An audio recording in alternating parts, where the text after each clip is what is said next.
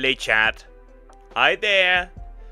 Hi, Cocos. How you doing? Hope you're doing good. Why is stream on 40:55 today? Because that makes it so I'm never too late again. Because I realize I have to start earlier. I practically forced myself out of being too late. Pretty much, or being way too late. Better yet. Hi, Samax. How you doing? Hope you're doing good. Hi, NPC. Give me a second. We're almost ready. Give me a bit. Need to adjust some things. Also need to get that cable. That's much better. That's much better. Oh, perfect. Okay. It is a pretty warm, but it's a regular Sunday, but it's pretty warm actually. So I enjoyed the sun a bit today with 17 degrees. That is pretty good. That's better than usual. I would argue. Okay, let me adjust some things. Need to change the time to be punctual. Yep. It's easier to lock in that way.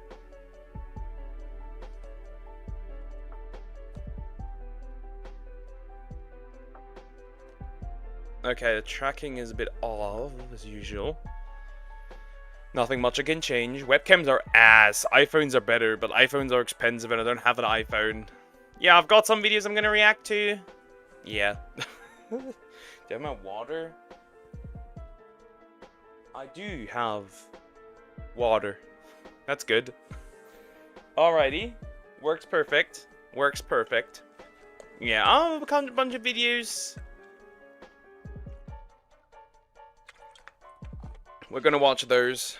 I'm good, by the way. How are you? I'm doing alright. I'm surviving. Like most of the time. I want to reset some stuff still again. Because I don't like how that looks. Ah, that's much better. Okay. Anyways, enough with the yapping. I think we'll just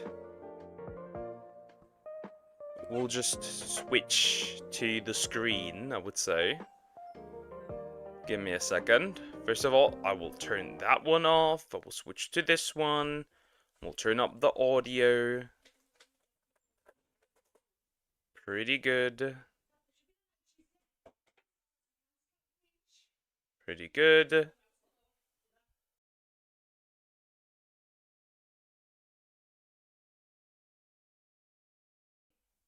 Alrighty. Works for me.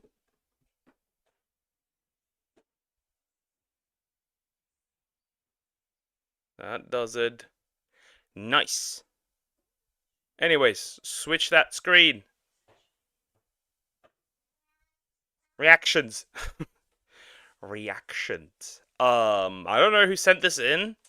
Might have been Shadow Clips. Potentially. I don't know. Japanese Buddhist lore, I guess. Audio seems fine. Yes, audio is fine. The Island of Seductive Women, Cannibals. Japanese Buddhist lore by Lin Fami. I have no idea what this is about. I'm not even aware. This is going to be very interesting, especially since it's cannibalism, like a usual topic on our on this channel here. So yeah, let's just see what this is about. This one, so you know this one, interesting. Let's just start. In Buddhist scriptures, there are demonic beings called Ratsetsu. Some call them man-eaters. Man-eaters. You did? Okay. Ratsetsu. Man-eaters. So what's the difference to every other woman that isn't a lesbian? You may be surprised to hear that demons are a huge part of Buddhism, especially female demons who seduce men. Old Japanese Buddhist writings are full of stories about men falling to temptation. Medieval monks thought of women the way school shooters think of women, with absolute terror. Yeah, that joke Yeah, yeah, I could see it. I could see it. I could see it. I could see it. Yeah. Or you'll take my what? Your kneecaps. They're gone. I'll take them. That is interesting. Interesting joke. When unsubbing people, I found this channel again. Sounds like something that would pique Poke's interest. You fucker. I'm not that. I'm desperate, but not that desperate.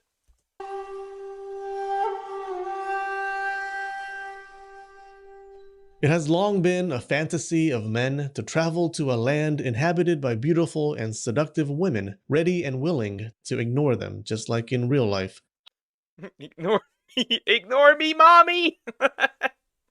Real. Also, hi, Ghost. How are you doing? Everything good? Yeah. Yeah. I would say I'll turn island with beautiful women.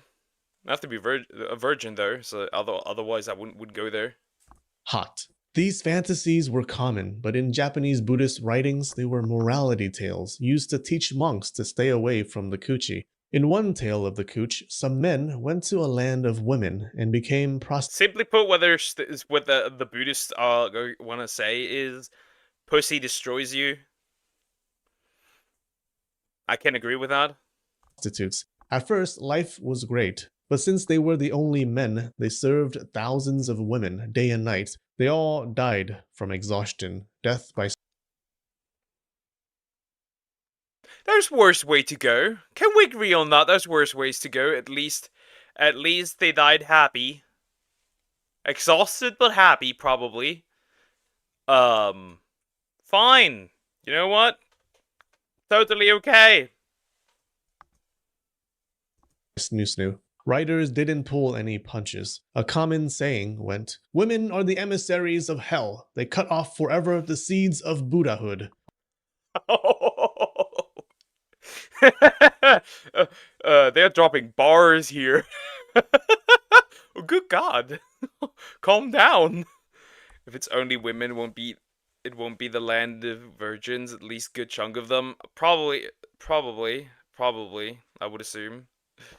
Did he just say they became pretty much, because like they were the only men there, and it was just women there. On the outside, they have the faces of bodhisattvas, but on the inside, they have the hearts of demons.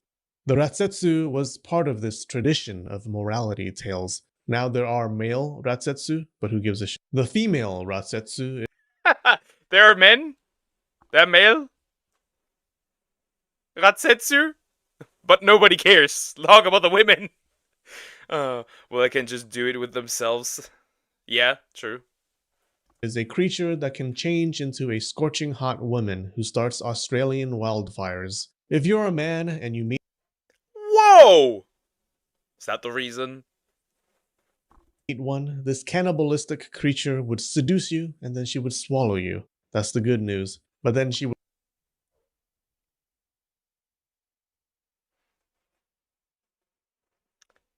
Swallow.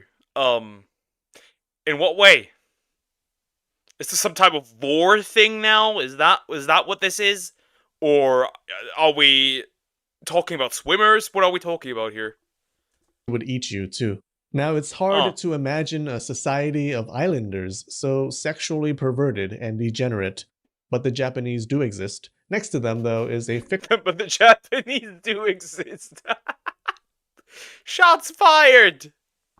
fictional island called Ratsetsu Koku, or Land of the Ratsetsu. This is where most female Ratsetsu live.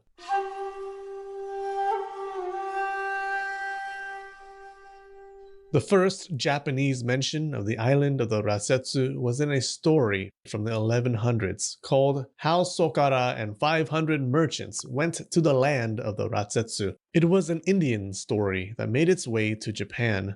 One day, a merchant named Sokara and 500 of his merchant buddies set sail. They all got drained. My poor incubus need some love to not just the succubi. No. Life as an incubus must be pretty chill. You don't have to work whatsoever. Like you get rarely some action.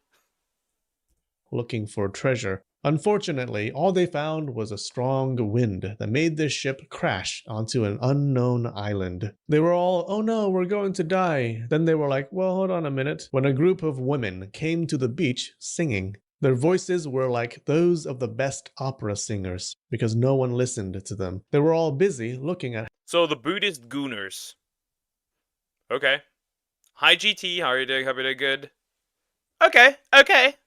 how beautiful the women were. The ladies beckoned them to follow, and follow they did, right into this cool mansion. Turns out they had crashed on some fantasy island of gorgeous women who were just waiting for men to come, just waiting for a chance to satisfy. That can have not two meanings for men to come. This could go both ways. Either the arrival of men or literally.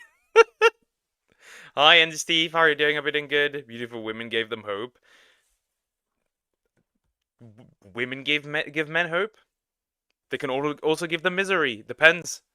The Buddhist gumpers. Oh no, not the gumping! Chat, how often do you gump? Their desires.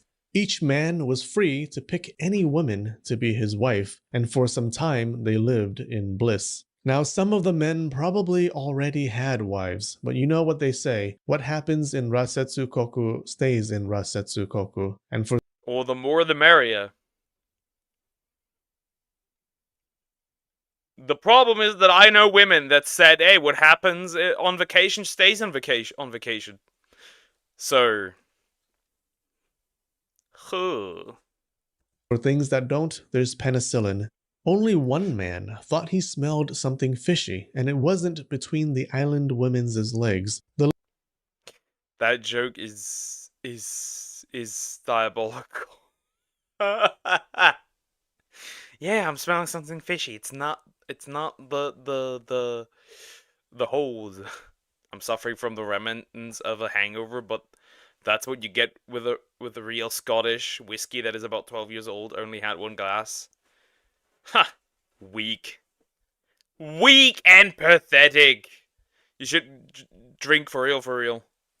The leader of the expedition, Sokara, snooped around the island, and in a place far from any undulating bodies, he found their secret. It was a cave, and scattered on the ground were bones, bits of flesh, and entire corpses. It's not a bit. That's an entire hand. What do you mean that's a bit? Yeah, they got eaten. They took the eat a dick way too literally. There were men locked behind bars, some of them missing limbs. He had found a prison for men. One prisoner told Sokara that he too used to be a merchant. His ship crashed, and the women welcomed him and his crew. They lived in sexual pleasure. All their needs were met, until another ship crashed. He and his men were thrown in prison. The women cut the tendons on their feet so they couldn't run, kept them there for food. It's all fun and games until someone gets eaten. He warned Sokara that the women were Ratsetsu demons and they should run away. Sokara told his men what he saw. I'll go there. I'll make them submit. I'll put them in working camps like in Pal World. I don't care. I'll stop them. On a different subject, do you like harpies? Yeah, sure. But their ship was wrecked. How could they escape? Some of the merchants fell down and prayed to the Bodhisattva Kannon, and she actually responded. Surprising, because nowadays, now that she's all famous, she never responds. You've changed, Bodhisattva. A great white horse galloped by. Sokara and some of his men grabbed on as it flew over the waters. The women... What the heck? That would only probably lead to a worse place. Why do I have the feeling that that's the case? The first batch of men expired. Pretty much. Saw this and changed to their true demonic forms to chase after them. One of the men on the horse made the mistake of thinking of his new wife's beautiful face and lost his grip. He fell into the sea and was gobbled up by the demons. 2 years later, Sokara was at home. He thought his little adventure long ago was behind him. But while he was in bed, his Rasetsu wife appeared. She looked beautiful and told him to return to the island. But Sokara had a good head on his shoulders, and he thought, Nah, bro, I would have been like, no, you stay here now. Good morning, Poker. How are you today? I'm doing alright. I think. But how are you doing? Hope you're doing good. Not for long. We'll see about that. I'm not even gonna watch your videos. They will be wholesome bird women to me forever and ever. with it. I will kill you if you don't go away, he said. His wife stormed off to the palace to complain to the king, and the king fell madly in lust with her. Sokara heard the news and ran over to warn the king. She's a man-eater, your dumb majesty, he said. Unfortunately, his dumb majesty had given in to desire and spent 3 days in bed with the demon. Damn! That's stamina. I don't think any child's stamina can keep up with that kind of stamina. Wow. Okay. They were sex maxing in there. After 3 days, the Ratsetsu woman exited the room with blood flowing down her lips. All that was left of the king was a pool of crimson and hair. Worth Having it. your king slayed usually makes you mad. Just ask any chess player. Sokara gathered an army and attacked the island, killing all the Ratsetsu. Afterwards, he became king of the island, and his descendants live on it to this day. There are many versions of this story in Buddhist writings. Some say it's an origin story of Sri Lanka. Some say Sokara was the Buddha in a past life, and the story was an allegory of him escaping his desires and ascending to nirvana. The island is even in the Lotus Sutra, one of the main Buddhist texts. In it, the Bodhisattva canon is supposed to protect you from 10 great dangers. One of them is the danger. Bro overcame the gooning.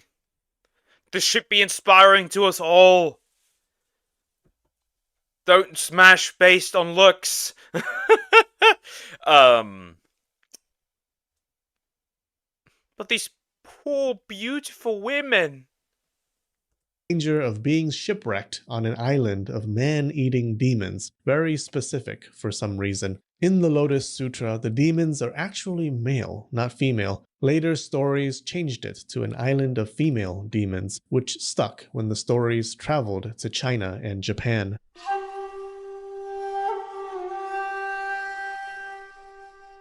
If you asked people in ancient times where Rasetsu Island was, they would have gestured vaguely south, like they were American, and you just asked them where Bolivia was. The island was always Americans catching strays. Just blonde hair. Yup. somewhere down yonder south. People saw it as a mysterious land at the southern edge of the world. Since the stories began in India, people thought it was Sri Lanka. But when the stories came to Japan, the Japanese thought it was an island to the south of Japan, because Japan was the center of the world, of course. The Japanese even started drawing it in their maps. The earliest example is this map from 1305. South is up on this map if you're confused. It's labeled Land of Rasetsu. South is up? What? What? Interesting, Japan. Interesting. Very interesting.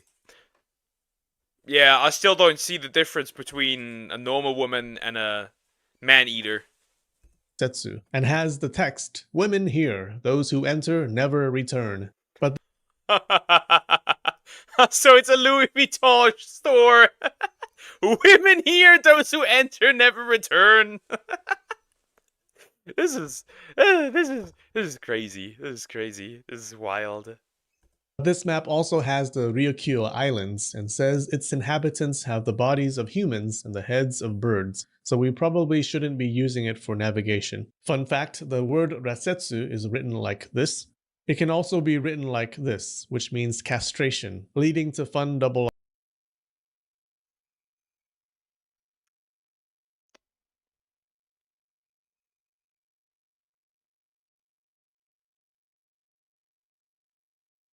Um. Um. So these demons are castration demons? I mean, if you die and get eaten, I guess that could serve as one. So makes sense, sure. entendres. My ex was such a ratsetsu. Oh, I'm sorry to hear about your dick. The island started appearing in more and more maps. It was never drawn fully, only one side was visible, because people thought it was a place of the unknown yet to be explored. In some maps in the 1400s drawn Land of women. Land of women. The scariest place on earth.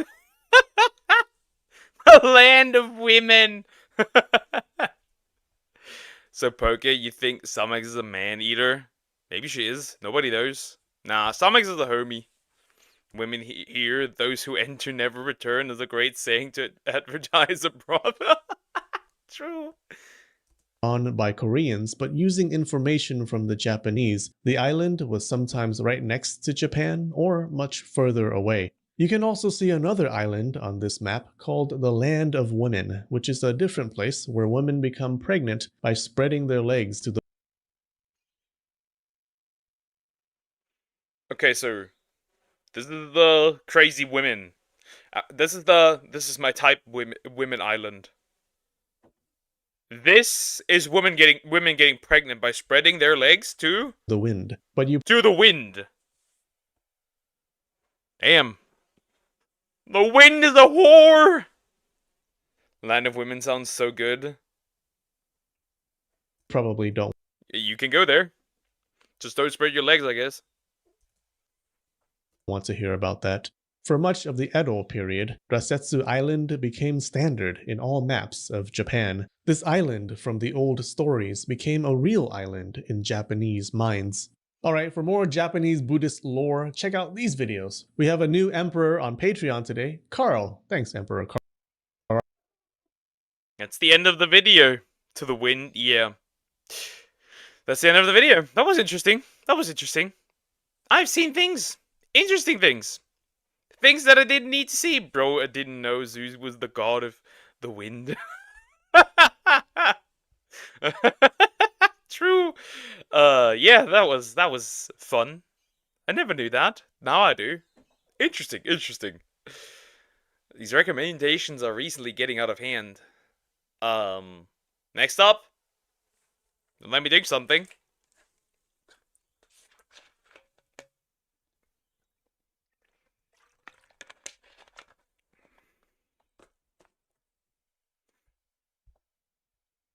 Donna.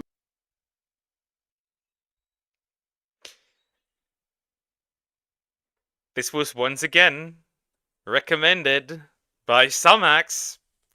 The worst rare STDs in 17 minutes by the evaluator. I don't know what we are evaluating, but this is gonna be bad. It's freaky. That's why I'm going to watch it, but it's going to be bad. We all know it's going to be bad. We know. There's no denial. We know. Let's just see what is going on. Strike me down, Zeus. Oh wait, he already did twice. He didn't even strike you down, he just did strike you. Let's go. Donovanosis. Donovanosis. You already look disgusting. Just imagine you are on this dreamy vacation in a tropical paradise with the sun, sand, and sizzling romance. I just realized I am probably safe from most STDs. Right? Because they're sexually transmitted, so I'm safe from most. The positives of being maidenless. You meet someone, sparks fly, and you're tangled in the sheets before you know it. Fast forward a few weeks and you notice something that looks like a tiny pimple down there. You'll probably think it's an ingrown hair trying to be naughty, but you don't realize that that little red bump is about to turn into a flesh-eating horror show. Ugh. Ugh. And this STD called Donovanosis, granuloma inguinale, doesn't just infect you, it practically tries to devour you. Huh? Huh?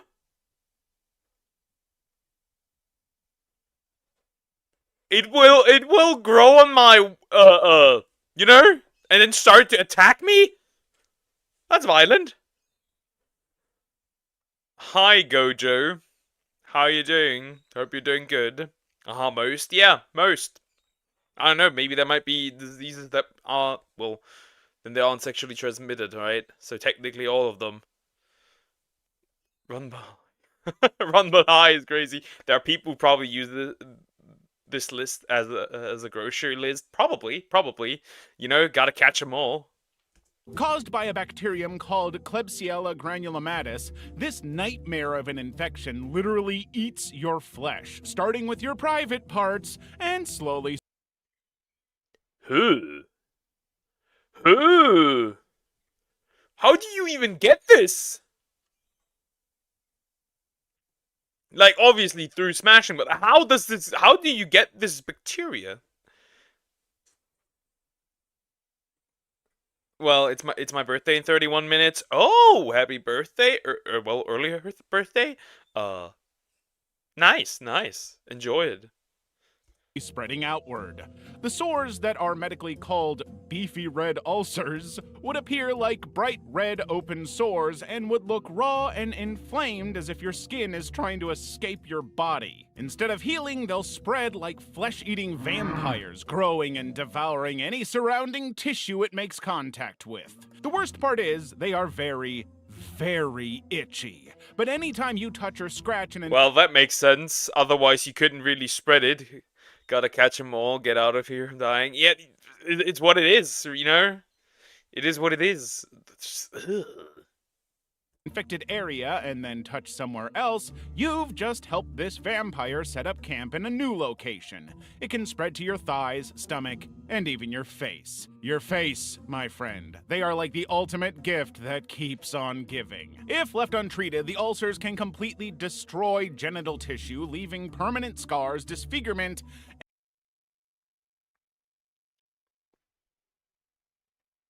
I'm triple. If I get a wife, I'm triple testing her on everything. I'll just do it.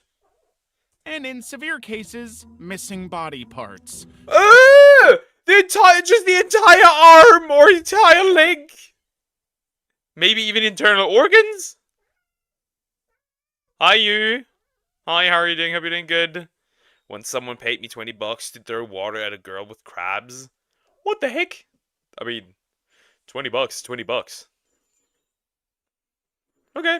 That's right, Donovanosis doesn't just want to infect you, it wants to redesign you. Plus, as the ulcers grow, they start hitting blood vessels, and if they reach a major artery, you could start bleeding uncontrollably, which is about as fun as it sounds. It can also mimic other STDs, or even cancer. Some doctors have actually What? Go back. Did not understand that. sounds. It can also mimic other STDs, or even cancer. What do you have to do to even get this bacteria? What do you have to do? What is the origin of that? What do you have to do? Some doctors have actually sometimes mistaken Donovanosis for syphilis, herpes, or even genital cancer, meaning it often goes misdiagnosed while it continues to feast. Thankfully, if caught early, Donovanosis can be killed off with antibiotics. Molluscum contagiosum. On the ST Molluscum. Why is the word in there? STI danger scale, Molluscum contagiosum, which we'll just call MC because who has the time for all those syllables, is not the grim reaper of infections, but more like that super annoying neighbor who keeps parking in your spot. The super annoying neighbor that keeps parking in my spot. Thankfully, these will never park in my spot. A major inconvenience that won't go away easily. But first, what is it actually? Well, you see, MC are these little firm dome-shaped bumps with a dimple in the center that would appear like rashes in your nether regions after infection, caused by a pox virus and not the one that causes smallpox or chickenpox. This is a much sneakier little virus that sets up camp in your skin and throws a tiny bumpy house party you never RSVP'd to. This STI spreads through direct skin contact, including sexual activity, but here's the kicker. It can also spread just by touching contaminated objects like towels, razors, or clothing. Would that also fall into the category of hands in this case? Well, like I said, most I can avoid. Not all of them. That means if your gym towel has been sleeping around, you might end up with bumps in places you never expected. However, the good news is that it's not deadly and usually doesn't cause pain. And it often clears up on its own if you're patient enough to wait a year or so. But a year? A year. A year.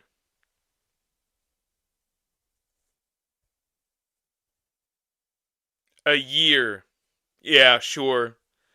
The 3 guys who offered the $20 to throw water at the girl gave me a full bucket of water, and it was Monday when we were out.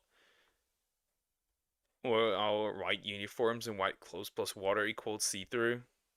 That's kind of scummy, though. Yeah, now it's no longer $20.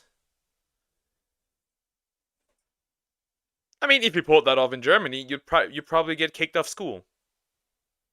Well, it depends if you're a chick or a dude. Oh my god, hand holding! The sexually forbidden act. I must remain pure. Well, I've already hold hands. I'm impure! But then the bad news is it spreads like wildfire, and scratching or touching the bumps can make them multiply. Doctors might have to burn, freeze, or scrape them off, so if you can't wait for your body... Oh, I mean, scrape them off sounds terrible. Freeze them is probably alright. Burn them sounds also terrible.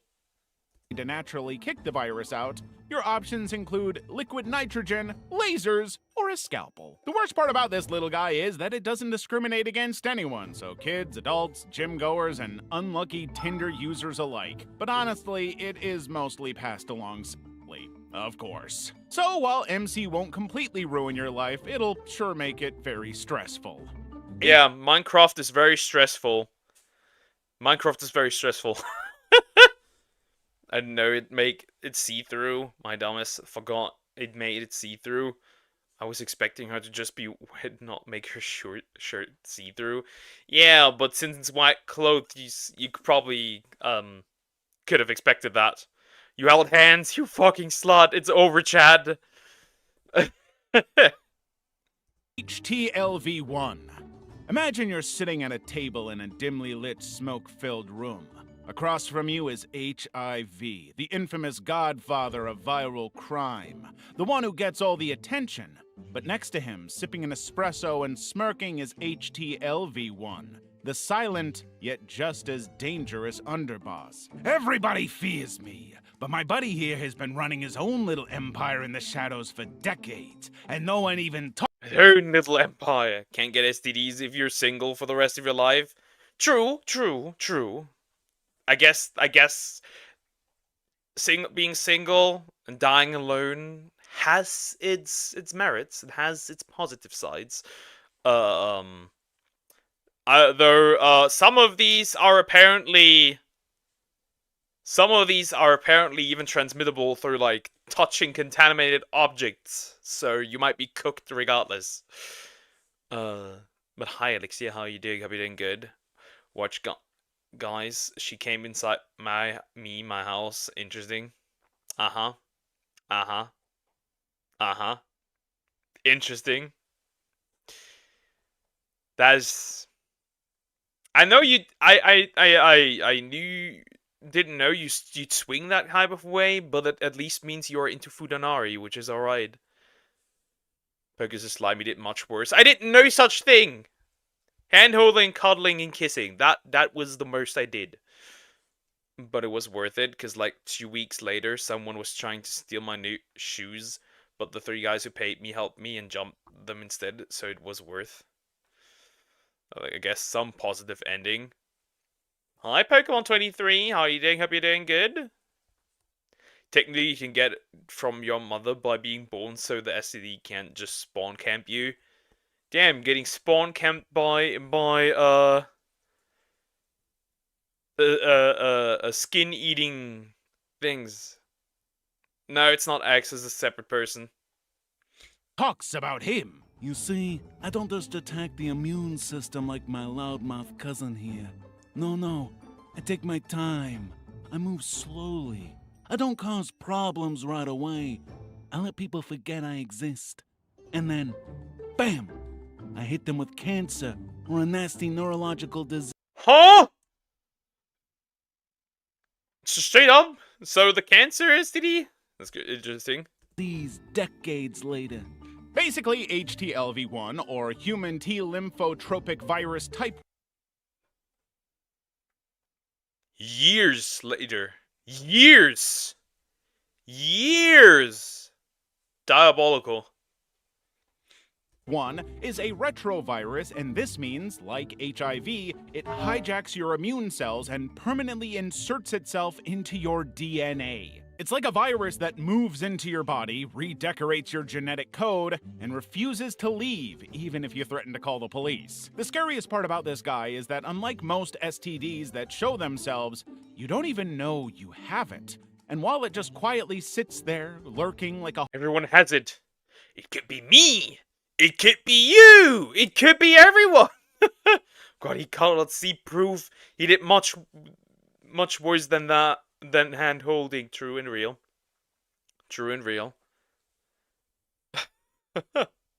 Manga as an STD. Ew. Oh, yeah, that's right. I do remember a while ago saying it's gonna be confusing trying to track all the pokers. Yeah, true. Watched Alpharad's name every Pokemon every gen. Yeah, that is interesting. Have you seen Pokemon ZS announcement? It looks bad, not gonna lie. It looks better than Scarlet and Violet, but not that significantly better. Because they refuse to get a bigger team, but that's pretty normal. A horror movie villain hiding behind the shower curtain, it reprograms your T cells, turning them into cancerous little monsters. This inevitably leads to adult T-cell leukemia or lymphoma, a rare but deadly blood cancer. It is so aggressive because your white blood cells go full Breaking Bad and start cooking up a cancerous empire in your body. And once ATLL shows up, it's game over, as most people don't survive longer than a year. Now, if cancer wasn't bad enough, HTLV1 also has a neurological hitman up its sleeve called HAM-TSP. This condition slowly attacks your spinal cord, causing muscle weakness. These fuckers, this one really tries to get rid of you but this one is playing the long game. What are we watching? Well, Jaggy, we are watching Worst Rare STDs in 17 minutes. But hi, how are you doing? Hope you're doing good. I'm just not a fan. I don't like the city setting, the starters. Plus, I was expecting it to be in the back, not like 12 years in the future. It takes place in 2025, apparently. Yeah, I don't like mostly just the city design because I expected it to be closer to a wild area. Not like incorporated with like buildings and stuff. I didn't expect that, and people. But really just wilderness. It is what it is.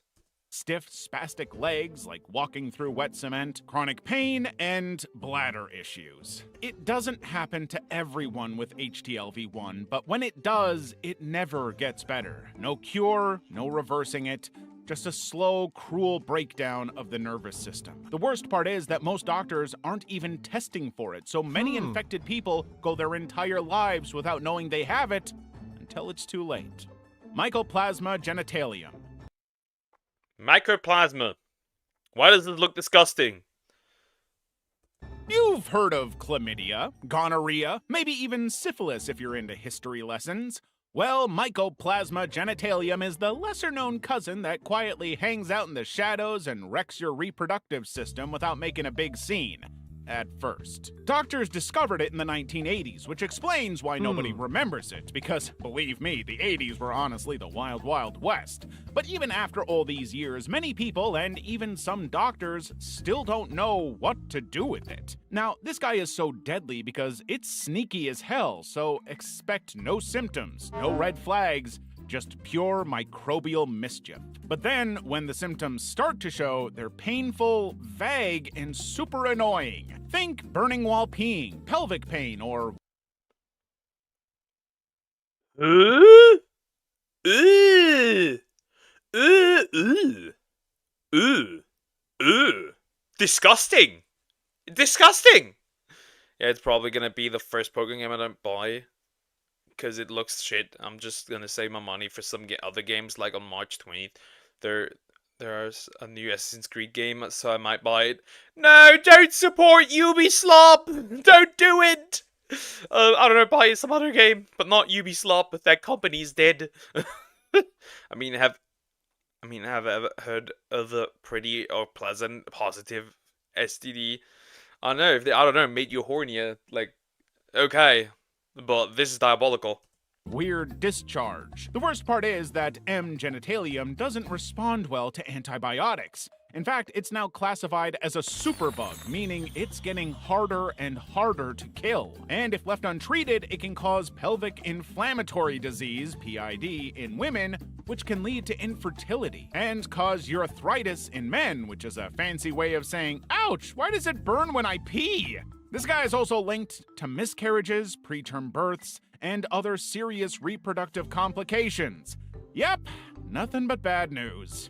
To make matters worse, condoms help but don't guarantee full protection, because What are they saying? Is bro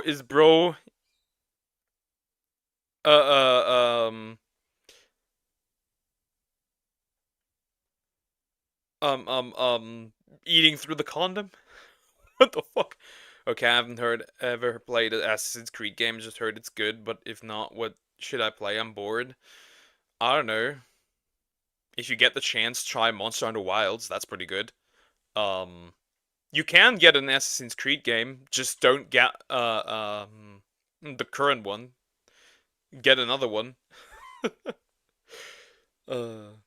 genitalium is so tiny, literally one of the smallest known bacteria, that it can still slip through the cracks. That's like finding out your burglar alarm won't stop a thief if they're really determined. Well, you might as well just become monks then.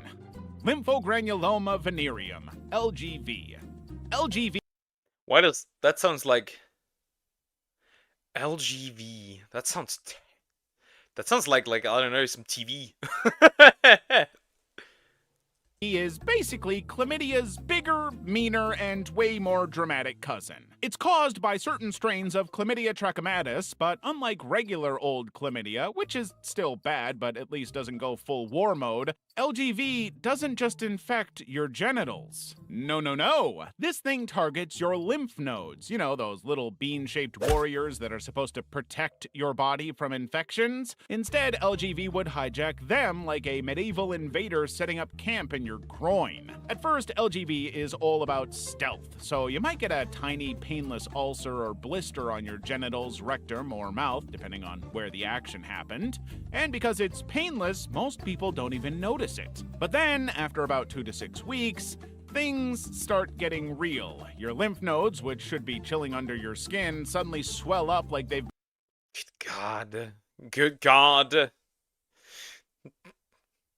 And people smash around like it's not, like there's no consequences to it. Immunity down the drain, gone, annihilation, delete, deletion. I sent a follow-up on the Chikorita stuff. Yeah, I'm watching that later. That's interesting. That Shallows, did you have a pink Shallows before that? Nope. That's my first Shallows. The first one of the entire line, actually. Been stung by 1,000 bees. And for the people with a penis, the lymph nodes in the groin, aka the inguinal nodes, will swell up and can even burst open into oozing sores.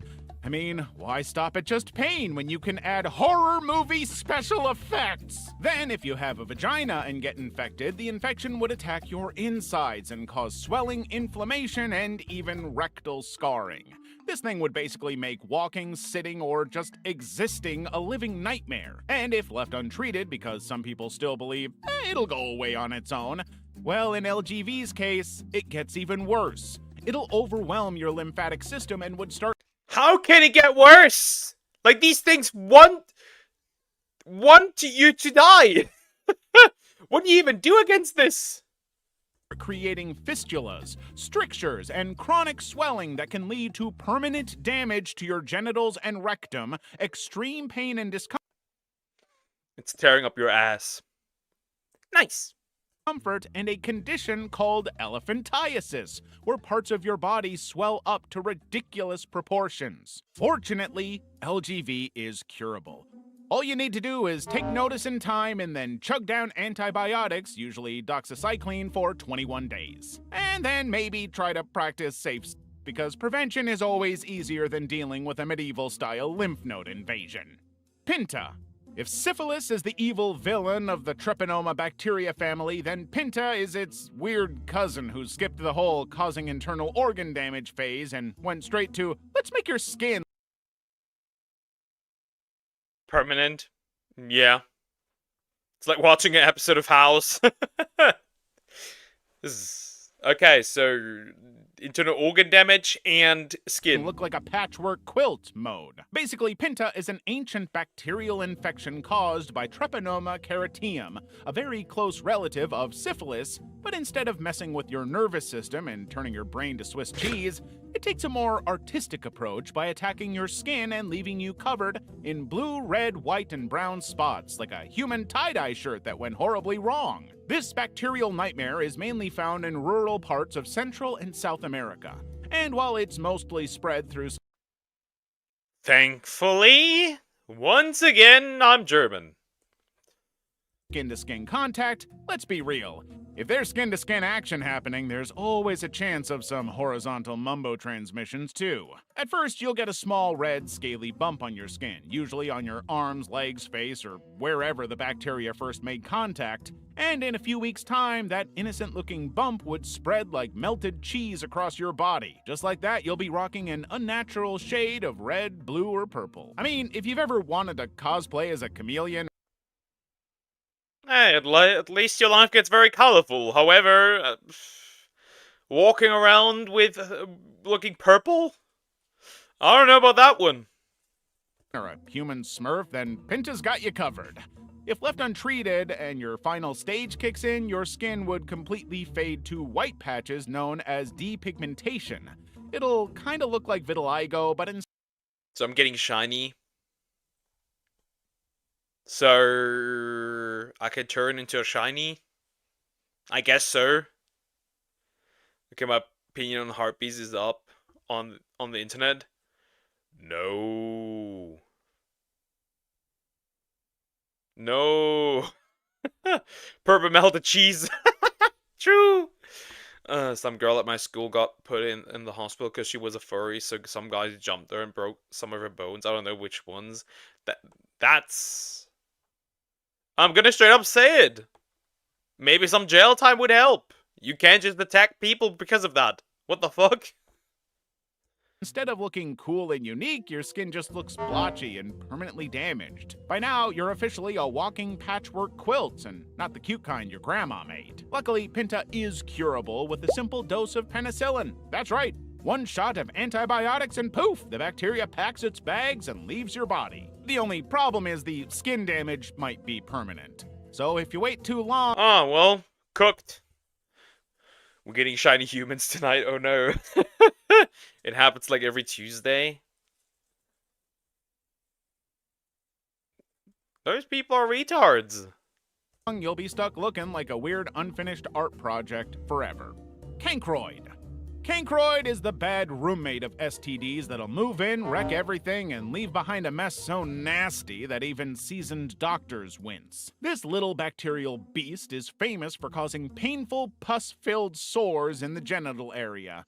And if that's not bad enough, It also attacks your lymph nodes, making them swell to the size of golf balls, sometimes even. Ooh. Ah, also burst open.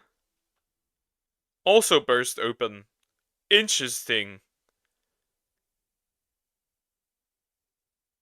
Also interesting. Okay. Fun fact, there actually is green and purple cheese.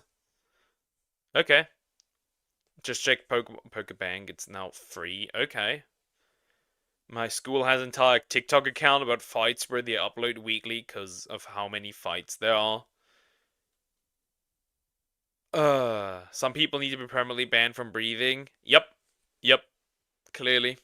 Bursting like an overripe pimple. Yeah, bursting! Still think your ex was the worst thing to happen to you? Think again. And this guy doesn't do the subtle game at all. Once infected, the symptoms usually show up within 4 to 10 days like an unwanted pop-up ad that refuses to close. First, you'll get little painful ulcers that look like canker sores, and they'll be raw, open wounds that ooze pus and bleed. But unlike syphilis sores, which are firm, cancroid ulcers are soft, mushy, and nasty, like an overripe banana you've forgotten your bag. Oh, oh.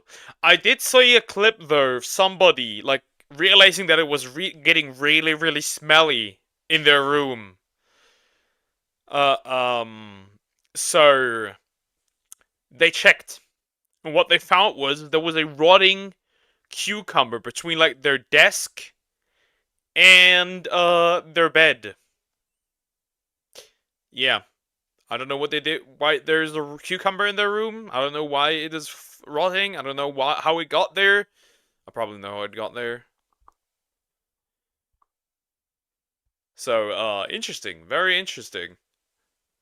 For a week. Oh, and it'll hurt to pee or walk. That's an added bonus. The scariest part about cancroid is that the open sores would literally be a VIP entrance for any viruses. So if you get exposed to HIV while having cancroid, you're way more likely to catch it.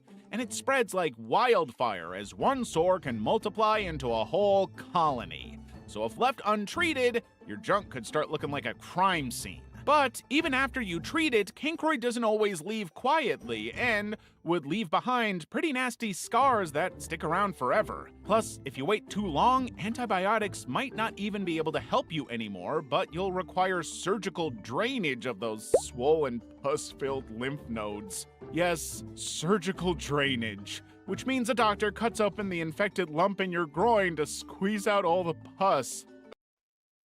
Ooh. Ooh. But you know that, obviously not me, right? Yeah. Poke the cucumber walk to their room. Yeah, definitely wasn't used for other things. Sorry for the moment. Hi, Poke. Hi, tourist. Yeah. Ew. Brucellosis. After spending the Milk and cheese! Was that butter? entire summer at this weird farm retreat you found online that promised to get you connected to animals and nature, you finally come back home feeling more relaxed. But apparently you've also brought back a nasty gift called brucellosis, one of the weirdest, most feral corners of the infectious disease world. Initially, this disease only infects cows, goats, and pigs, but for some inexplicable reason, it decided that wasn't enough, so they set their sights on humans too. But how? It's an STD! How would that even... Oh no. Oh no! There's two chances, right? It transmitted... You got it transmitted through skin, or you got it transmitted through other methods. Ooh. Did you hear about the cyclone in Australia? My house was barely affected, but some people down the road got the roofs blown off. Yeah, I haven't heard of that, but I do know the feeling of losing a bit of a bit of your roof. I have experienced this before. Also, another Australian spawning like you guys are spawning. Now, the messed up part is that you don't even need to get freaky with a goat to catch it, and for legal and moral reasons, you absolutely should not. The bacteria can be easily transmitted through unpasteurized dairy products, direct contact with infected animals, and then finally the creme de la... Okay, now we know. There was no clapping of goats. Even though that occasionally happens in some countries, there were no there were potentially no goats harmed. Poker, the easy explanation here is someone could not keep in their pants and clap animal cheeks. That is the easy explanation. I hope that that's not the case though.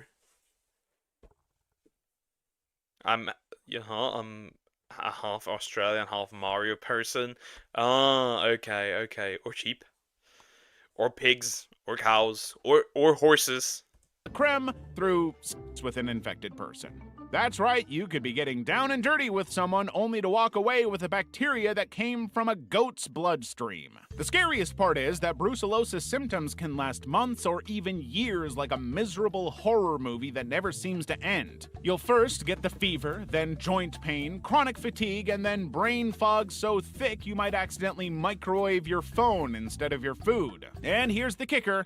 Brucellosis can mess with your reproductive organs. So the reproductive organs also get, yeeted. Interesting. Yeah, my house is on a hill, so the water went down. Okay, the goat do be looking kind of thick, though. I mean, you're a dragon, so it's fine, right? Donkeys and dragons can do it as well, so you should be fine. For men, that means swollen testicles, and for women, it can increase the risk of miscarriage. Yeah, no thanks. Shigella flexneri. After experiencing... Why does this...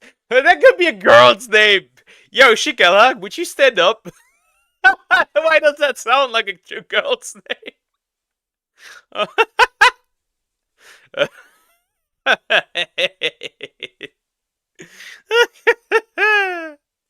That is interesting. One of the best nights of your life, you wake up the next morning feeling like $1,000,000 until your stomach makes a noise that sounds like a dying T-Rex. Suddenly you're sweating, cramping, and sprinting to the bathroom like you're in the Diarrhea Olympics. Apparently you might have just met the nastiest party crasher of all time, Shigella flexneri, aka sexually transmitted dysentery. Yeah, you heard that right. There's an STI out there that doesn't just ruin your love life, but turns your entire digestive system into a crime scene. So it's just sexually transmittable diarrhea. STD. Happy birthday. Happy birthday. Let's go. Technically, Shigella flexneri is a bacterium that normally causes foodborne illness. But when it decides to go the route, it'll spread through direct sexual contact, particularly oral anal contact, aka rimming, or literally any situation where fecal bacteria get too friendly.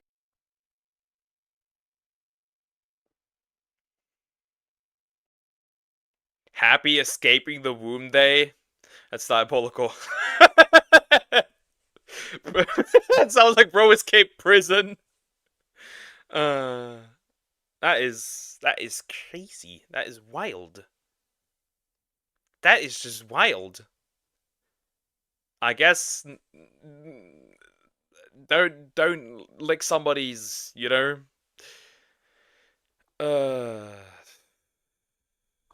Crazy.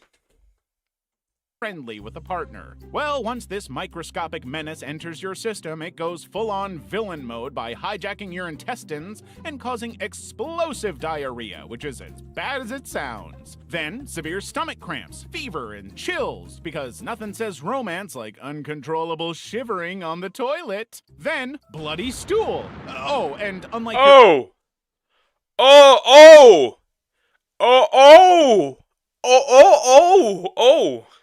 X, Shigella flexneri is extremely clingy.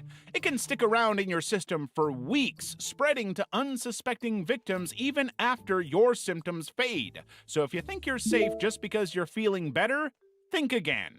The worst part is, it only takes a microscopic amount of bacteria. We're talking literally 1 or 2 cells to infect someone. That's like getting sick from a single grain of pepper. It can be antibiotic resistant, meaning treatment can be tough, and in rare cases, it can trigger reactive arthritis, a painful joint condition that's like Shigella's way of saying, even though I'm gone, you'll never forget me. In short, it's not just an upset stomach, it's a full-blown bacterial coup d'etat inside your gut.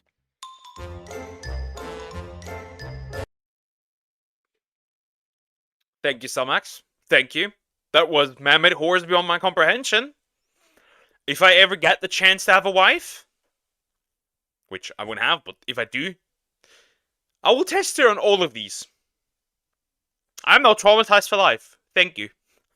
That is diabolical. That is diabolical. That is crazy. That is absolutely nuts. Quite literally disgusting. Now, you know, I did not want to know. I did not want to know.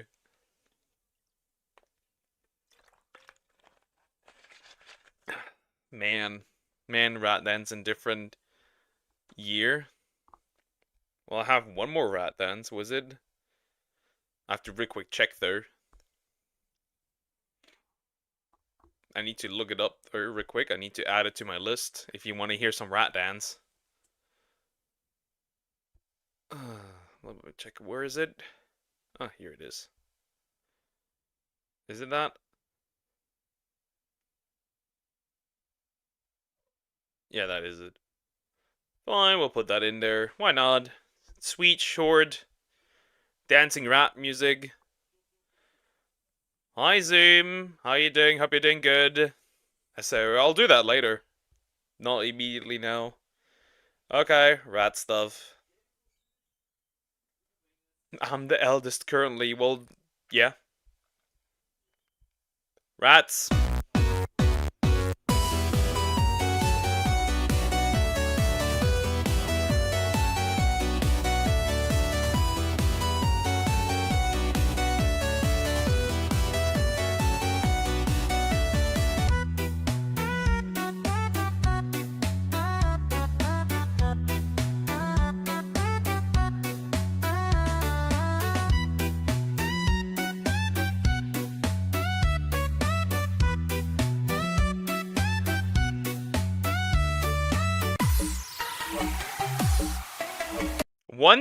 One day I'll get copyrighted by these. I can smell it from here.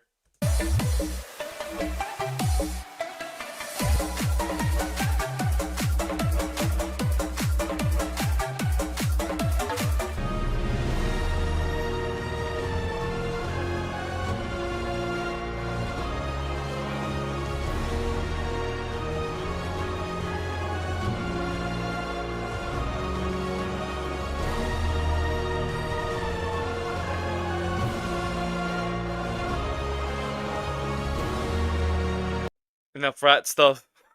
I liked Chiptune and Reggie the most. Anyways, this one. Just a few days.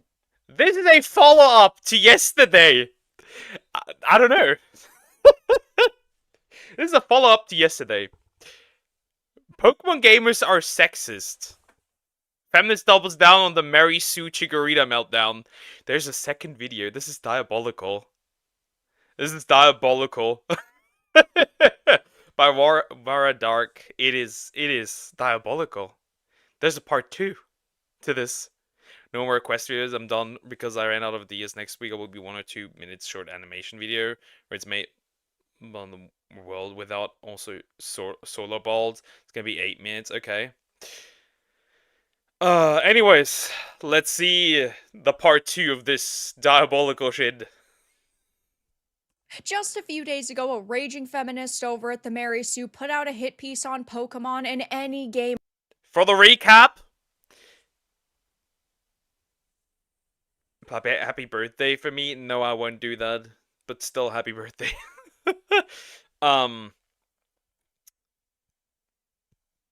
Just to recap, you see my suggestion? Not yet. Just a recap. Somebody on the Mary Sue wrote an article about Chikorita and the Pokemon fandom being sexist for not picking Chikorita.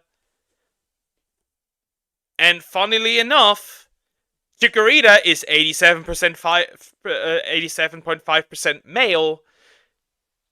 It's also homophobic if you don't pick it. It's sexist if you don't pick it. Yeah. What can you say? What can you say?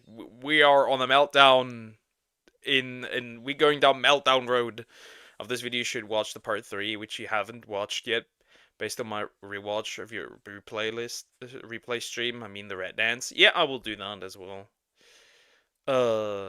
Chill or Gojo, I might need to time you out because that is not something we have a lot of people who are going through a bad time, so I would want you to refrain from this.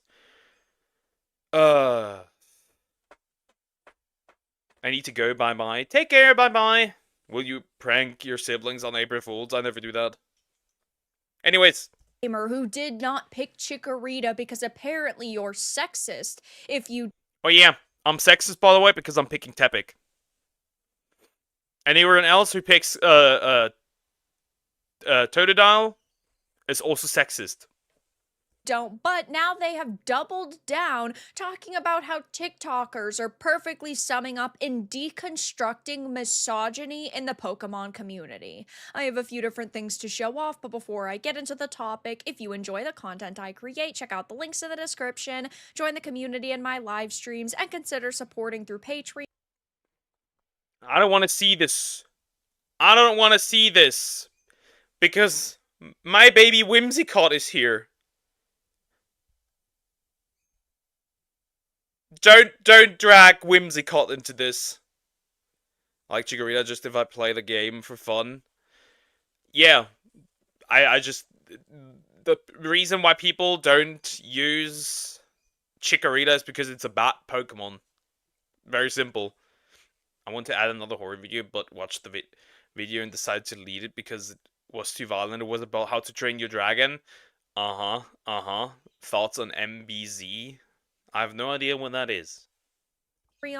Or YouTube memberships. Now, I've had to talk a lot about different ridiculous topics on this channel, and this has to be one of the worst, in my opinion, because this original hit piece on gamers and the Pokemon fandom was mind-bogglingly out of touch. You would think that somebody who is writing about the state of the video game industry and also player choices would understand why this creature is not more popular and why it shouldn't matter which one people choose, because at the end of the day, Chikorita is not some a female icon in the Pokemon world, but of course they want to push a narrative that there's just a lot of sexism within this fandom, and they put out this very long piece. At this point, they can call me every name under the book. Really anything. I don't care anymore. These are just buzzwords. They don't mean anything anymore. They meant something, back in 2015. Pre-2015, they meant something. Now they mean nothing. Basically just attacking everybody. I did another video on it, and it will be linked down below in case you want my, in-depth analysis on this, but this was the most ridiculous part of the article since it was introduced back in the Gen 2 titles Gold and Silver and became a member of Ash's team in the anime. Chikorita and her iconic leaf ponytail have been the subjects of criticism and bad faith debates held to the same double standards as the girls and LGBTQIA+ fans who have stuck by her side all these years. First of all, Chikorita does not have a higher percentage of being a female versus a male. For the pick rates, it's actually 87% male for Chikorita, so that's funny. You can't really refer to Chikorita as being a female icon when Chikorita is primarily a male. Wait, isn't it hypocritical? I just thought about this. So, appearance! Okay. You shouldn't judge somebody's gender by appearance, right? But you think, according to Chikorita's appearance, that it's female. You are a bigot. Uno reverse. I'll put the Uno cards on the table. Huh! Got him. I just got him. Easy. Okay. The it's into the current president of the United Arab Emirates. I have no idea who that is, to be fair, so I have no opinion on him. But putting that to the side for a minute, these people constantly say, oh, a person's gender or sexuality shouldn't matter to you, but yet they constantly use those things as shields, and that's exactly what they're doing. Oh, the girls in the LGBTQIA fans who have stuck by her side all these years, just because they're women or LGBTQ does not mean that they are better fans or more legitimate fans of this Pokemon. And keep in mind, we're talking about a Pokemon here. It's a fictional creature. It's not some feminist icon. Yeah, but these fuckers can't differentiate between fiction and reality. They can't. That's why why there's people that cry when they don't get the anime ship that they want. They cry if, like, I don't know, whatever there is, when there's, I don't know, racism in the video game. Stuff like that. Because these people can. These people are schizophrenic. Poker just used 120% of his brain. I have a brain? It goes on to say, though, if it's not a complaint about Chikorita's girly or lackluster appearance, it's about her average stats and poor performance in her native region. Maybe that's why people don't pick Chikorita most of the time. Maybe that's why people don't love Chikorita, because it's a shitty Pokemon. It's really just as simple as that. It's not because we're terrible people. But then they also go on to say singling out Chikorita and bashing its stats feels needlessly hateful and honestly pretty sexist and homophobic, which is just insane to say because somebody is criticizing a fake creature. But this feminist, Olivia Rolls, actually decided to double down on this by putting out a piece titled TikToker perfectly sums up and deconstructs misogyny in the Pokemon community. I need to save that whimsy call from her. I need to get it out of there. I need to hack her home account. I need to save these Pokemon. They are not safe with her. Now, I will say this, every single community on the face of this earth has bad apples. There are always going to be bad apples in every bunch, but it's not fair to attack an entire community based on a few people that might be in it that might just be genuinely annoying or rude individuals. It says, though, the Pokemon franchise has long been known for its competitive battles, but there's more to the manga and game series than their signature pastime. So why are longtime fans invested in popular activities like shiny hunting, collecting, and cosplaying often relegated to being casual fans while competitive players are revered? One TikToker succinctly sums up and addresses the misogyny underlying this double standard, stating bluntly, non-competitive Pokemon fans are not casual fans. So the whole basis... I mean, non-competitive Wait. Go back. Non-competitive Pokemon fans are not casual fans. Huh? They are casual fans. They do the things that casual fans do. There's a huge difference. I can confirm that Poke has a brain, otherwise my Palico in Monster in the Wilds would not be a brain in a jar. Would you rather have all Pokemon be real or monster women be real? You know the answer to that one, don't you? I'm getting that slime girl. I remember when I was 4, I met the late president. Okay, he gave me candy. All my classmates. Okay, interesting. Man is still in the UAE working there for my family to live. Okay. Not casual fans. So The whole basis for these articles are TikToks, may I add, because you have two TikToks that were linked in the original article. And by the way, a poll from Tumblr, which is just a crazy, piece of information to base an article on. But this second one, or this new one, is based on a TikTok as well. It goes on to talk about how misogyny is nothing new, but it's getting old. I've played Pokemon since childhood, with Crystal being the first game I really got into. I played Red, Blue, and Yellow, but the second gen's third entry allowed me to place myself in the game in a way that its predecessors didn't, thanks to the video game series' first female protagonist, Chris, at 7 years old. Like Margot Robbie's Barbie, I was shocked to discover this feminist milestone didn't guarantee acceptance or respect.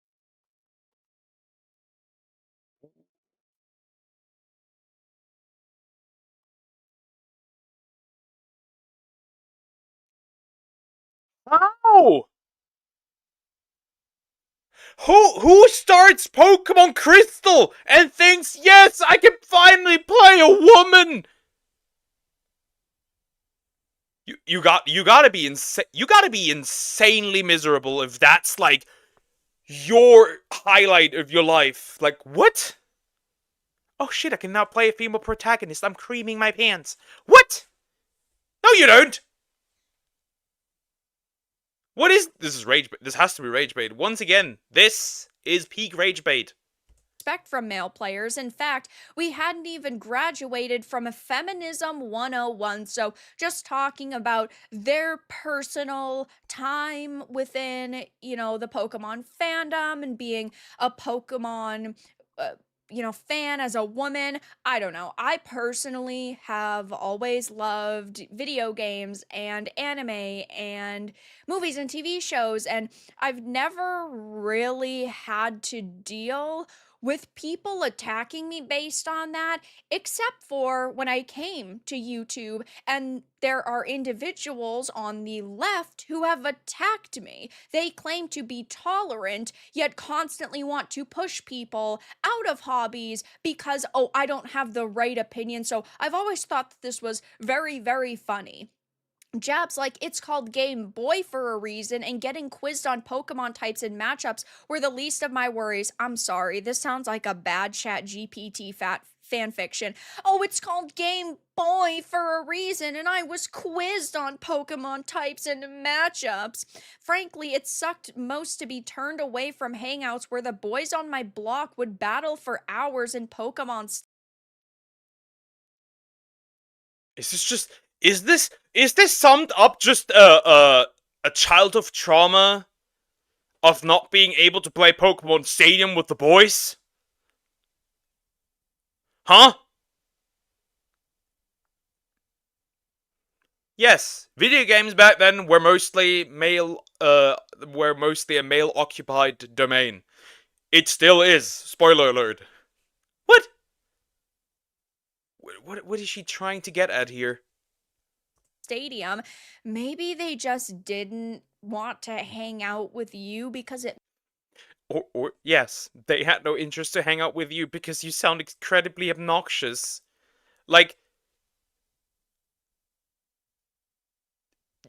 feminism is your personality. Like, why would I want to hang around that, especially like as a child already?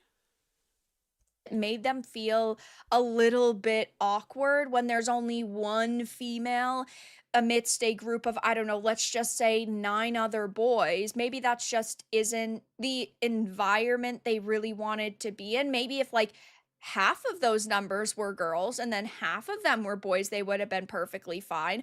But also, there are plenty of women out there and girls out there who like or have liked Pokemon. So you're telling me that you couldn't find any other girls that were interested in this? I don't know. It just doesn't seem like a very believable story, at least in my opinion. But I don't think that this is really supposed to be a believable story. I think it's just supposed to push their feminist narrative because they bring up being a feminist at the age of, I don't know, probably 10, right? So I don't think that this is very believable to anybody. And the article finishes off with, this has driven many, myself included, to engage. What the fuck does it mean to be queer coded? I don't know. You need to ask those people. I have no idea. To me, it sounds. It's just a buzzword. I don't even know what it means. engage with Pokemon in other ways than battling. While I'm sure not all Let me read that again. Progress has been made to make the franchise more inclusive in the past 3 decades, introducing new female protagonists with each release. They introduced new protagonists with a male and female counterpart with each release. Obviously, they did not do it because of making it inclusive. They just made it because it made more money.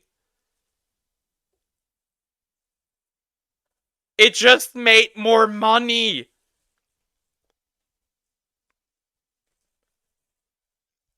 Introducing new female protagonists with each release, as well as black and brown characters. Yes, because not every region takes place in Japan. Like, no shit. There is no black people in Kanto. There is no black people in Johto. Yeah, no, in Sinnoh. And at least I don't specifically remember. Yeah, no shit. You know why? These are based on Japan.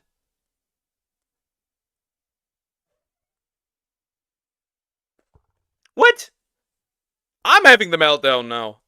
all collectors, shiny hunters, and cosplayers got their start as the result of a childhood ostracism. I don't think I'm the exception either.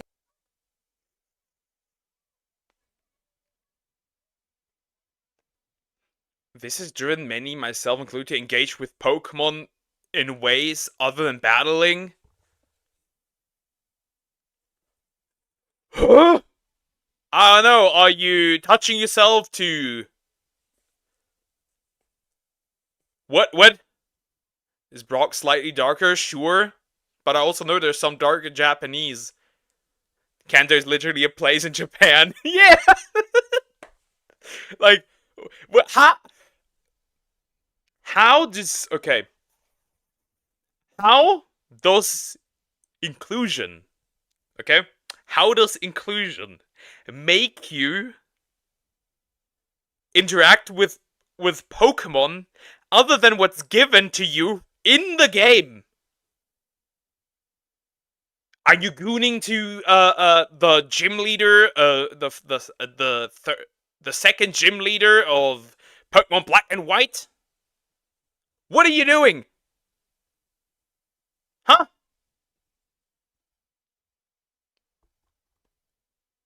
That's why it's no surprise that hobbies dominated by female and LGBTQIA+ fans are minimized, and Pokemon like Chicory. So, okay, when I as a man play Pokemon, it is a different hobby as when a woman plays Pokemon.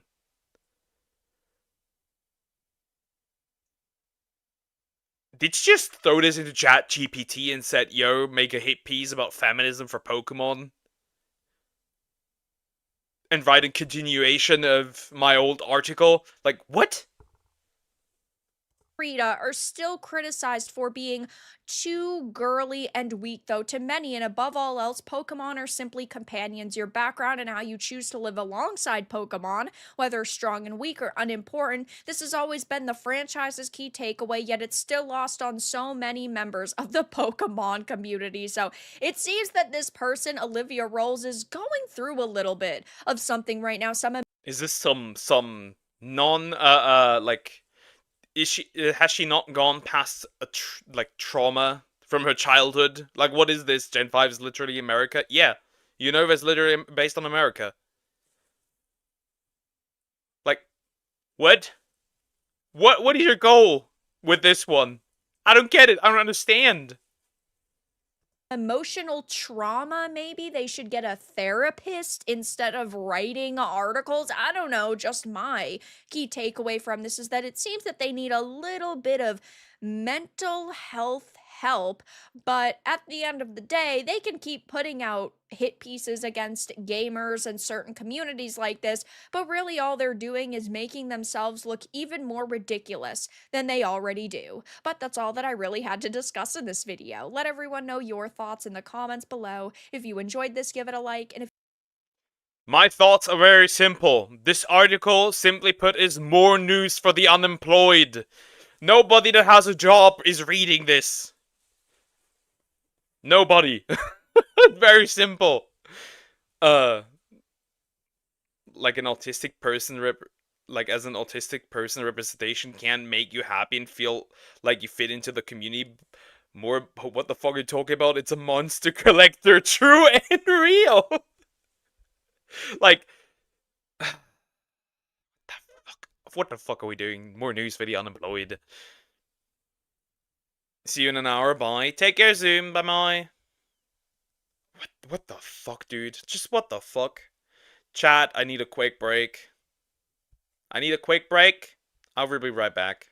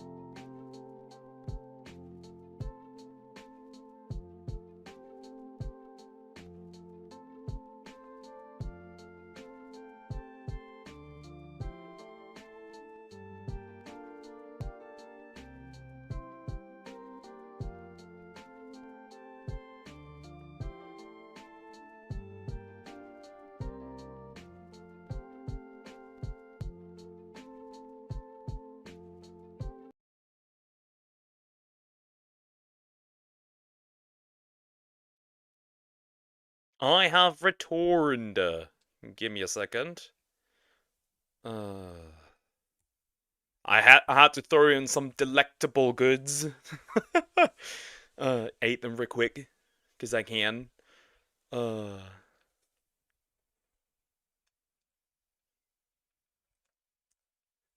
Quick, everyone! High Pocus pencils.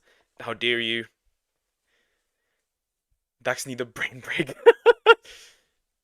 Like the one guy in Hitman. Okay. Hi, Carl. How you doing? Hope you're doing good. Carl, the NPC just subscribed to you, Luke. Thank you, appreciated.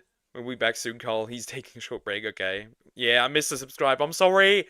I didn't mean to. Hitman 3, you can end on one guy by slightly moving a pencil, and because of his OCD, he'll get a heart attack. What the fuck? We shall punish D-Luke when he returns. No one show interest in his reaction, only show interest in GT. I'm sending a big-dicked fanboy after you. Your butt will be sore for years to come. That's my revenge. For you.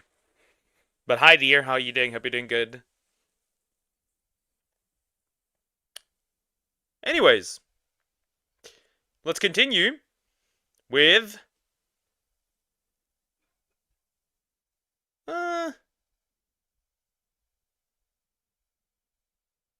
What did GT send me? Let me check real quick before I jump into the next one. What did this child send me? This hag, the hag maxer. Yeah, I'm not reading that. You cannot get me to read that. I'd rather evaporate.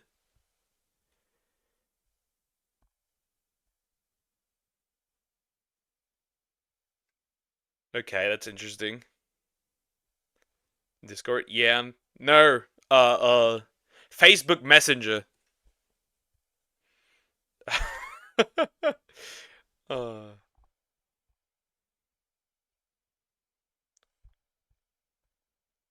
What a question. Hey. Anyways, this one. GT sent that one. Interesting. Crow came to its best friend's funeral, but what happened next will shock you. What the heck? 22 minutes. Interesting? I don't know.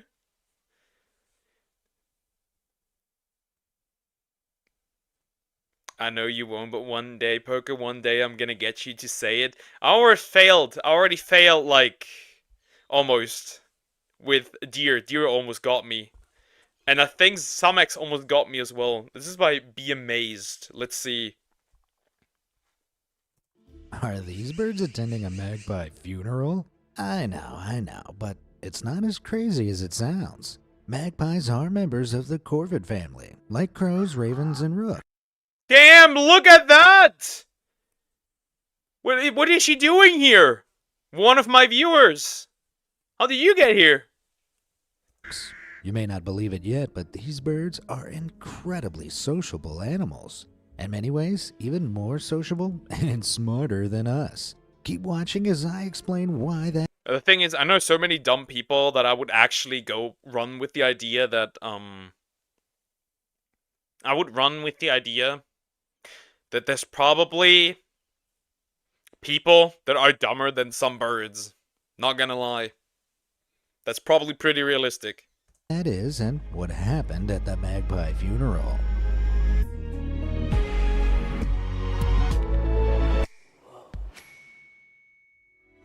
First things first, the whole question of how animals experience grief, or whether they do at all, is a hot topic amongst scientists, psychologists, and know-it-alls. What we do know is that corvids exhibit strong reactions when they see a body.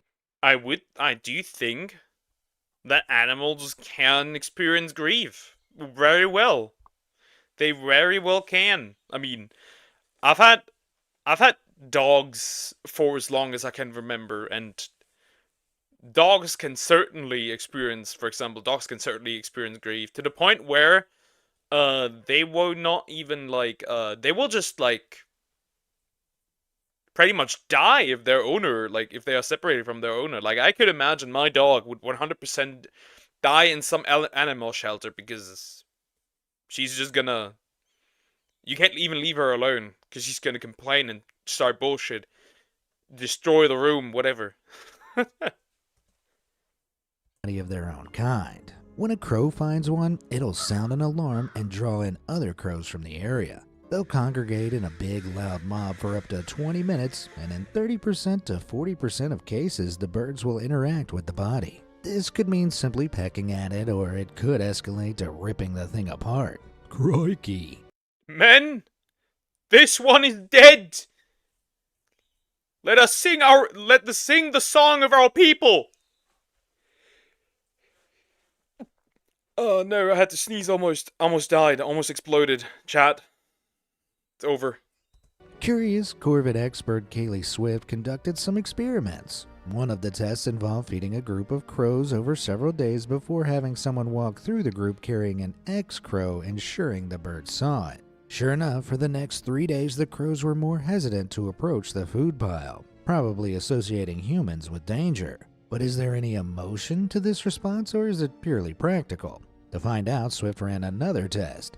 This time, she scanned the birds' brains to examine their emotional response when viewing the carcass of a crow they were unfamiliar with. And damn, she made the earth-shattering discovery that Damn, they have a brain. That was the earth-shattering discovery. Oh no, they can think. not much happened. At least in the emotional part of the brain. The decision-making part did light up though, suggesting they were assessing the situation for potential threats rather than grieving. Does this mean all crows are stone-hearted after all? Well, no. Swift never used the body of a bird the crows were familiar with like a mate. If she had, we might have seen a very different response. After all, we don't typically get emotional. Time to find out. Yo, bring your wife. I gotta delete her to figure out whether or not you have an emotional response. it's don't worry, it's for science. Over the passing of complete strangers, so maybe there's more to crows' emotions than we give them credit for. One thing's for certain, corvids are smart. I mean really smart. Scientists say their intelligence is comparable to that of 7-year-old children. That's because a crow's brain contains about 1.5 billion neurons, about the same as some monkeys. However, crows' neurons are much more tightly. See, some monkeys already, so for humans it could be the same, you know? For some humans it might be less than they have, you know? But did you know every time you sneeze, your heart stops for a slight moment, meaning you technically die for a short moment? That doesn't affect me. I've died 6 years ago. Packed and better connected, meaning two things. Their brains are lighter, making flying a breeze, and the increased connectivity may give them intelligence closer to that of great apes like gorillas. While they may be smart though, they're also pretty darn territorial. Take a look at this incredible photo. What do you see? A lazy crow hitching a lift on an owl? I would say a crow giving an owl back shots, but, you know, can't really say that. Not quite. See, when crows are caring for their young, they'll mob any predator that comes too close, including birds of prey. That's what this crow is doing here. The predatory birds, however, much like us trying to ignore an annoying little dog, will often completely ignore the pestering corvid. A 1-pound American crow will even take on a bald eagle, which can weigh up to 14 pounds. Think of it like an adult human squaring up to an American bison. No, thank you. But crows aren't just bold enough to challenge eagles. They'll square up to people, too. One such a classic. The Burbs. Story comes from YouTube user Daniel Russell, who was studying at the University of Washington in Seattle. He claimed that the American crows that lived on campus were very aggressive and didn't think twice about dive-bombing unfortunate students.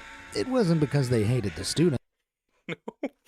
Imagine you walk on the campus, you just go by, just doing your thing, just continuing a normal day.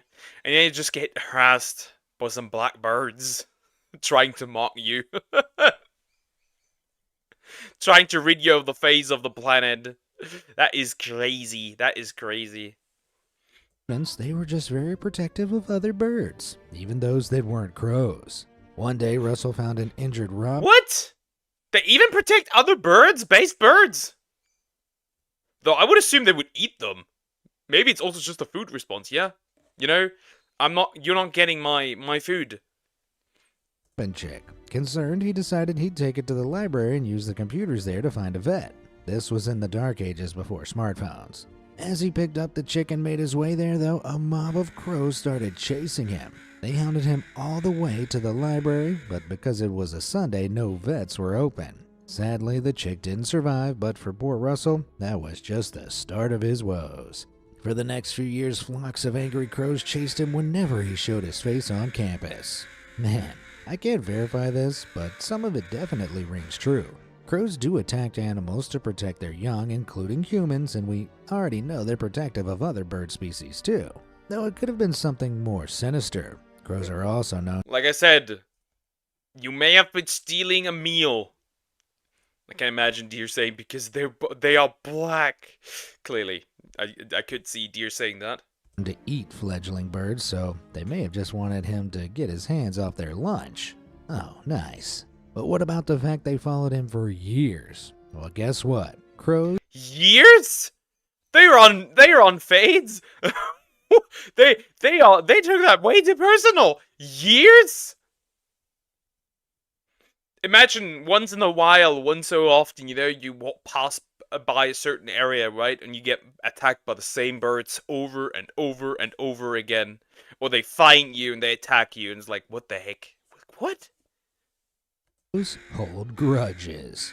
You see, crows have an excellent memory for human faces, something Professor John Marsluff and his brainy team at Washington University decided to prove back. Damn, I might be a crow. I do hold grudges as well. I might be the bird. In 2006. Their 5-year study involved the researchers dressing up in caveman masks and then capturing, banding, and releasing the birds across 5 locations on campus. Months later, they donned the same caveman masks as well as masks depicting former U.S. Vice President Dick Cheney to compare the crows' reactions to the two. The Cheney mask drew little response from the crows, but when they saw the caveman mask, they would squawk loudly and flap their wings. Interestingly, this reaction wasn't just from the crows that had been captured. It also came from those who had witnessed the captures. Shortly after the trapping, about 20% of the crows in the area reacted angrily to the caveman face. But, and this is the craziest part, 5 years later, 60% of the crows reacted this way. Whoa. Did they? And they spread the rumor! That is crazy. That is wild. They quite literally spread the rumor. That is interesting. That is very interesting. Imagine. They spread the news. These men are dangerous to our species, or this man in this case. That is wild. Hi, Private Fortune. How are you doing? Hope you're doing good. Oh, it seems the flock had learnt to remember and fear that particular face, as well as pass the knowledge down from older to younger generations. After publishing the findings of this study in 2011, Marsluff claimed he was visited by U.S. military officials who asked him if crows could be trained to go behind enemy.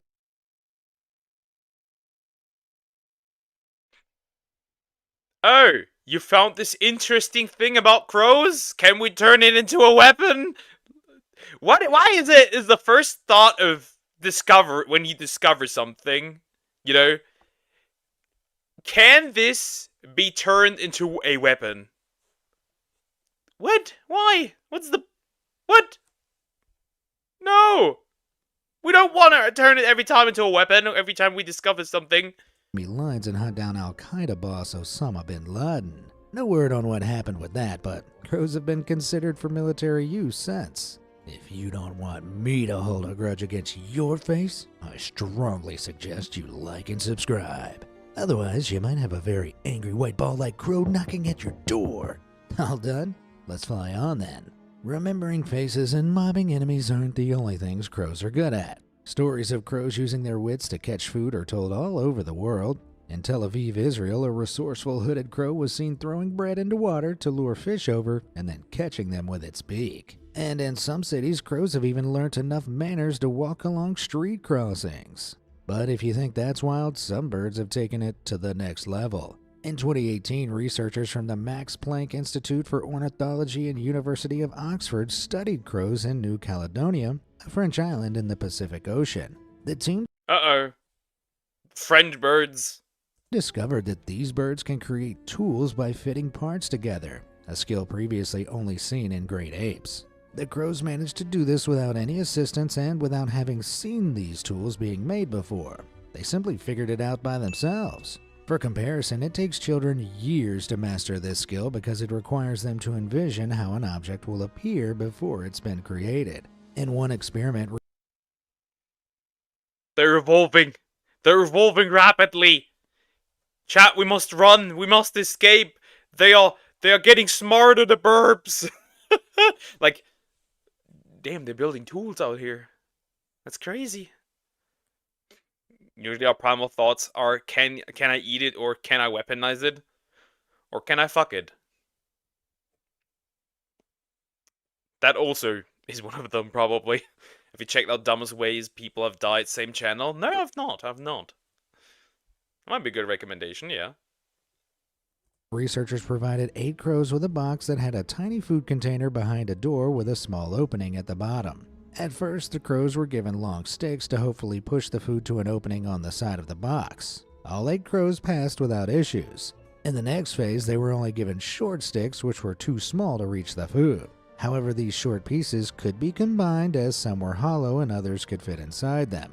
4 crows figured out how to put the pieces together to make a longer tool and retrieve the food without any demonstration. In the final step, even shorter pieces were provided. Out of all the crows, one named Mango successfully combined 3 or 4 pieces to make a tool long enough to reach the food. But don't go thinking that corvids see tool making as a chore. A 2019 study found that crows actually enjoy making tools and it puts them in a happier mood. It's like playing games or These fuckers are way too intelligent. That's dangerous. I don't know. Interesting to find out. I mean, to find out that they're that smart. I mean, on the other hand, sure, yeah. painting. For us, they do it because they find it fun. In another remarkable feat of intelligence, Caledonian crows were able to understand water displacement. That's when the water in a container is pushed upwards to make room for an object. Researchers presented a crow with a tube full of water and a tasty scrap of meat floating on top, out of the bird's reach. The crows realized that by adding objects to the water, they could raise the water level and nab the treat. One especially clever crow named Betty even bent wire to make a hook to pull a bucket out of a vertical tube, a behavior that has since been observed in other crows. Technologist Joshua Klein thinks the crow's intelligence could be harnessed for public services. He built vending machines that dispensed peanuts in exchange for coins, training crows to slot coins. We teaching the crows gambling, or something like that. Into the machine. Klein argues, why not use similar tech so that crows could be trained to collect trash and put it in bins in exchange for treats, just like the vending machine. Although the New York Times has questioned the validity of Klein's tests, it could be worth trying out. Others have tried utilizing corvid intelligence in different ways. In the town of Lisva, Permkrai in Russia, a raven called Gosha has demonstrated its impressive intelligence under the watch of its owner, Alexander Sergeyevich. Check out this clip of the raven retrieving snacks from That's cute, though. Well, why does it look so fluffy? This is a fluffy bird. a tube. Уже прибежал.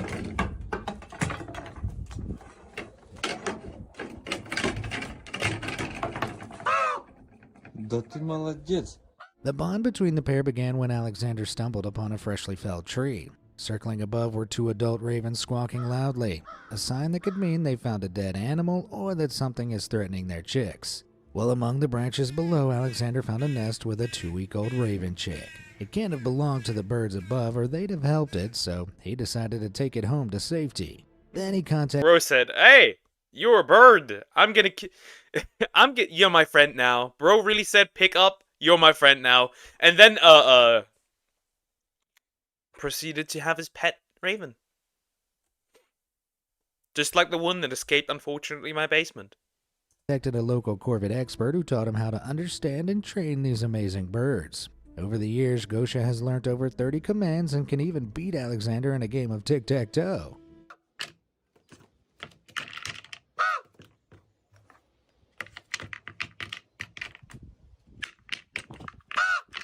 That's amazing. Figuring out puzzles isn't the only impressive talent corvids have, though, as Zachary Franchuk discovered in 2023.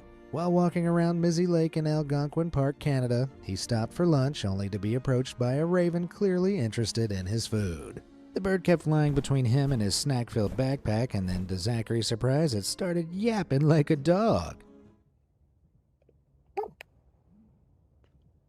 Why is bro barking? I think it has an identity crisis. I'm a dog now. Woof. I've heard a case where a couple fight caused the boyfriend to throw his lady out the balcony. Oh my god. And she ended up falling on the power line, grilled below, and in an attempt to finish her, he jumped from the balcony and ended up falling to his death. The girl managed to climb onto something to save her. Bro tried some kind of wrestling move and just, his aim was a bit off. Oh wow, that's one hell of an argument. It was. I hope Croc is okay. I'm gonna check on him. I also checked on him today, but yeah, you can check on him as well.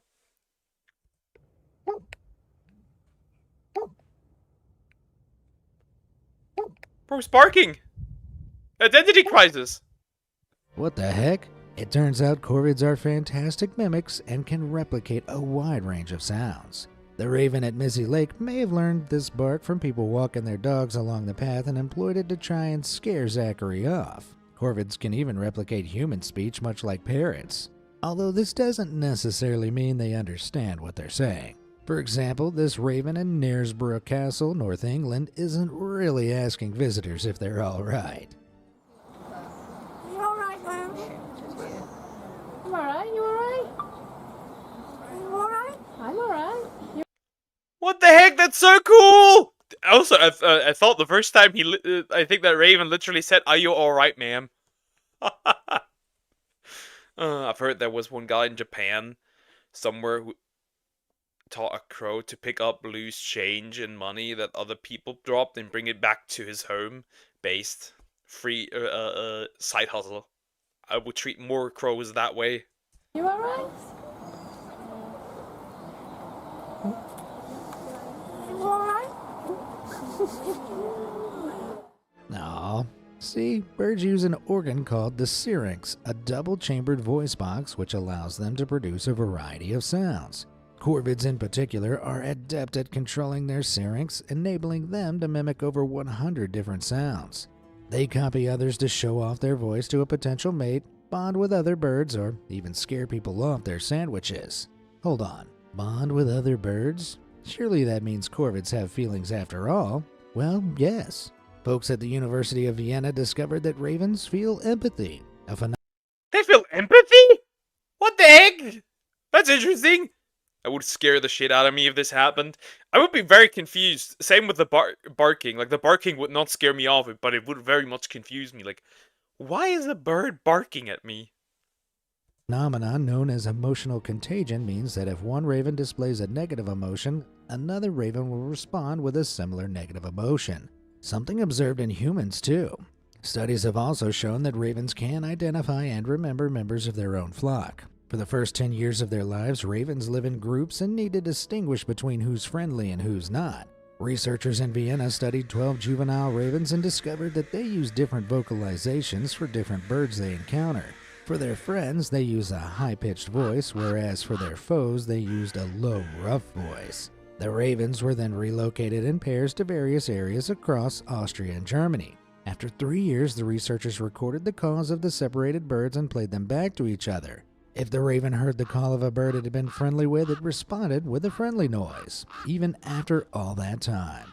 The raven's calls would have changed slightly over the years too, so the Interesting, interesting. So they pretty much recognized by voice. Very interesting. A community? Pretty much. A flock is pretty much a community, yeah. birds must have been able to recognize the individual, not just the specific call. We've seen humans making special connections with these curious corvids already, but wait till you hear this next anecdote. By 2015, 8-year-old Gabby Mann from Seattle had received more than 60 gifts from local crows.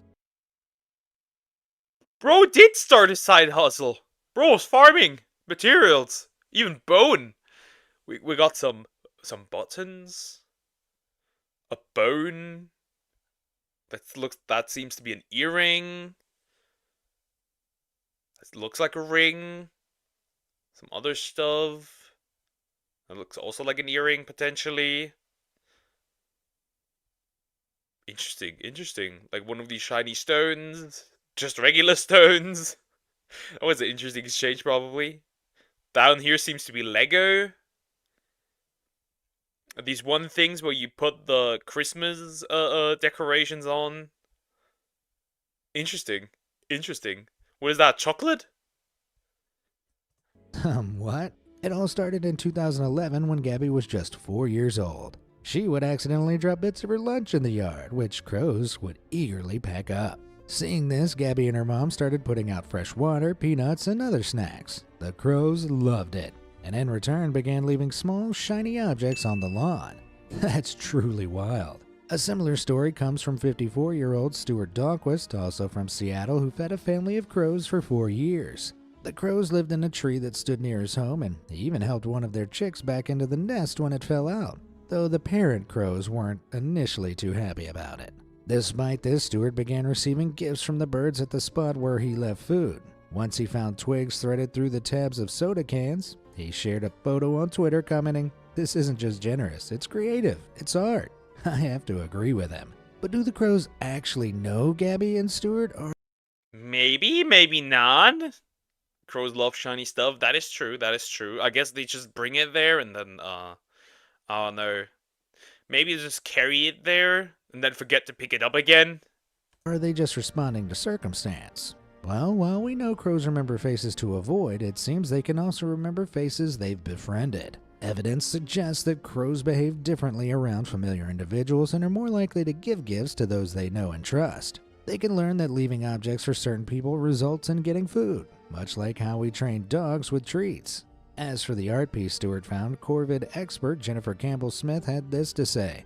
I am very skeptical of random internet sources, but knowing these birds and how intelligent they are, I wouldn't be shocked. Of course, being intelligent as they are, crows are bound to get involved in all kinds of mischief. However, no crow has ever been quite as mischievous as Canuck from Vancouver.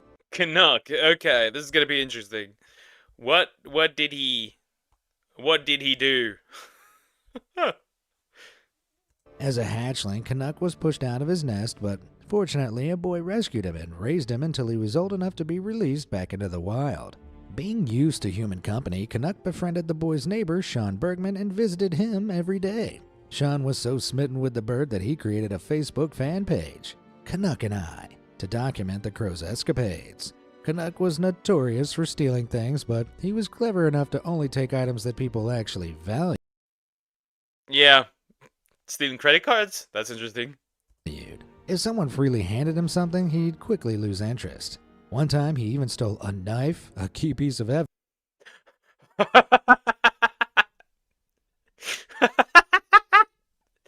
Are we sure that isn't Raven? Are we sure?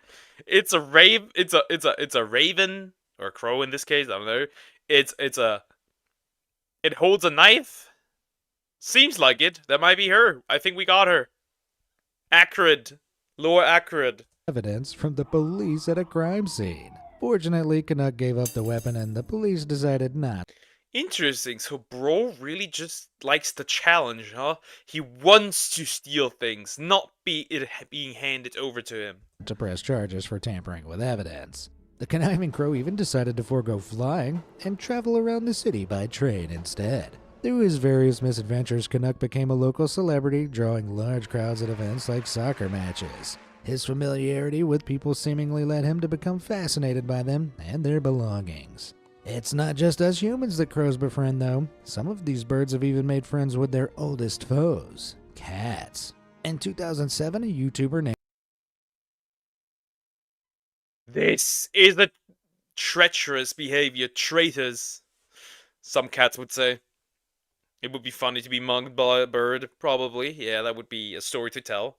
Yo, you know, remember the watch I bought? The new expensive watch? Yeah, a crow stole it from me. Ozricus posted an incredible video from an old TV show about an elderly couple, Wallace and Ann Colito, who lived in North Attleboro, Massachusetts. From their front porch, they witnessed a crow caring for an abandoned kitten. They said the bird became like a parent to the little cat, feeding it and even cawing at it whenever it wandered onto the road. Not to mention the hours they'd spend playing with each other. That was all we knew until Ozricus received a message from someone named Nathan Colito 2 years after posting the original video. Nathan claimed that Wallace and Ann were his grandparents and said that one day the crow was injured after being hit by a car. Luckily, the bird survived, but it stopped visiting the grandparents' property after the incident. The kitten, from what they could tell, was distraught by the loss of its beloved protector. Aw, honestly, I hope Nathan made the whole thing up. Another less sad story of corvid feline friendship comes from, wait for it, What? They're mama birding it! The cat! It is mama birding the cat! the Crow family. As in, they're humans and Crow is their surname. Yeah, it's confusing. Anyway, the human crows adopted a bird crow chick after their youngest son found it abandoned. They named him Craybill because it's an awesome name and raised him as part of the family. To teach the bird to fly, they took him to the local football pitch and repeatedly threw him into the air. After a few crashes, he eventually got the hang of it. While the friendship between the crow and the crows is remarkable, what's even more impressive is that Craybill also befriended their pet cat, Toot. Far from hurting the bird, Toot was utterly unfazed by These are actually this is very interesting, this video. They're all homies. This is so wholesome. See? I do watch wholesome content. What did the fish say when it hit a wall? Damn. Hi, Fabled Phantom. How are you doing? Hope you're doing good. by a crow in his house. As for Craybill, he attached himself to the cat like it was a new guardian. Had young Craybill mistaken Toot for his own kind? Regardless, the two could often be seen playing and tumbling over each other, proving that love can transcend the boundaries of species in the most unlikely of ways. Okay, so we know crows are incredibly intelligent, emotionally complex, capable of remembering not just their own species but others as well, and they're also very good at forming close bonds. Which brings us right back around to this magpie funeral caught on video, which we saw earlier. It was taken in July 2013 in Saskatoon, Canada, and shows a group of black-billed magpies seemingly grieving over the body of a close friend they found on the road. What's happening to them? I don't know. Oh no. Charlie! Oh no, you got ran over by a car! What are we gonna do? Oh.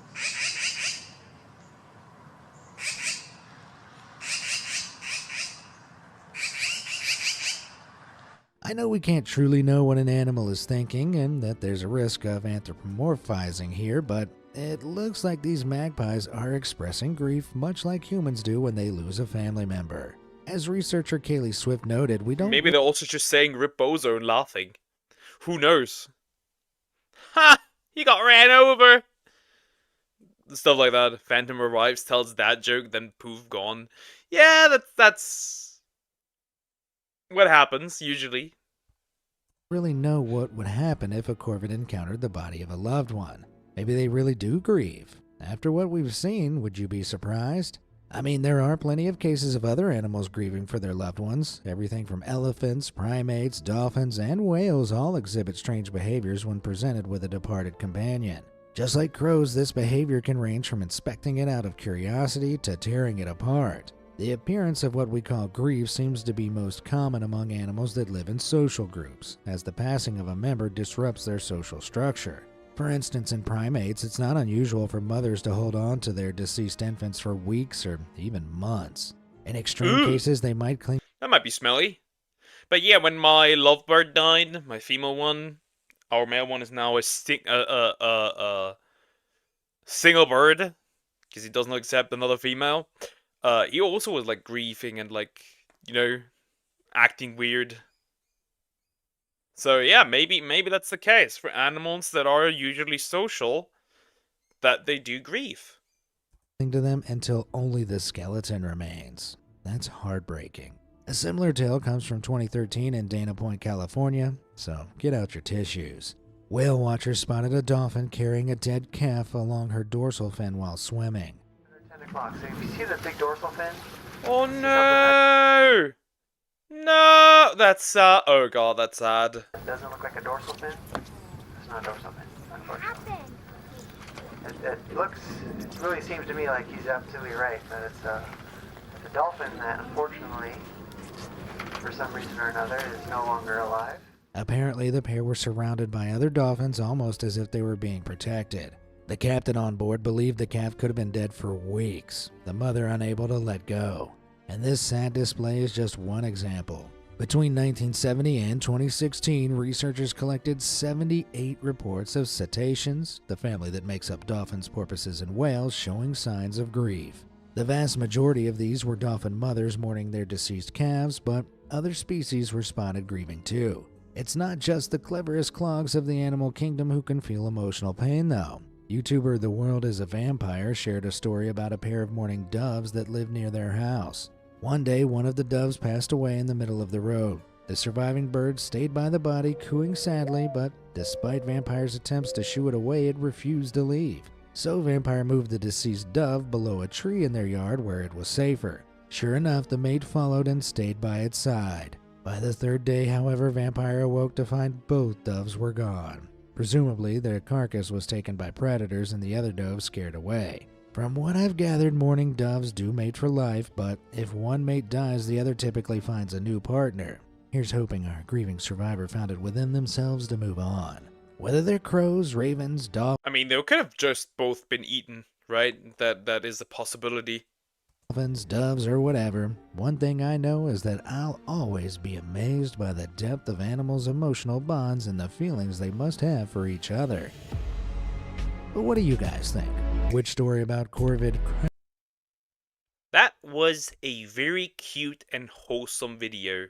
That was awesome. That was awesome. Thank you for the recommendation. That was good. That was cute. That was a cutesy video. I like that. I like that. Water. I need water.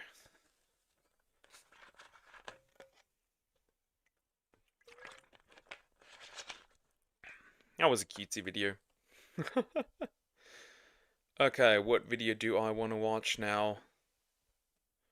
Ah, this one I picked out because I thought it was interesting to look at. Well, it looks like... Because, I don't react often to Hirohei. He's pretty much like, he's very similar to, Ref, but not entirely.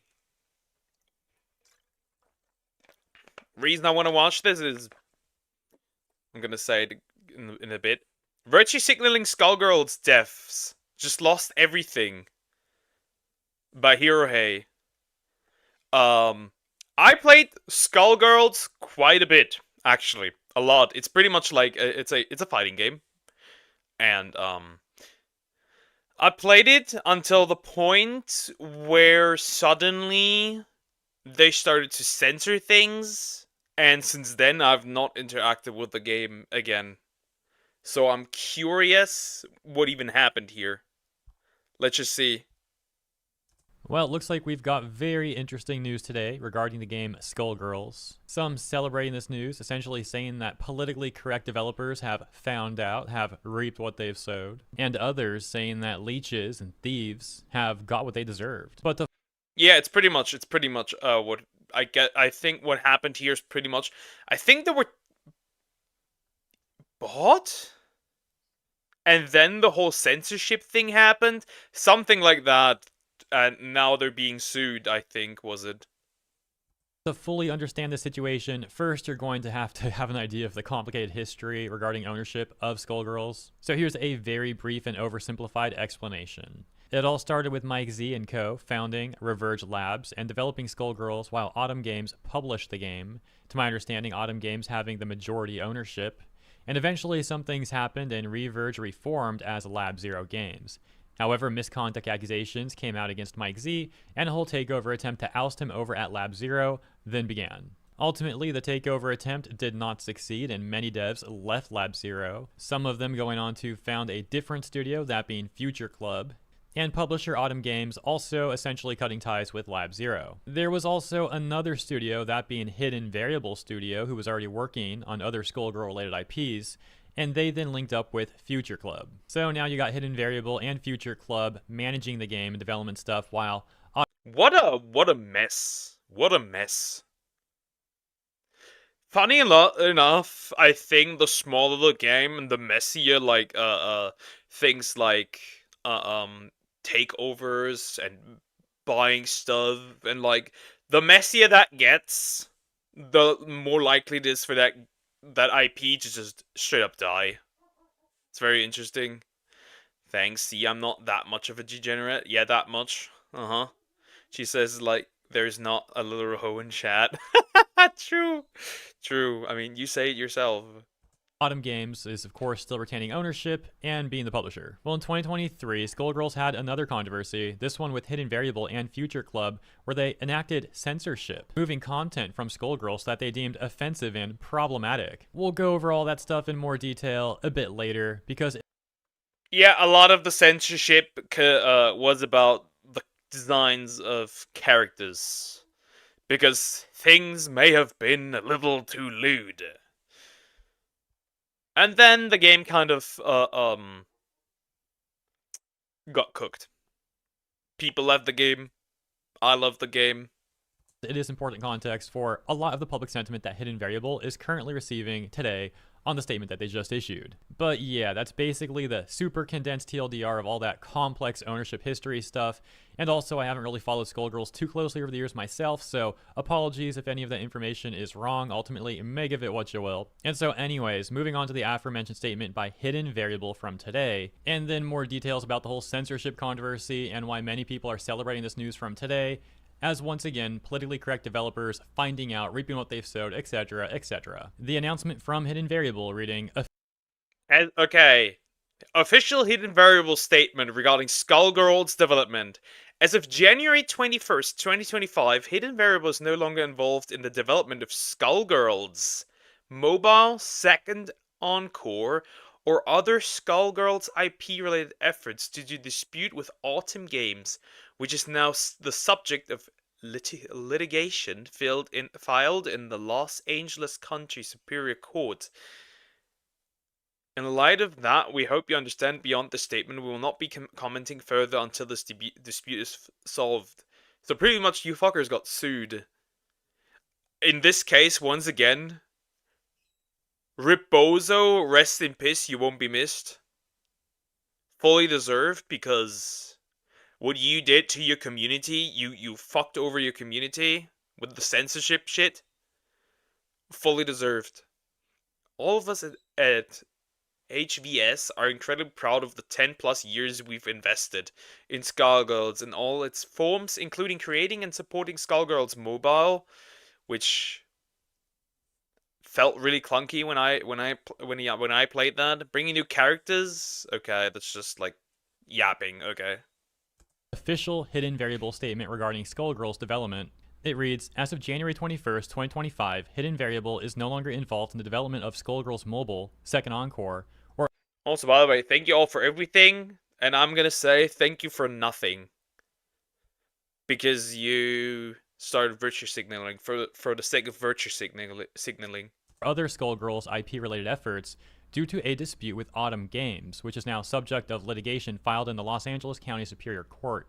In light of that, we hope you understand that beyond the statement, we will not be commenting further until this dispute is resolved. All of us at HVS are incredibly proud of the 10 plus years we've invested in Skullgirls in all its forms, including creating and supporting Skullgirls Mobile, bringing new characters and platforms to Skullgirls Second Encore, supporting the competitive community via the Skullgirls Championship Series, and helping fans new and old fall in love with the IP through the Skullgirls webtoon, and countless other partnerships. Most of all, we're grateful to have been able to celebrate and support the incomparable Skullgirls community, many of whom we've been fortunate to meet in person over the years at various events. Thank you all for everything. You deserve nothing but the best. Hidden Variable Studios. Hidden Variables tweet getting 3,200 likes as of recording, but a lot of divisiveness in the responses. For example, this 1K reposts. How many of those 1K reposts are quote tweets? Interesting. I'll be back, Poker. I have an intense want to listen to music for a small period of time. Don't worry, take care. Listen to music. This response at the top of the replies is from Sonic Fox, and it says, "Thank you for your incredible work." But the responses to Sonic Fox don't seem to agree. For example, these three in a row saying, "You're thinking a..." Isn't Sonic Fox a pretty big fighting game player? Or am I... combining things that are... Why am I making things up now? Because I felt like I've heard this name before. Maybe just me. Group of thieves that stole from Mike Z, who was the original creator of Skullgirls. And they worked so hard they took the game and did a down aerial into the pavement. Impressive. As well as this one that reads, "Removing your cameo should be the first priority, then restoring the fan service and edgy stuff." Back in the general responses. So yeah, they removed the fan service and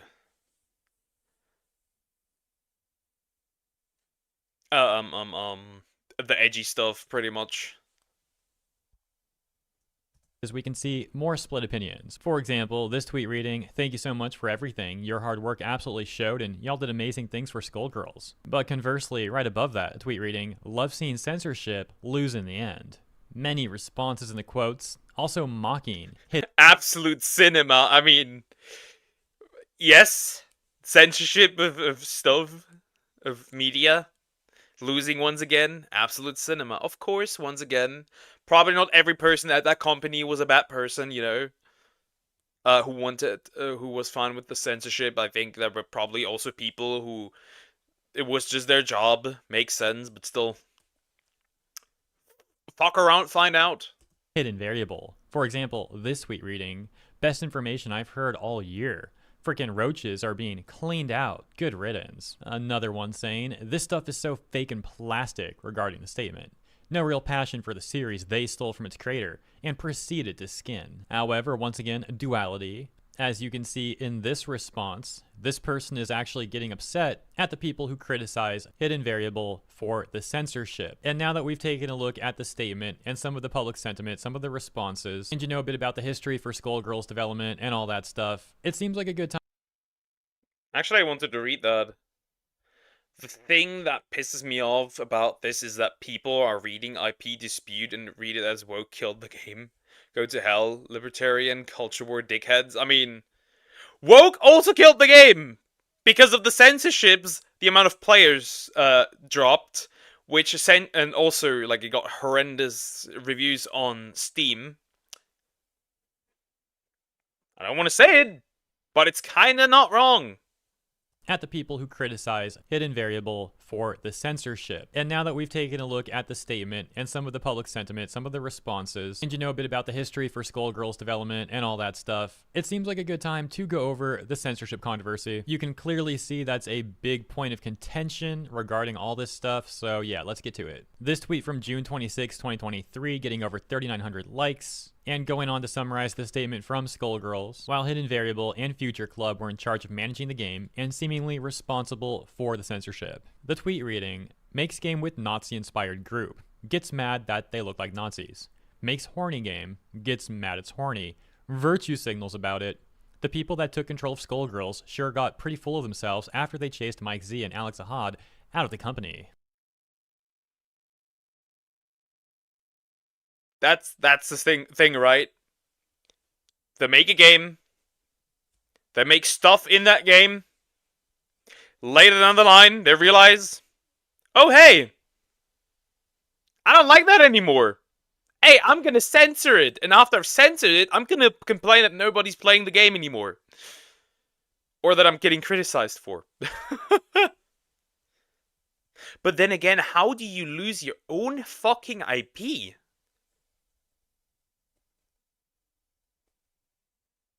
But once again, that's referring to the accusations that we talked about at the beginning. You're going to have to look into that more on your own and make up your own opinion on that stuff, as I'll be focusing on the censorship aspect, in which that takes us to the attached statement. And it reads, "Hey everyone.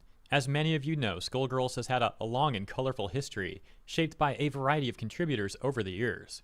As we look ahead towards the future of Skullgirls, we have reflected upon past decisions regarding certain content that has undermined the many things that make Skullgirls truly unique and special.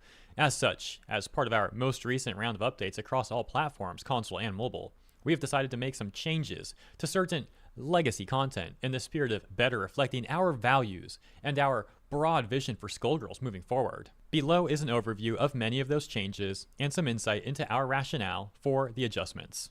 Allusions to real-world hate groups. While the Renor... I don't understand how that is a problem, because let's face it, it wasn't a problem for Wolfenstein. It wasn't a problem for other, like, if we start with that, like, then you gotta censor everything, because technically, oh, that hateful group did that thing, so that cannot be put into video games anymore. Like, what are you gonna do? Censor everything?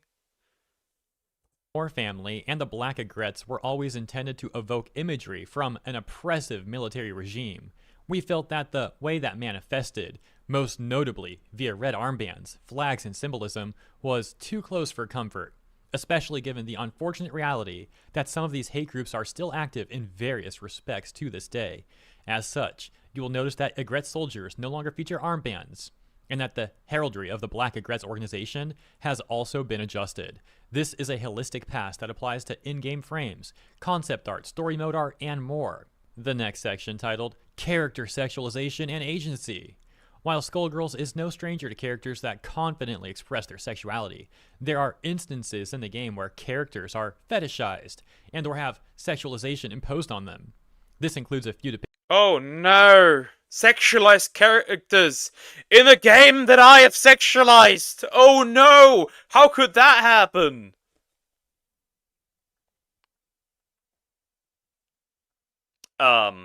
Interesting. Depictions of unwanted predatory behavior, particularly towards younger characters. While alluding to some of this can be narratively meaningful, we have made a number of small adjustments throughout the game to ensure that this content is less exploitative, e.g. the opening of Philia's story mode. And this section, racial sensitivity. While there are numerous playful references to pulpy themes that we feel respectfully allude to certain stereotypes, e.g. the sexploitation VO pack, we have made adjustments to some content that we believe to be in poor taste, e.g. references to racial violence in Big Band's story mode. Regarding the changes to the Black Aigrettes, we can see this post on our Skullgirls from 2 years ago that says, "What y'all think about the Aigrette armbands being removed?" A top comment reading, "I get what I assume is the line of thinking. They were designed before their place in the story was as solidified, and they were probably meant to be a lot more morally gray or even just another terrible side in this terrible city. But these days, they're pretty much universally heroic, or at least the good guys with some missteps along the way. So they may be worried it's glorifying the Nazi imagery. Personally, I think they looked better with a splash of red, and if the game was just going to be left to its devices going forward, I'd say to just leave it alone. But I think they're trying to spin Skullgirls into a bigger franchise for broader appeal with the webcomic. I guess that didn't go quite so well because the game isn't doing quite so... The franchise isn't doing quite so well because you pandered to a group that does not play your games. And you scared off the group that plays your games. So this is probably one of the changes I can understand the most. And for even further additional context, here's an image of the Black Aigrettes before they had the armbands removed. This statement also mentioned censoring the character Philia, saying essentially that the character was overly sexualized. And while on screen has been an image of Philia, And now hopping back over to the Skullgirls subreddit, we can see this post from 2 years ago that says, I find the censorship update to be laughably stupid. Honestly, I was in the middle of the drama, but now it's time to put my thoughts here. This is the worst censorship since both 4Kids and that time they censored Jotaro smoking with a black lion. I get why they did it, but the way they censored Philia's and Big Band's story and the Egrets makes no sense at all. And it doesn't help Future Club's case that they either ignored or mocked the fans that supported the game from the beginning. The sad thing is I've been watching and playing this game since 2013 when I was at my lowest mental point, because its lore and characters are unique from any other fighting game in my opinion, and the fact that the devs dropped the ball on this big time no longer irritates me, but leaves me heartbroken. I don't want something that I love to die out because of stuff like this. That's all I have to say. The thing is, like, just imagine, you know a game, you play a game, right? You love that game. And then suddenly the devs decide to censor what you... And then they decide to censor it, and you lose fun at the thing that you originally loved. I would not touch that game, and I have not touched that game since. I'm not supporting censorship. That is not happening. Or we sexualize like all of yeah, pretty much. Yeah. Yeah. But once again, you can't make it up with they whatever they thought was the right way. Whatever they thought would happen did not happen. I think there was plenty of stuff that was censored, concept art, everything. Comment saying, can we act like adults know the difference between fiction and reality? Devs. And a response they got says, you'll be surprised at how many people don't. Another top response says, for real, and it was crowdfunded, meaning people helped pay for this game, lol. Exactly. People paid that this game looks... Skullgirls has said this wrong thing. People paid the devs to make this game, right? And now they censor what people paid for. And I'm gonna be honest. Straight up a law for refunds. If you do not deliver a product, or if you change a product, you could, I don't know, do this via petitions or something, community petitions, what do I know? Like, pretty much, if I paid for this, I would have thrown away money. And removing things from it is just more reason to get a refund. Finally, the change regarding Big Band. That takes us to this post from our character rant. Part of the post reads, about 2 months ago, the Skullgirls team stumbled into its latest controversy, that being an update that made changes and alterations to some art, animations, and presentation. Many of the changes seem to be aimed at getting rid of or toning down the more sexual or politically incorrect aspects of the game. For example, one of the characters in the roster, Parasol, is a princess, and her soldiers, the Black Egrets, bear a strong resemblance to Nazi soldiers. Like, just imagine, right? I don't know if you know this game, but Killzone, right? The villain group, the Helghast. They give you very much a...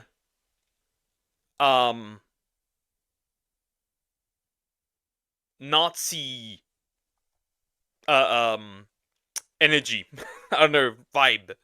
Imagine if they now said after releasing like any Killzone game and saying like, hey, this seems a bit too close. I guess we're gonna change them up now. What? Like, okay. The update removes their armbands. A character named Philia had multiple animations altered to make her less sexualized. The Soviet announcer pack was removed. No one is sure exactly why, but my guess is because the voice of the Soviet announcer was Mike Z. Ah. Now we are... interesting. That I didn't know. That I didn't know. They practically removed the voice pack because it likely was the guy. Because it was the guy that, originally owned the game. Interesting. Z, the disgraced former lead designer I mentioned earlier, and much more. Okay, lead designer. Honestly, most of these I don't really care about, but there is one change that genuinely pisses me off. Big Band. Big Band is only one of 2 male characters in the Skullgirls roster. As of me typing this rant, he's a giant cyborg brawler whose body is seemingly made of musical instruments. He's also a black man. Why did I mention his race? Because it's relevant to this rant. In Skullgirls lore, Big Band, real name Ben Birdland, was a cop who got into a conflict with a crooked unit and was beaten to near death. He was brought to the anti-Skullgirls labs and rebuilt with a cyborg body, and he became a senior member of the organization dedicated to fighting the Skullgirls, girls who are transformed into monsters after making an impure wish to a magic object called the Skull Heart. One of the changes that the dev team, in their infinite wisdom, decided to make was to censor the visual art in Big Band's story, specifically the part where BB is being beat up by those corrupt cops and left for dead. This is what it looked like initially. This is what it looks like now. The devs state that they made this change because they didn't want to make references to real.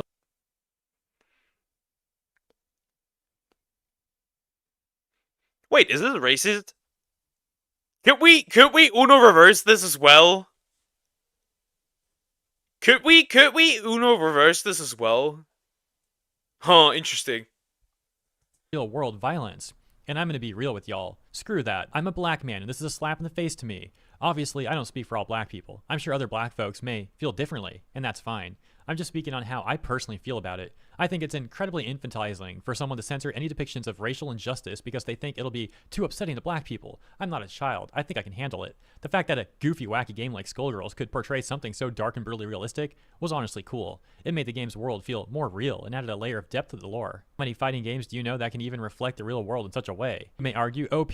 We don't need to explicitly see what happened to know what's happening. The censored image still implies what happens to Big Band. And yeah, maybe you're right. Honestly, it doesn't really affect the story, narratively, if it's censored or not. But actually seeing BB's broken body behind the smiling grimaces of the crooked cop is so much more striking, more visceral, more impactful than just a bland, empty censored photo. Censoring the beating may not affect the story, but still cowardly in my eyes. The idea that the beating could be construed as racist is also just ridiculous to me. One of the cops is literally drawn as a pig. There's no way you could look at this game and make the mistake of thinking that it's pro-racism. It's just, I don't know. It's a terrible change, and I wanted to rant. Alright, so that's the censorship stuff, and you can now see why a lot of people are celebrating this news. The news of hidden variables seemingly no longer being associated with Skullgirls. Conversely, you did also see some opinions from people that are going to miss them. So let me know what you think.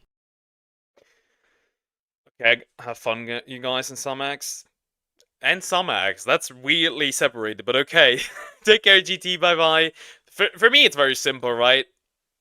I'm never going back. I don't support censorship. If something starts censoring, I'm out of here.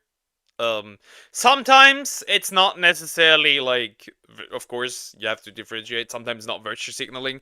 I think, I don't know which gacha game it was, but one gacha game had to censor itself because of, I think Snow Peak was it, that censored itself because of China and stuff, because they didn't like it that much. But overall, I think deserved. Do you agree with the people calling them leeches, thieves, politically correct weirdos, or those who would defend the censorship and lament Hidden Variable departing from the game? As always, thank you for tuning in. I'll see you in the comments, and if you enjoyed my coverage, please consider liking. Also, I hope that that because of that, Skullgirls might be able to recover. I mean, hey, if it recovers, if it brings back the stuff again, maybe I'd return. Who knows? Who knows? We'll have to see. We'll have to see. Next up, I want to watch our friend. Since I didn't get the... well, we'll jump into this one, actually. Search for... This one, I think, was recommended by Sumax. If I'm not wrong. If I'm not wrong. But I think it was. I think it was. The End of YouTube's Most Hated Girl's Girl, Jasmine Tan, by RKH Media. I have no idea who that is. I can't imagine that she's actually not a girl's girl. And, like, she's probably a mean girl behind the scenes. That would just likely make sense to me, but we'll see. Jasmine Tan built her brand on confidence, self-love, and what she calls being a girl's girl. Okay, so I haven't washed my hair in 4 days. Since you... Even I don't do that. Even I don't do that. Okay. Y'all are always asking about my hair. I'm gonna show you how I grew my hair from this thin-ass low-key balding moment to this many new baby hair growths now. Look, I can never be Asian Asmongold? I'm just kidding, but hey! Good for her? friends with women who don't understand girl code. These are the girl code rules that me and my best friends live by that I think every girl should follow. Number 1, if your best friend has a crush on someone, and this should be common sense, never ever follow him on social media unless she wants you to or you've With 2.2 million subscribers. Is this what is this I had a word in my head, but I forgot it. I wanted to say something. Is this once again one of those? Hey, woman, give me a sign. Like, give him a sign. Looks at him. Looks away. The sign. The sign is, hey, do not follow him whatsoever. Don't do it. Subscribers and viral videos reaching over 64 million views, she's positioned herself as the ultimate online big sister, teaching young women how to navigate life with confidence. But somewhere along the way, the message got twisted. Instead of uplifting women, she started tearing down men and sometimes kids.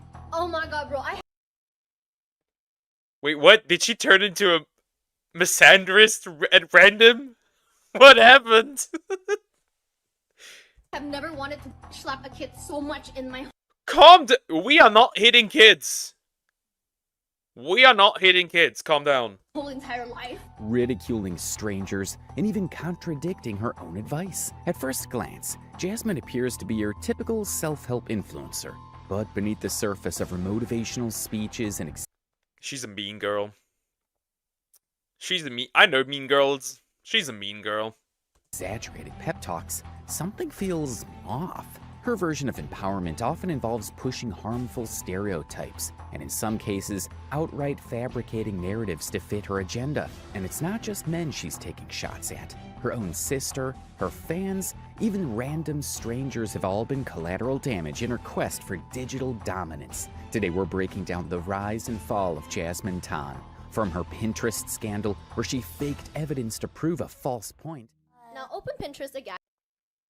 A Pinterest scandal? How did that happen? Okay. And then search for ugly boys. Oh my god. What's your goal? Huh? Why specifically ugly dudes? There's actual results.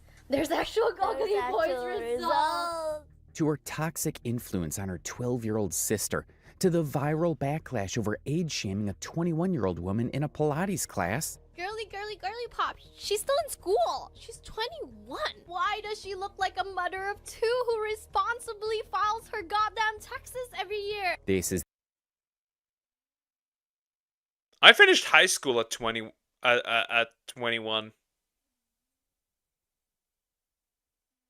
Interesting.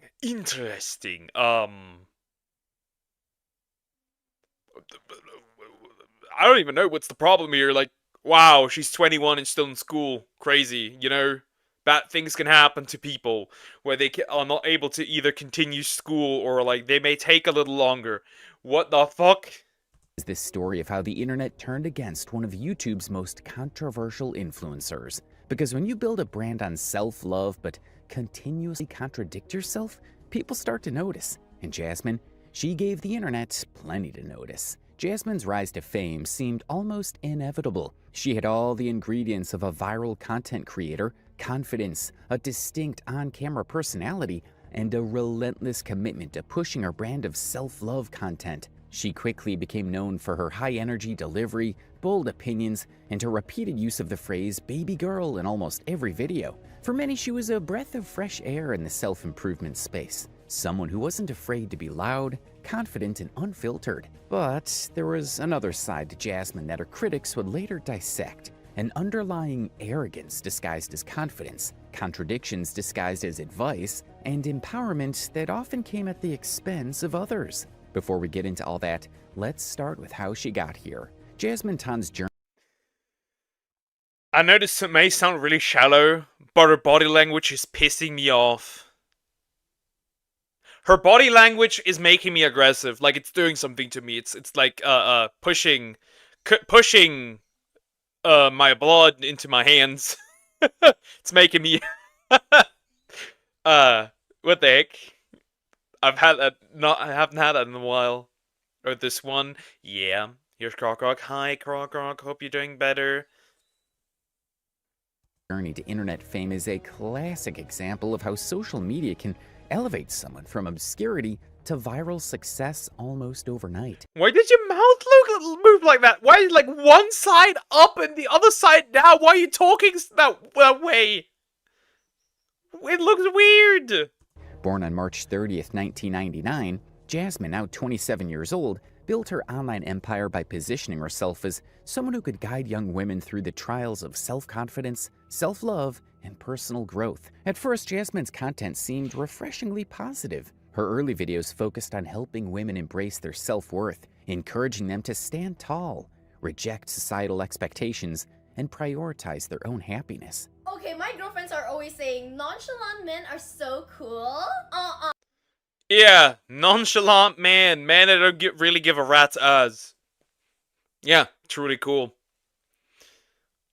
At least I agree with her on that. Nuh-uh. Hi Sway, how are you doing? Hope you're doing good. I'm feeling about the same as yesterday, I think. Okay.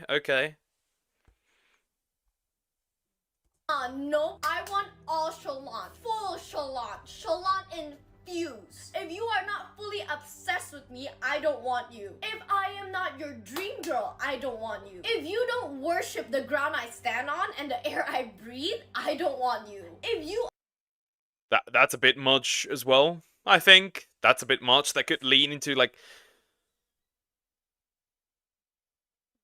That could lead into a bit of, like, I'm doing that, but that's besides the point. I'm the one who gets obsessed, but that's besides the point. I'm criticizing this regardless. I may sound like a hypocrite, but from what I've seen, that may be a bit too much for most women. are not a loyal, romantic, chivalrous, golden retriever lover boy, then you are not my man, sir. Remember, if you are nonchalant, I am noncha girl. And I swear to God, if you act all nonchalant, your ass gonna get nonchalant, period. Okay, I love you always. Bye. Boy Matt, let's go. Boy Matt is being scared that women are gonna use you for money that you don't have. Boy Matt is wanting a girl with... That's not entirely true. It's not the money. It's being used for favors. That is more so the problem. If it was about money, then most of this wouldn't happen. It's more so favors. Being used for favors. Not specifically money. Zero body count while he slept with the whole town. Boy Matt is one... Huh? That one I can agree with. There's a lot of... especially famous dudes out there who, like, want to be with a virgin, but they did mattress sport 1,000 times. I can get with that. Wanting a housewife, but having no house. Boy Matt is chasing a girl. Have you seen how expensive houses are? They're like 40 times what they were like 60 years ago. What do you mean? Girl that dresses like a baddie, then tries to change the way she dresses once you get her. Does that make sense to you? And if you don't like a woman dressing all slutty and stuff, don't get a woman that dresses all slutty. Very simple. no, it doesn't. Boy Matt is wanting women to call you daddy, but expect us to be your mommy. You could reverse that. You want me to pay stuff. Girl math is you want me to pay stuff like I'm your dad, while not treating me like you're the mom or something like that. You could reverse that. Boy Matt is calling your exes psycho, thinking we don't know that you are the ones that made them that way. Cause tell me, Girl math is calling every boyfriend she ever had a narcissist. How can all of us girls be psycho for no reason? Boy math is wanting a woman with a perfect hourglass shape when you need to be more worried about that hairline boo-boo. And boy math is thinking high-value women are in their league. Stay in your league, son. Go to... You're loud, obnoxious, a walking ironing board. Show me your high value. Disappoint another girl. Okay, baby girlies, that was fun. I love you always. Bye. She crafted an image of Alright, so she's somebody that pushes toxic behavior. Okay, got it. Understood.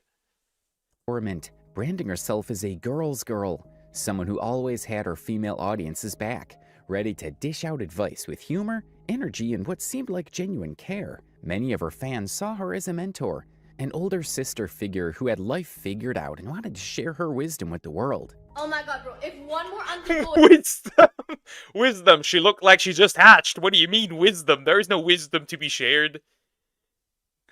Damn, I can never be this irritating. Even if you pointed a gun at me, I would get shot. and tell me, oh my god, you're so skinny, you need to eat more. Like, no, auntie, I am very much aware that I am built naturally like a flagpole. But to be fair, everyone else in my family is also petite. So that would be pretty sus if I had double D's and a fat ass. So you know what? Today I want to show you how to make my bulking big booty chocolate smoothie recipe. Take some ice, then put 150 milliliters of milk. Then take a banana. We're gonna use the whole banana. Ah! You didn't see that. Anna in. Then Why do you cut the banana at that point? Just break it in pieces. Huh? Well, she wasn't always this annoying though. This one is not annoying. A bit loud, not my style, but not annoying. take 2 tablespoons of chunky peanut butter and then add 50 grams of honey. Okay, this part is optional, but you can add a scoop of mass gainer. This is what it looks like now. And I think we're done. Taste test. That's so freaking yummy. I lost a lot of weight last month, but mark my word, you will start seeing the gains, bro. Ooh. Oh. Yeah. Okay, I love you always. Bye. Take one of her early motivational speeches, for example, where she confidently declared why she loved being single. You know why I love being single? And you know why is... I hate it! Stop it! Bo can make a TikTok? Hell no. I want to try again, but I didn't know what to do with it. Because I don't have to worry about what to wear to meet my boyfriend's parents. Because you know what my problem is? Take a long hard look. Tell me what the problem is. That's right. All my clothes end with less. They are either tummyless, sleeveless, shoulderless, or backless. So you see how that would be a big red flag to them? Does that mean you consider it a big red flag for yourself because you are self-aware for that? Like, if I could bring a girl along, she could probably look like homeless. I swear, she could look homeless. My parents wouldn't care. My parents wouldn't care. As long as she loved me, there would probably be no problem. Either she could pull up in a princess dress, or she could pull up in a homeless fit. Poke, is this your girlfriend? Hell no. Hi auntie, hi uncle, I'm Jasmine. It's so nice to finally meet you. It's nice to meet you too. Come, let's go inside. Oh yeah, sure, okay. Be honest, if you had a kid, will you let me date your son? Best case scenario, the parents offer me some money to stay. No, I wouldn't, because I know that you're not a good person. When you are really insecure, you start being overconfident, or you are just an annoying blob of mass. Yeah. Away from their son. No, but I love him. But between us, auntie, how much are we talking about here? Woo! Just kidding. Unless...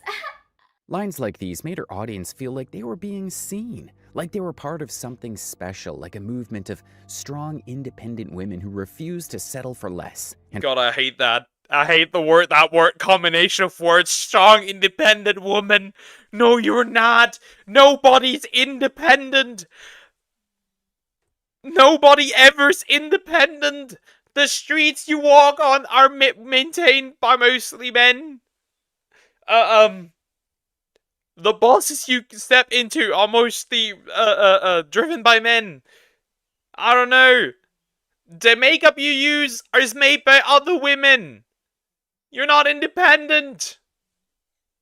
Nobody is. You're all dependent on something. Do you produce your own electricity? You don't. You are not independent. And for a while, it worked, and it all seemed true. Even through social media, even your thought isn't your own. Her videos, often shot in fast-paced, high-energy bursts, were instantly recognizable. She had a distinct way of speaking, rapid-fire, exaggerated, and full of dramatic emphasis. Her go-to phrases such as "baby girl" and "you deserve this" became part of her brand identity. She didn't just give advice, she delivered it with the No, you also do not deserve whatever you think you deserve. You don't. Because you need to earn things. Nobody is independent whatsoever. Nobody deserves anything. Everything you do kind of needs to be earned. Yes, even love. I'm an independent male, though. Do you walk on sidewalks?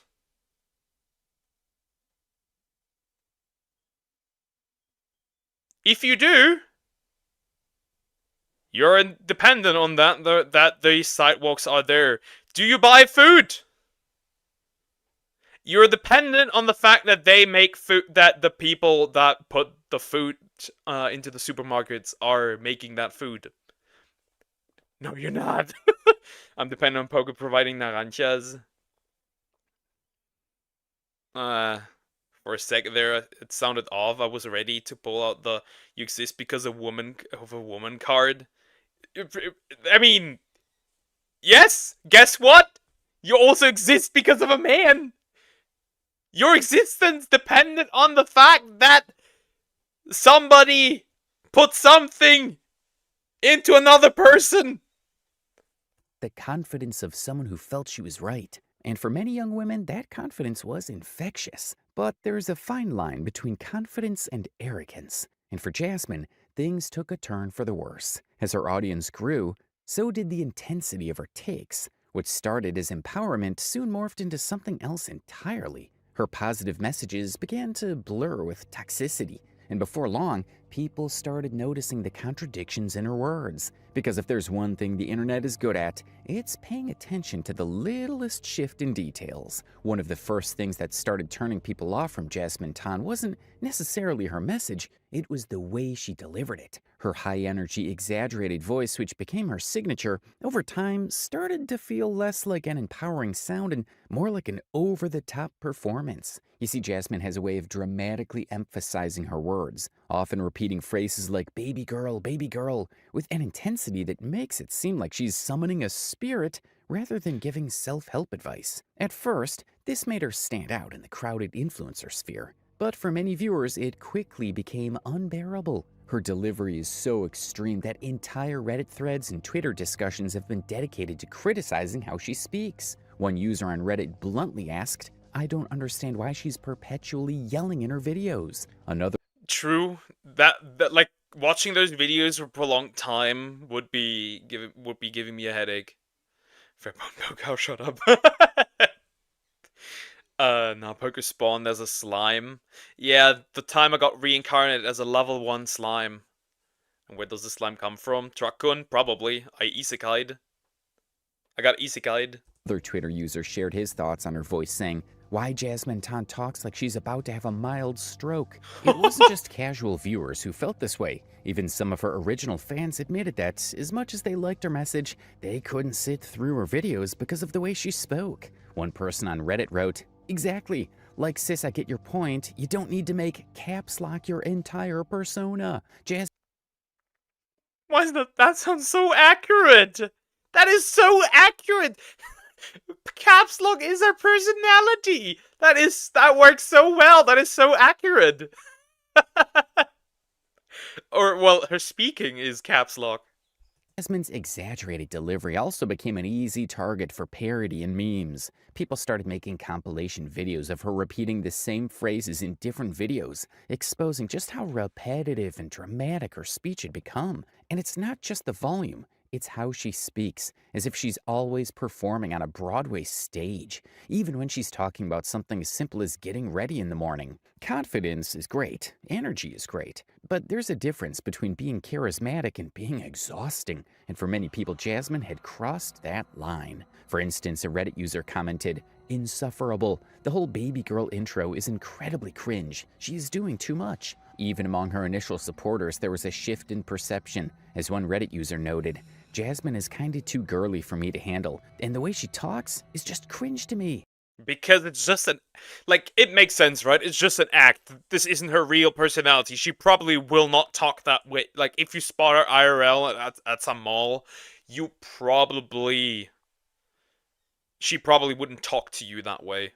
That's just my assumption, but most of the time that's just the case. I mean, even I am not as talkative IRL as I am on stream. Like, you have to beat words out of me to say anything. It's my girlfriend. You better break up with her right now. That's not a good girlfriend.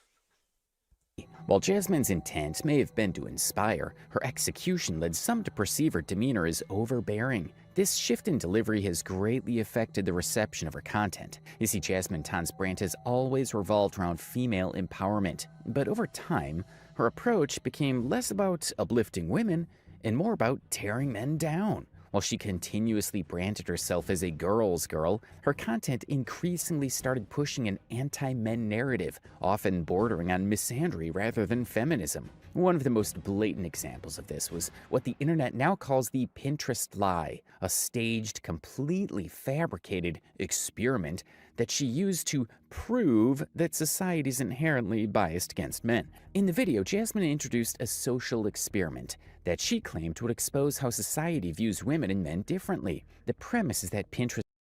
Yeah! No shit! I wouldn't even have to make an experiment to know that. I would just need to keep my eye open. Yes, society treats men and women differently. Who are you talking to, man? What is this eye-opening? Damn, I think she just unveiled a societal problem. Like, no shit, Sherlock. She abuses me, Poker. In this case, you would need to leave her. Mine doesn't. Mine doesn't. Mine treats me well. Pinterest itself, a social media platform known for fashion, beauty, and lifestyle content, was proof of systemic bias against men. She starts by instructing her 12-year-old sister, June, to open Pinterest and search the term ugly girls. June compiles, and surprise, surprise, Pinterest returns no results. June, did you know? What? That Pinterest is a girl's girl. What do you mean? No, really, here. Open Pinterest and then search ugly girls. What does it say? Oh my god, we couldn't find any pins? For ugly girls, there's no results for ugly girls. That is so cool. Jasmine dramatically declares this as evidence that society refuses to acknowledge that ugly women exist. Then, she tells June to search for ugly boys. This time, the screen is suddenly flooded with results. Now open Pinterest again. Okay. And then search for ugly boys. Oh my god. There's actual results. There's actual ugly boys results. So yeah, Pinterest is a girl's girl. Slay. Okay, bye. Bye. Bye. Jasmine, feigning shock and amusement, excitedly claims that Pinterest is a girl's... All right, where's the problem here? Where's the problem? This has to be bait. But she says that she loves me when she hits me, though. In what location are you? Are you in bed? Her baby sister started speaking like her. The mannerism, more like an infection.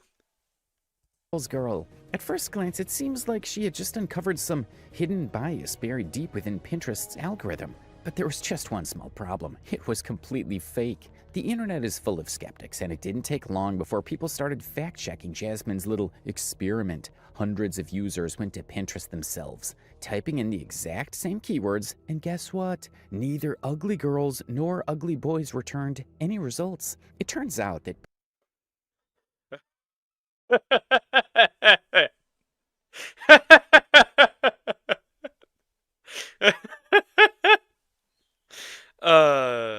Interesting. Wait, Poker, you found a girl?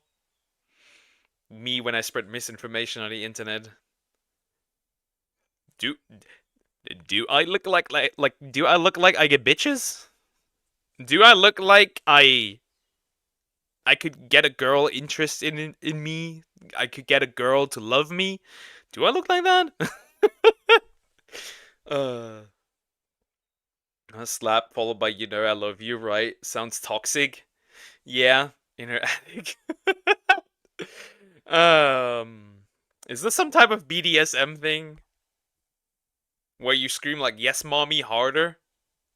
Pinterest doesn't generate results for either search term because, as an image-based platform, it doesn't categorize people as ugly or beautiful. Pinterest's algorithm prevents these kinds of negative search results from appearing altogether. A commenter also pointed this out. Pinterest isn't just a girl's girl, it's a closet, art gallery, makeup store, and friend. So if neither term works, how did Jasmine manage to get results for ugly boys? She made them up. Further digging revealed that Jasmine had literally created a Pinterest board herself and named it Ugly Boys. Then, she filled it with random images of men, so that when June searched for ugly boys, the results would conveniently appear, making it look like Pinterest was discriminating against Pinterest was sexist!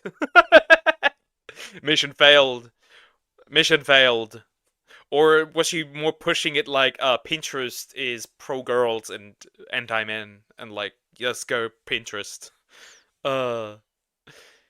Yep, do you get a girlfriend? No, I didn't. That was mostly Sumax and Raven.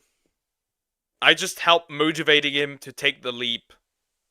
men. In reality, she manually rigged the entire thing. Once people caught on to the lie, the backlash was swift. Reddit threads and Twitter posts began calling out the deliberate misinformation, with people expressing shock that she would go so far just to reinforce her own narrative. For someone who preaches female empowerment and authenticity, being exposed for faking evidence was a huge blow to her credibility. It raised the question, if she was willing to manufacture this lie, what else had she exaggerated or manipulated? Jasmine had built a reputation for being a confident, outspoken feminist, but this incident made people question whether her feminism was genuine or just performative outrage designed for clicks. Being a girl's girl doesn't necessarily mean that you have to hate men and literally be rude to another gender. You can love and respect everybody while being a feminist. Well,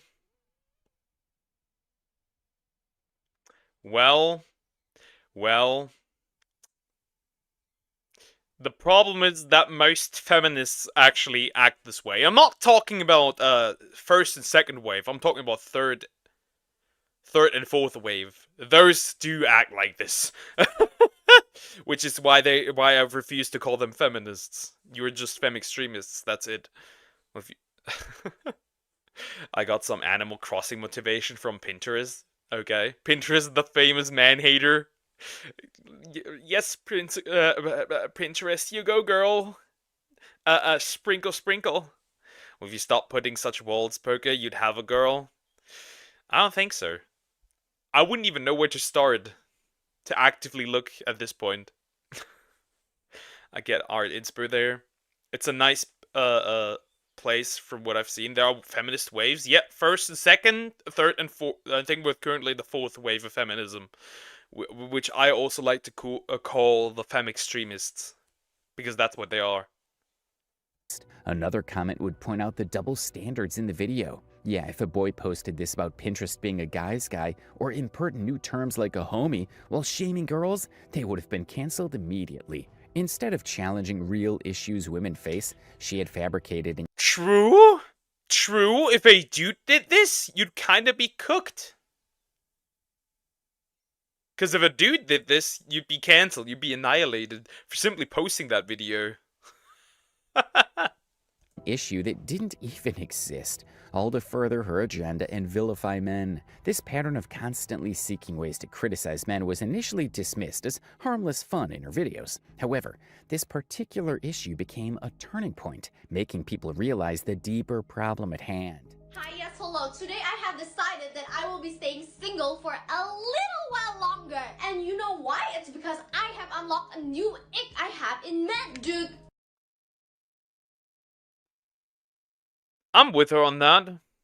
I'm deciding to be single with a little while longer as well. Like 60 years or so. I'm with her on that. We're talking about icks. Oh no, this can't be good. You should do this, Poker. I'd rather die. I want to build something here. Not get myself cancelled. Especially with a space that is so like very virtue signaling as VTubing. Please, please, I am begging you, please do not ever baby talk me. I do not care if you've been married for 40 years. I do not care if it's gotten to the point where I know all of your hamsters' name that you had when you were 10 years old. I do not care. Please don't ever talk to me in a baby voice. Since I would know that, I would now do it on purpose, because I know it drives you nuts. I would do that on purpose now. I would baby talk you so much, you'd send in the divorce papers.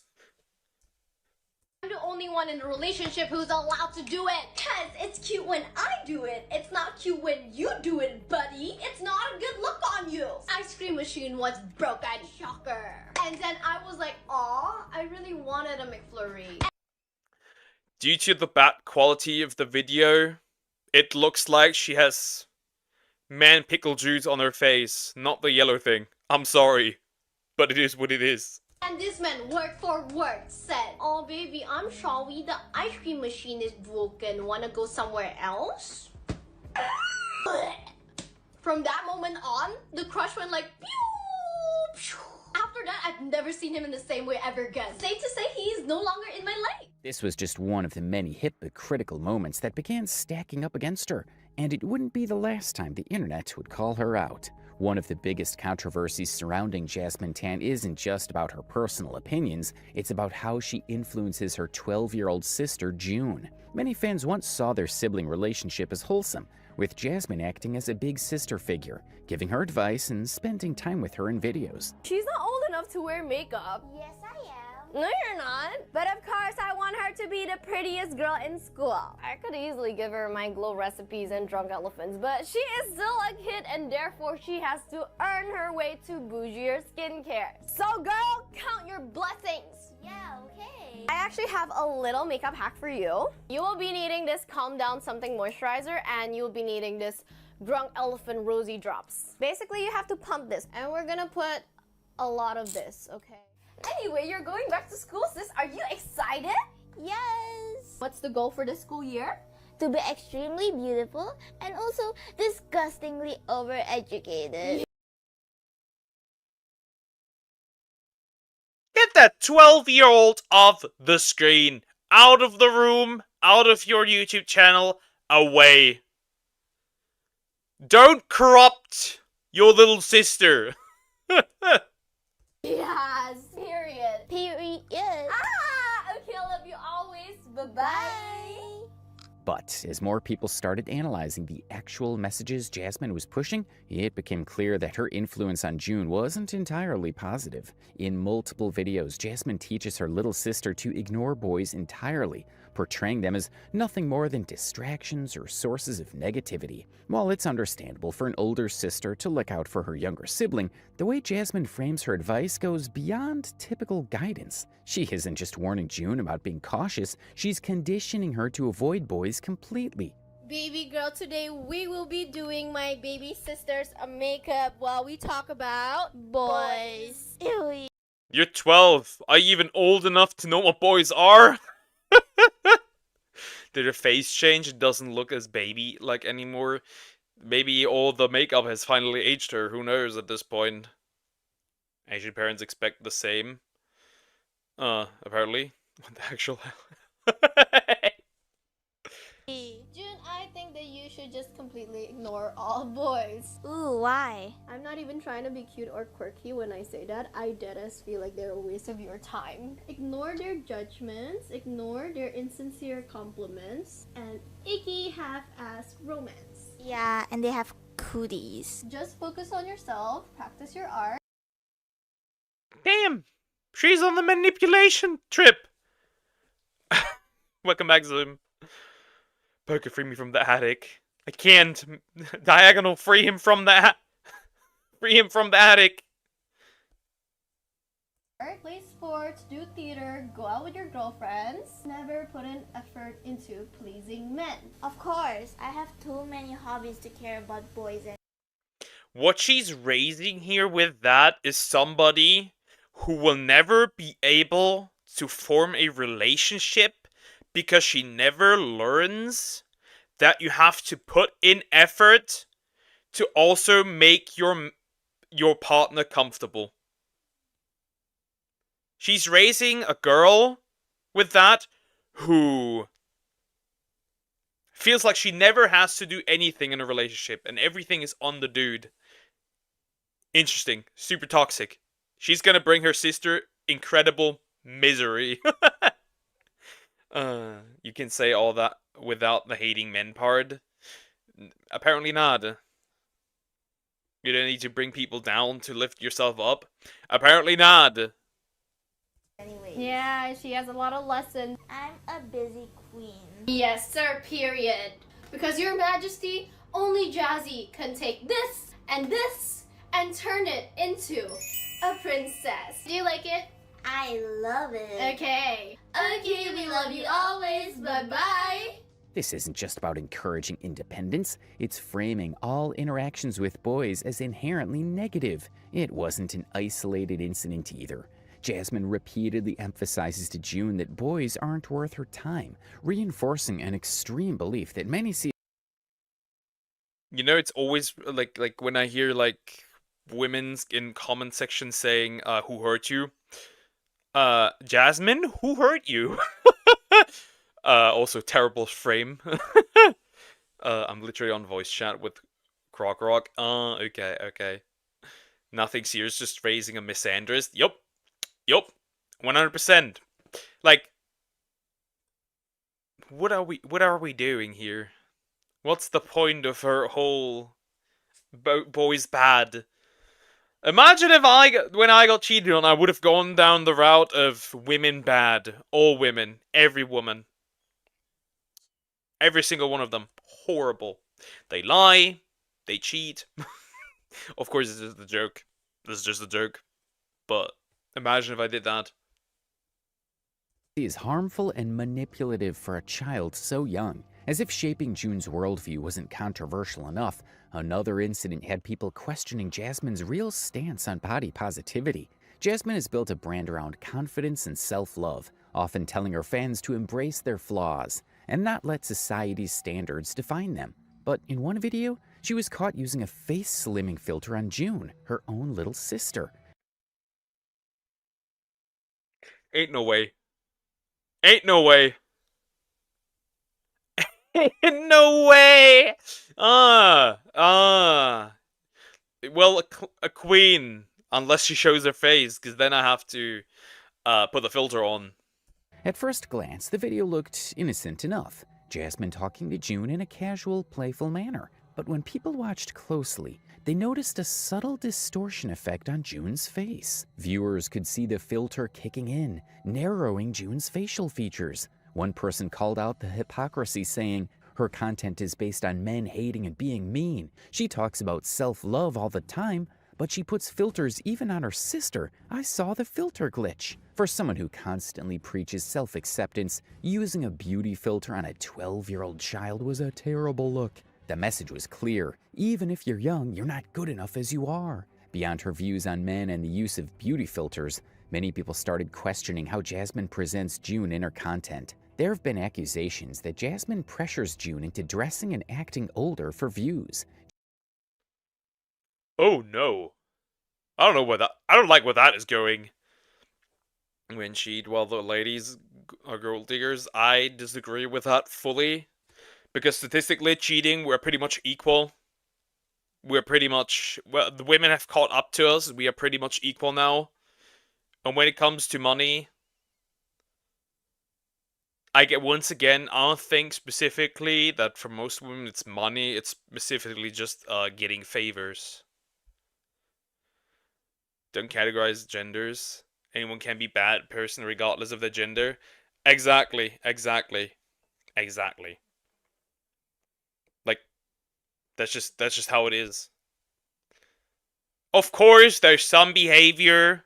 Let's not get delusional. Of course, there's behavior that would more happen with men and more happen with women. That's just how it is, biologically.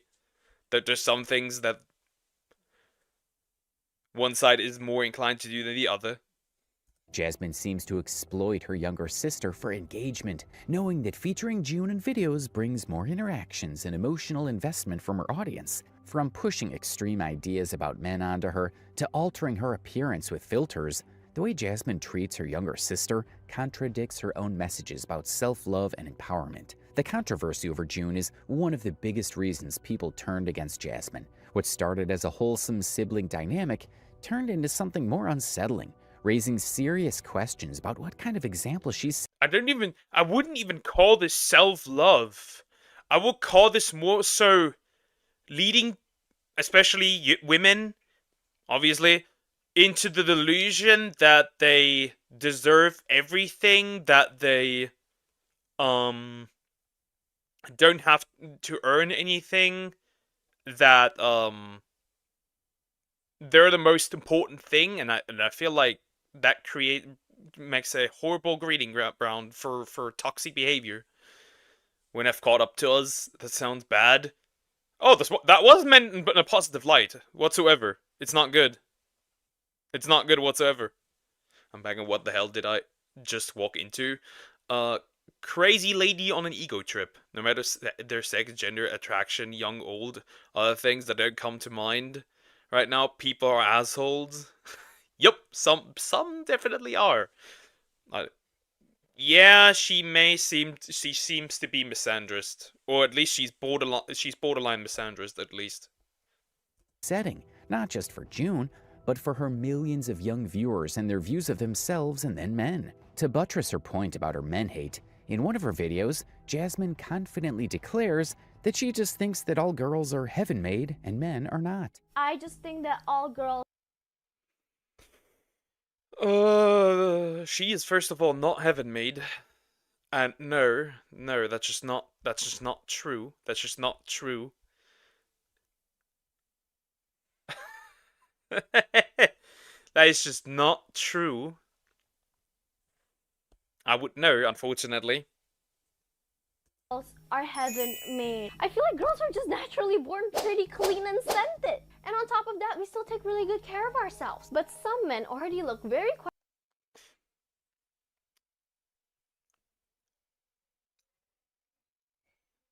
I was in a relationship. Women can be just as dirty as dudes are. Women can be just as dirty as dudes are. That's all I'm gonna say. questionable to begin with and still make zero effort to look better. For someone who constantly talks about self-love and acceptance, this statement felt particularly hypocritical. She wasn't just making an observation about grooming habits, she was actively dismissing an entire gender's appearance as inferior. She continued by claiming that by that logic, the ratio of hot girls to hot guys is about 10-1. Now, my point is, what I do not freaking get is you think, right, by that logic, ratio of hot girls to hot guys is about like 10-1, like there's... According to dating apps, it's 20 to 80. According to dating apps, like 20% hot, 20% not, 80% not. All I can say, we don't claim her. Just like I didn't claim the OnlyFans creator who was supposedly a virgin. Like, we don't claim her. Hi UMW, how you doing? Hope you're doing good. Oh, so basically, fuck them. I'm gonna live my life happy. Kind of. With really negative attitude. one cute guy every 10 hot goddess women, you would think they'd be trembling at the presence of our godlike hotness. But no, instead, all the hot girls think they're ugly. Because you know what? Society benefits from capitalizing on women's insecurities. While the ugly men genuinely think that they're hot and they're a catch. And you created that. You created that as well. Most insecurity that women have come from other women. Like, women out here crying about, oh, I have hip dips. I'm like, I've never seen a man. Like, women out here saying like, men, do you really not find this attractive? And it's like, just a picture of hips, and it's like, they mean like their hip dips or whatever. And it's like, no man on Earth, well, no man, there will probably be some, but no man on the planet cares about that. No man on the planet. This is woman made. This is made in woman.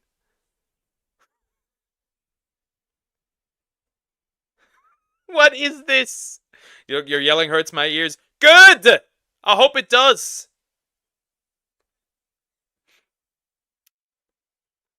Like, what? I'm triggered! Yes, I am! thinks they rule the world. Like, oh my god, where'd y'all purchase your audacity from, huh? Haha, just kidding. Okay, I love you always. Bye-bye. This entire speech is a What's a hip dip? It's like a weird dent in your hips. I don't know how exactly put it. It's like, I don't know. It's like a weird dent. I don't know how to explain this. I never looked at a woman like, damn, you have some ugly dents in your hips. And it's like, what? No man has ever cared about that. Not a single man. A lot of the problems that women have about their appearance is woman-made. Woman-made. Contradiction. On one hand, she criticizes society for profiting off of women's insecurities, but in the same breath, she reinforces the idea that men are inherently unattractive and don't deserve confidence. The double standard was immediately noticed by all. Hi, yes, hello. If you identify as a woman, we need to have a little chat, girly. I'm calling an emergency meeting right this second. Baby girlies, I feel like us women are getting way too desperate to make something work here. Because why have we invented the term ugly hot? True. Or like mid-ugly. And I'm like, what is mid-ugly? Like, what are these terms? What is mid-ugly? Or we have moved, definitions where we show, like, pictures of, like, really dudes who have, like, trained for, like, 6 years in the gym, but they have a bit more fat, and they call it like a dad bod, and I'm like, what? How is that possible? Some men don't even know hip dips exist. That's how much we didn't care. Some men just, like, it's not even some men. Most men don't know that it exists. For, like, as long as I found this out last year, that is a thing. That is a thing that women are insecure about.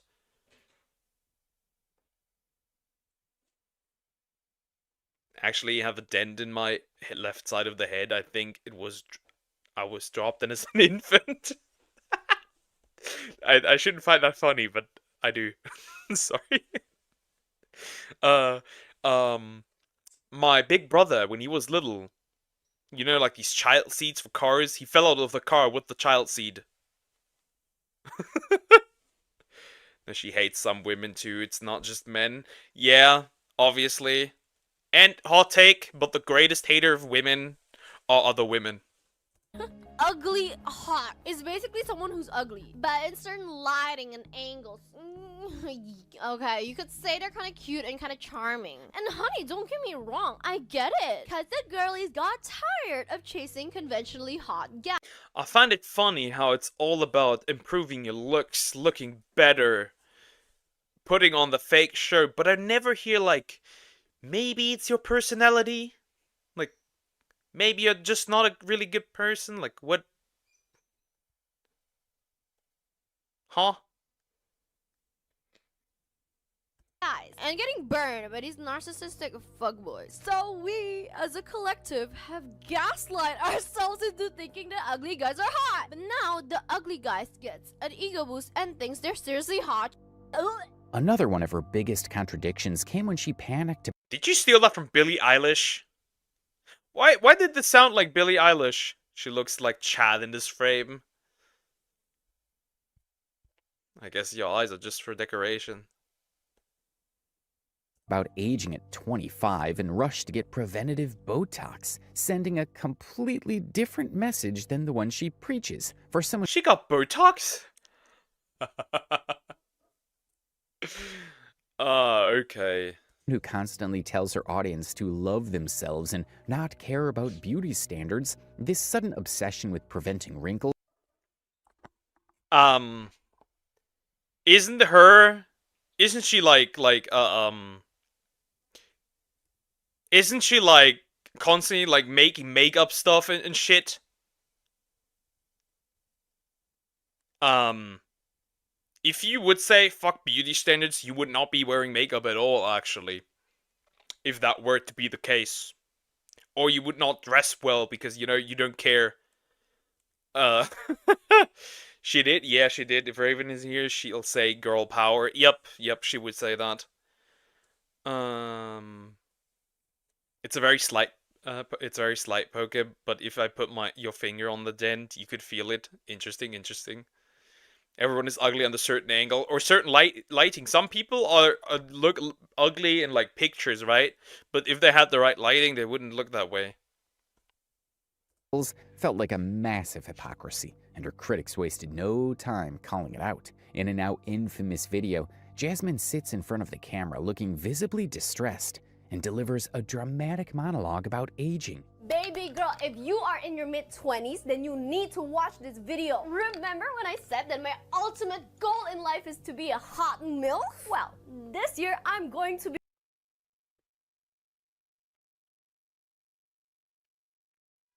What? Huh? What? Bitch, we're all gonna age. Whether you're gonna try to look young in your 40s, dude, once you hit like 60, 50, you're gonna show. Even at 40, you're gonna show. No amount of makeup is gonna cover that up. Eventually, you will look like the grandma from SpongeBob who sat in her wheelchair with like just her head and her spine wanting to be rubbed with chocolate. That's gonna be your end. That's gonna be all of our ends. Be 25, and because I smile all the time and I'm very expressive with my face, I am starting to develop forehead wrinkles. No, The dramatic delivery, paired with the fact that she was only 25, immediately rubbed people the wrong way. No, This bitch is older than me. This bitch is older than me. I have scars all over my face because of the acne I had and still have. I have some scars across my back from the bullying. refuse to age. So today I'm getting my wrinkles removed because no amount of skincare can fix it. So today you're coming with me to get my very first Botox. Let's go. Baby girl, did you know that after the age of 25, your body produces 1% less collagen every year? And as your body produces less collagen, you know what that means? Wrinkles! Well, apparently, if you start getting preventive Botox in your mid-20s, you...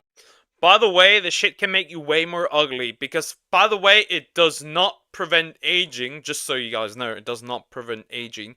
It simply just prevents the sagging of your skin. Because that's what makes you actually look old. It's the sagging of your skin. You will still age. And if it does eventually stop to function, that Botox, because your body tries to get rid of it, your skin will sag. You can prevent the earliest fine lines from becoming deep wrinkles that's gonna be harder to correct later when you're in your 40s. Because look at this. This is 1 week later, and I look gorgeous as fuck. She then documented herself 25. At 25.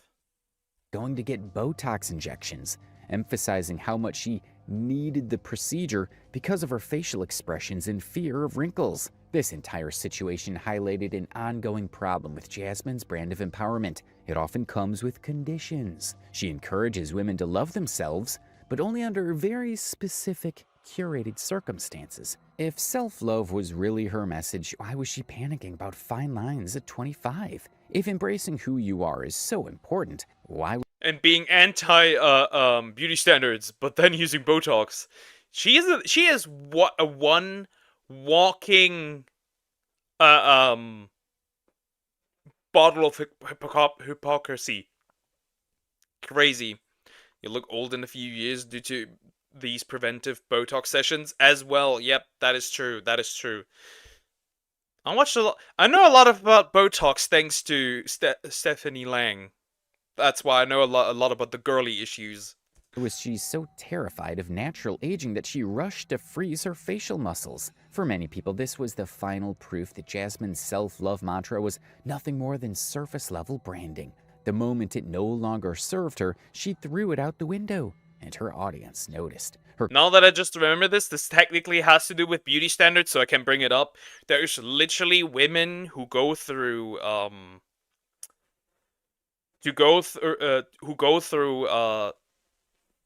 cosmetic surgery or whatever cosmetic surgery or whatever you want to call it to get tighter vaginas. There you have it. Her credibility took another massive hit when she publicly mocked a 21-year-old woman for looking too old, a moment that completely contradicted everything she claimed to stand for. It all started when Jasmine attended a Pilates class and noticed another woman in the room. Instead of minding her own business, she decided to turn it into content. In a video that was later deleted, but of course archived by the internet, Jasmine went on a rant about how shocked she was to find out this woman was only 21. Baby girl, not to be a hater, but do you guys notice that us Gen Zs are aging really, really, really fast and looking way older than our actual age? Like, so far it might seem like a she does have a point. She does have a point in the way that Zoomers are aging faster. This could be due to, I don't know, less time spent in the sun. I don't know. Maybe the stuff that we consume makes us older. Maybe it's stress. I don't know. Whatever it is. I don't care that much. If I shave, I look like a 12-year-old boy. So I don't care that much. I like... If I would buy alcohol now, they wouldn't ask me for my ID. If I buy alcohol after I shave, they would ask me for my ID. Yeah.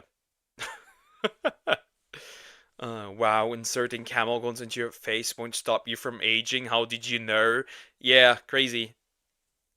General observation about aging, but then she took it to a cruel and unnecessary level. this morning, I saw this girl in my Pilates class, right? And I legit thought that she was like a mama muda that goes to Pilates class after she drops her kids to school in the morning. And today I was feeling sociable, right? So I poked her and I was like, oh my god, you awet muda banget. And she was like, what are you talking about? I'm 21. At that point, I wanted to unalive myself because, oh my god, that's so... Would have been that. Nah, I can't say that. Why? Why? Yes, some people may not look their age. They may look younger, they may look older. You do not know people's age perfectly. Oh man, Poke, can I get an orange? I have a bunch of orange, by the way, funnily enough. Who were just bought yesterday. Embarrassing. Then came the worst part, the moment she completely undermined her entire self-love philosophy. Girly girly pop. She's still in school. She's 21. Why does she look like a mother of two who responsibly files her goddamn taxes every year? The tone of this statement is what really struck people. It wasn't just a casual joke. It was a direct insult to another woman's appearance, lifestyle, and personal choices. As soon as the clip started circulating, fans and critics alike slammed Jasmine for being judgmental, toxic, and completely hypocritical. One Reddit user summed up the sentiment. I like her too at first, but then she posted a vid about a 21-year-old girl in her Pilates class who looks like a 35-year-old and a mom of 3. I was so shocked seeing that. Well, I guess she does look older. Maybe she, I don't know, doesn't throw 80 whatever layers of makeup on. Maybe she,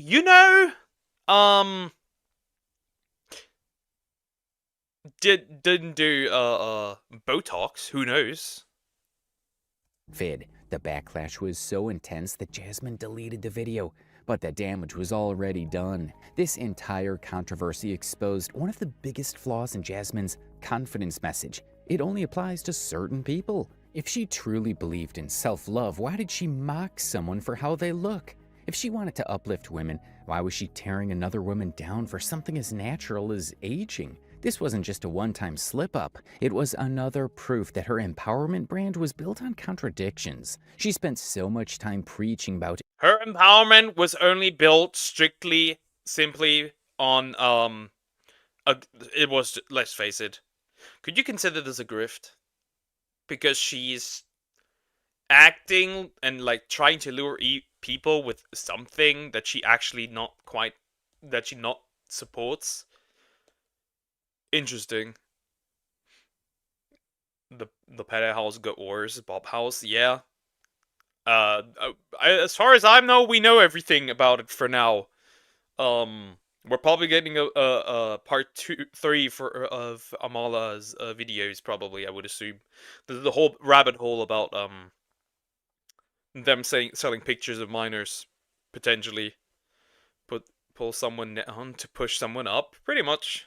Ignoring beauty standards, yet here she was, insulting a woman for not looking young enough in her eyes. And it didn't help that shortly after this controversy, Jasmine released a video promoting retinol, a skincare product used for anti-aging and wrinkle prevention. The timing made it seem like she was using the backlash to push a product, further reinforcing that her self-love messaging was nothing more than a marketing tool. For many of her longtime fans, this Yeah, no shit. Who would have expected that her self-love bullshit is just for making money? Once again, greed. This was the final straw. It wasn't just about one bad take, it exposed a pattern. The internet wasn't going to let this slide, and her audience started walking away. By this point, Jasmine had been caught in multiple controversies. The Pinterest lie, the age-shaming incident, the Botox hypocrisy, and her toxic influence on her younger sister. Each time she faced backlash, but instead of reflecting, apologizing, or addressing valid criticism, she took a very different approach, doubling down. Actually, that's not really a different approach. Everyone does that. They fuck up and then they double down. Like, this is not this is not like the different approach, to be fair. Most people. Like, most influencers do that when they mess up. They don't apologize, they don't correct their ways, they just double down. People called her out for her age-shaming comments. Many assumed she would issue a genuine apology, or at the very least acknowledge the mistake. But instead she posted a video that made everything worse. In the video, Jasmine smugly says, Now, I would like to just make something clear that if you do not like me and you find my videos cringy, that's okay, Both. baby. Because I do. I absolutely adore me. I can't force you to have good taste. Ha ha.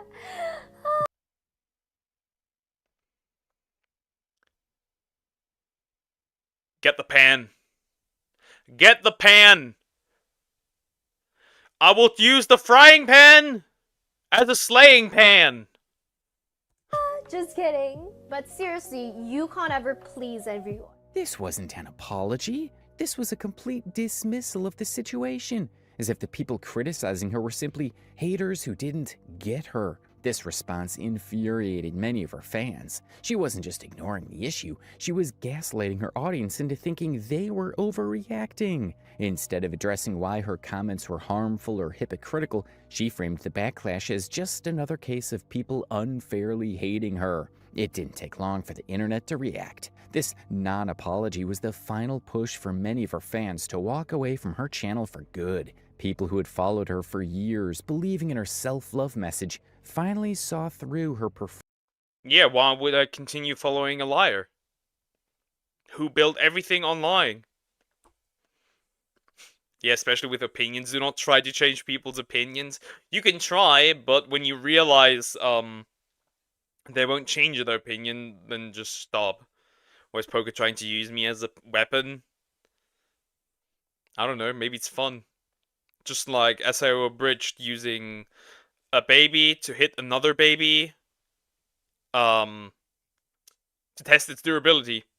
Formative empowerment. Her audience started unsubscribing in waves, and her engagement dropped significantly, as you can see from her recent videos, from millions of views per video to barely 50,000 sometimes. Despite all the backlash, Jasmine never issued a real apology. Instead, she continued posting as if nothing had happened, hoping the controversy would blow over. But the internet doesn't forget, and for many, this moment marked the downfall of Jasmine Tan's influencer career. Jasmine Tan built her platform on self-love, confidence, and female empowerment. But over time, it became clear that her version of empowerment wasn't about uplifting women, it was about tearing others down. And the truth is, Jasmine wasn't hated because she was confident. She was criticized because she built her success on one message while living by another. At the end of the day, self-love isn't about looking down on others. It's not about fabricating reasons to hate men or judging people for how they look. True empowerment doesn't come from creating double standards. It comes from leading by example. This is pretty much the end of the video. My approach is super simple.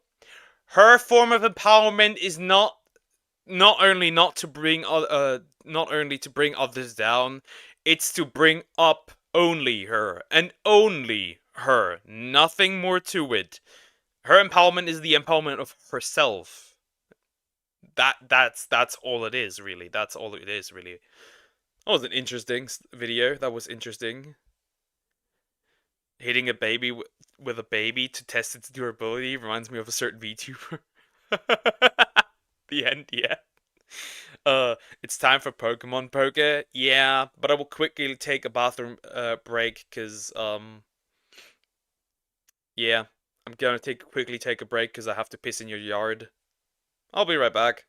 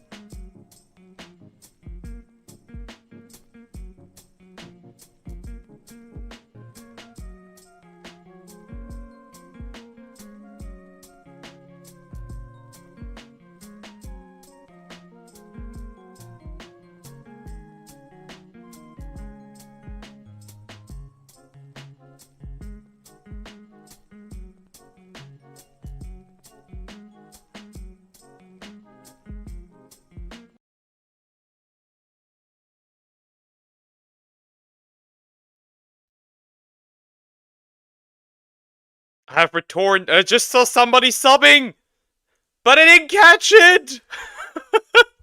I did not catch it. Damn it. But thank you for the sub. I appreciate it. Thank you. But I didn't catch it. I didn't catch it. Anyways, another viewer missed. Damn it. Why are you all subbing when I'm not here? How dare you? Okay. We'll sway. Yeah, I just did piss in his yard. No, that's illegal. Who said poker isn't above the law? Poker's short, he isn't above anything. I can be as long and I'm a slime, right? I'm formable. I can be as long as I want. Everything of me can be as long as it wants. So yeah. And yes, that did go for quite literally everything. Wow, Pokey didn't even thank them. Ah, I just said thank you, I think. Again, thank you. Appreciate it. Thank you, thank you, thank you. I can't be inside his walls. Last time he was making weird noises that scared me. What the fuck? What the fuck, Sway? What the heck? Can't believe you're ignoring the sub, Pokey. I will bonk you all with a baseball bat. Every single one of you. Well, except Sumax and Diagonal. And Krokorok. And Kokos. I guess it's just gonna be you. Anyways. It's time for Gambino. Once again. It's time for Gambino. Where is it? Here it is.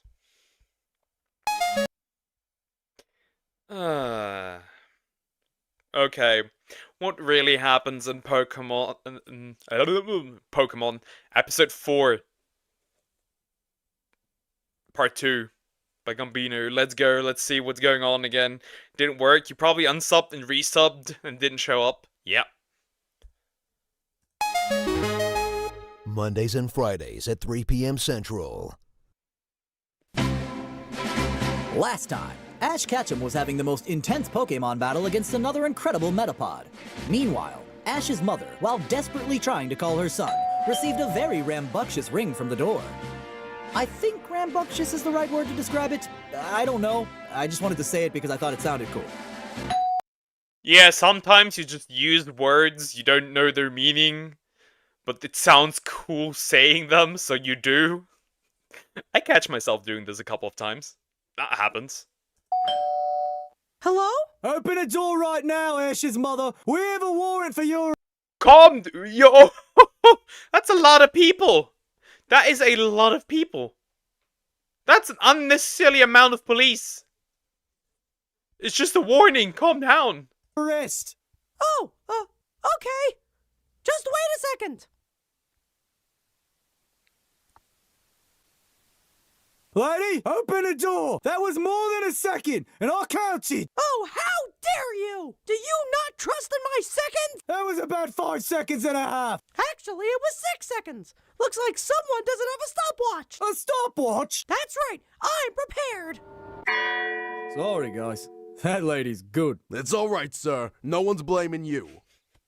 That lady's good. Yeah, apparently. She is. Alright, lady. Open this door. We're breaking it down. I don't speak English. I mean, I don't get it. How could she not speak English if we were just having a full conversation? Yeah, it's sometimes people... You know what you could do? You could go into a drive-thru, and like ask if they speak English, and then they start speaking English, and then you order in your native language, and they're then totally confused. In English. That lady's good. Metapod, use Harden. Are you serious? You just had to take my Metapod, didn't you? You just couldn't take his. Nope, Ash Ketchum was the one that had to have his Metapod taken from him today. So, does this mean that I won the battle? Okay, I didn't think this through. I mean, technically. Yeah, technically. Everybody, run! Wait, what? Wait up, guys!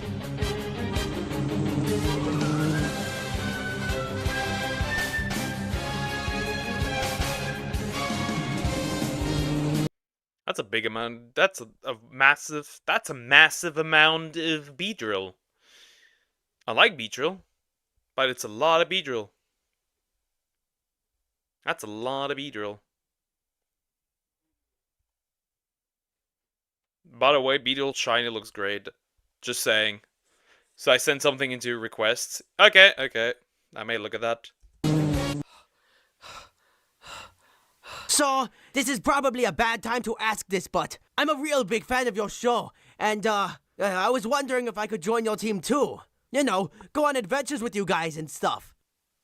Wow, this is awkward. Guys, the Beedrills are waiting for us to come out. What do we do? Oh, don't you worry, guys. I pretty much live in the forest. Attacks like these are common. Those Beedrills will be gone within the next hour or so.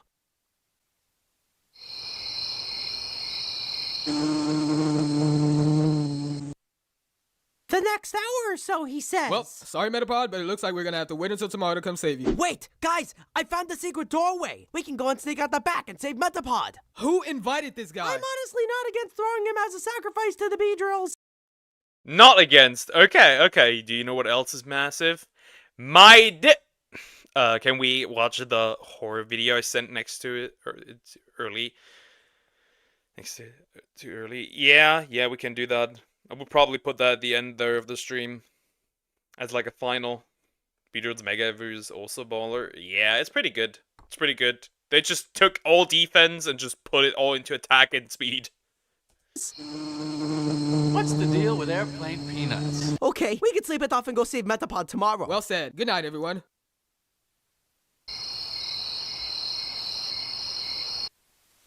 We'll come back. What? Why is there a black spot? Did bro pee himself? Why is there a black spot on this bed?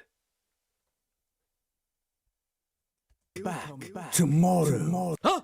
Who said that? Oh, it was just a bad dream. Wow, that's embarrassing. He did pee himself. He did pee himself, and now he's switching it with the other guy, so it looks like the other guy peed himself. Villain.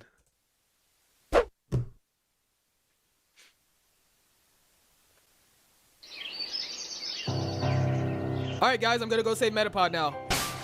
Aw, man, I think I went to bed. What's the deal with it? That is not pee, that is a wet dream. If that much comes out when having a wet dream, if you know what I'm thinking of, then good God. Airplane peanuts. What's the deal with lampshade? What's the deal with homework? I mean, if it's a lamp, on your home. Then that island of women, of demon women, would all be pregnant. Why do you want shade? What's the deal with Aquaman? You're not working on your home. Could he go on the land, or was he just restricted to water? What's the deal with those guys peanuts? down in the pit? What's the deal with airplane peanuts? I don't even like side field. Metapod, I'm here to save you. Yeah, no, great job, Ash. That was a very smart move. He's taking the Metapod. I mean, what's the deal with cancer? Let's get the Metapod back! It's tomorrow, so give us your Pikachu. We'll try again tomorrow. Tomorrow? They always do it like this. Tomorrow. No, guys. The Metapod, remember? Oh, fine. I'll get him back myself. Ash, what are you running for? There were Beedrills chasing me. I think I lost them. Ah! Mission complete, bitch! Whoa. Did he just throw the Metapod? Is it going to evolve now? Is he dead? Whoa, Metapod, did you just evolve? It's a Butterfree! He can fly now! I can fly? I'm finally free to go back home. See you later, suckers. Butterfree, return. Wow, great adventure! I wonder if that works. Like, how far is the distance that works? I'm just curious at this point. How far is the distance that can be done? Adventure we had today, team. So, where are we going next, team? Whoa, look over there. It's a clown trying to find your desktop computer. Where? Oh, that's just my cousin Pablo. Wait, where did you go? And so, Ash's Metapod evolved into a Butterfree. What sort of adventure will await him next? Will the police be able to get inside of Ash's mother's house? Find out next time on What Really Happens in She tricked them all. Now they can't get in. Pokemon. Did you enjoy the episode? Wow, I did. Thanks for asking. No. Yeah, I did. I did enjoy the episode. That was not bad. That wasn't bad. That wasn't bad. Now, next video I need to watch. You know it. Salmax is gonna be like, oh, not again. Yes, again.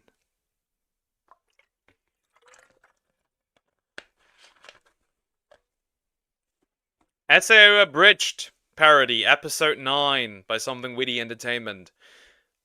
We're now halfway through. We are halfway through episode 9. Let's go.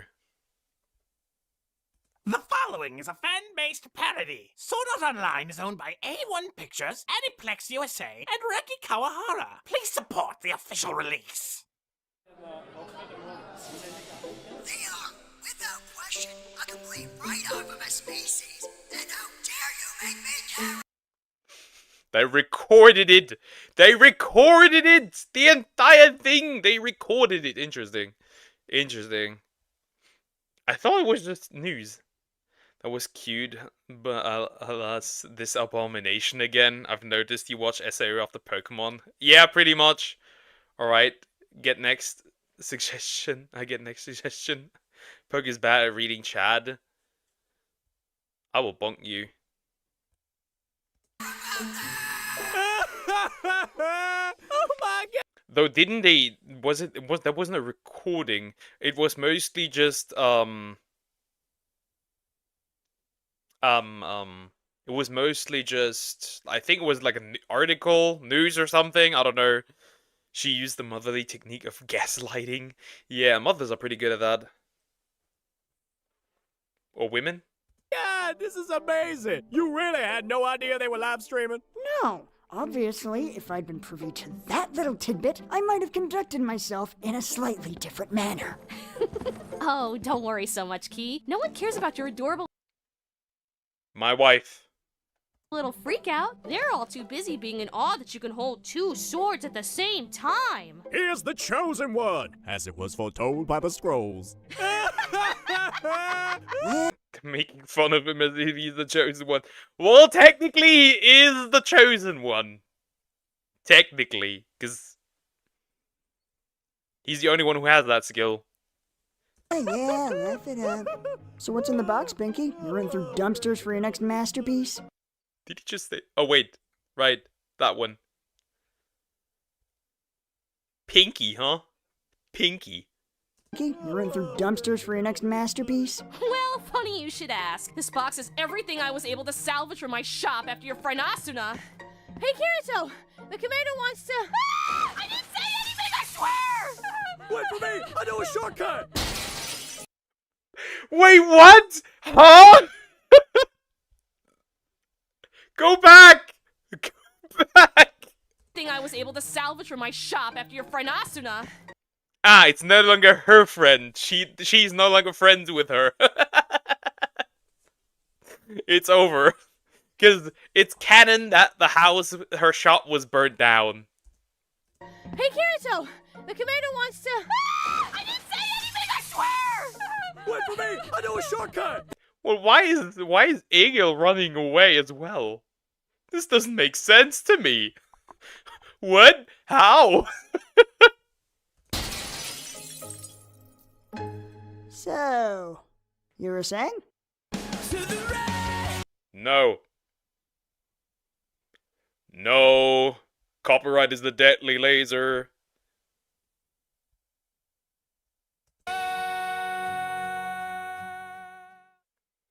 Welcome, Kirito. Thank you for coming. I am Heathcliff, commander of the Knights of the Blood Oath, as I'm sure you're well aware.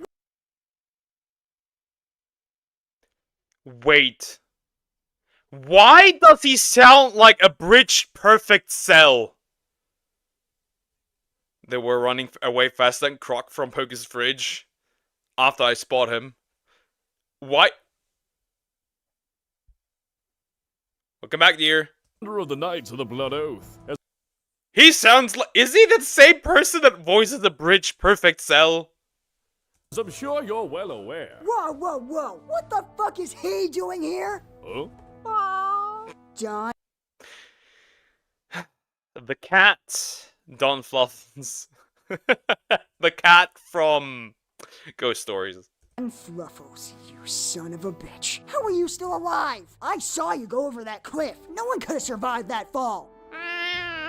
You sly bastard. I would have never thought of that. I'm sorry. Could he actually speak cat, or is he just messing with us? Knowing him, it may very well be both. You know, I still have that... A bridge Kirito can canonically speak cat.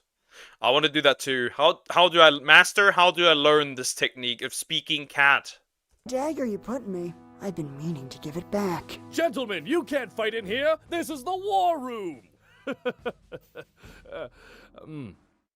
Really? No one? I'm the only one. Forget it. We have important matters to discuss. Kirito, by now, all of Eingrad has seen the video. Which, by the way, I could not be happier about. Defeating a floor boss practically single-handedly, and with a unique skill no less. You've got to admit, it's a pretty inspiring image. The video, he's talking about it like with some leaked revenge coin. The video. Crocodile Coco's has been a bad boy. He tried to tickle me to death. Continue tickling him! I said you're short, Poke. Okay. Maybe even enough to rally the other players to action. I think you're just what this guild needs.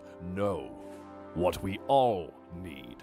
Kirito, will you join the Knights of the Blood Oath? Nah. Fantastic! Welcome aboard, come again. No, not interested. As I'm sure Fluffos can attest, guilds and I go together about as well as puppies and fire ants.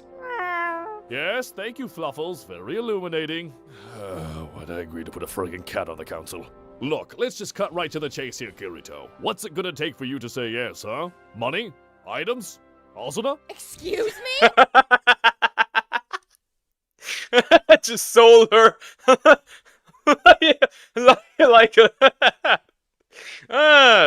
Today's topic: slavery. Oh God, just sold her like a common whore. It's crazy. What? It's a compliment. Wow, Commander! I didn't think this game had any magic. But look at you, turning women into trophies. Got some misogynist alchemy going on up in there. Fine, fine. I can't give you Asuna, but I'm serious, Kirito. This game needs you. Name your price. Well, I suppose there is one thing. The town of Colinia. You couldn't pick a better setting for today's match between two of the greatest competitors to ever grace the elegant art of stabbing the shit out of each other. Heathcliff, the Blood Typhoon, versus the Dark Spectre of Death himself, Kirito! Are those nicknames official? I'm not seeing anything in my notes. Those nicknames are not official, I think. Honestly, I don't know who to give the edge to, Sammy. On one hand, you've got Heathcliff, master of the Divine Blade, with a defense so impregnable it has earned him the distinguished title of cheating axe-lord faggot. I can't say this word, but the F slur just was used.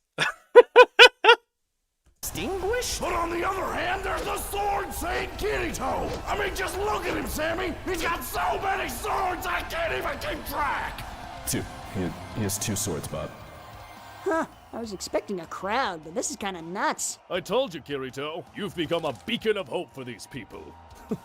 Also, I suppose it's not every day that someone is foolhardy enough to challenge SAO's top player. Actually, if you remember, I'm the one who challenged you. Looks like the dementia's kicking in early, old man. Dementia? Well, that's not entirely true. Technically, you know, Canonically, Heathcliff forces Kirito to have a duel with him, otherwise he's no longer allowed to like spend time with Asuna.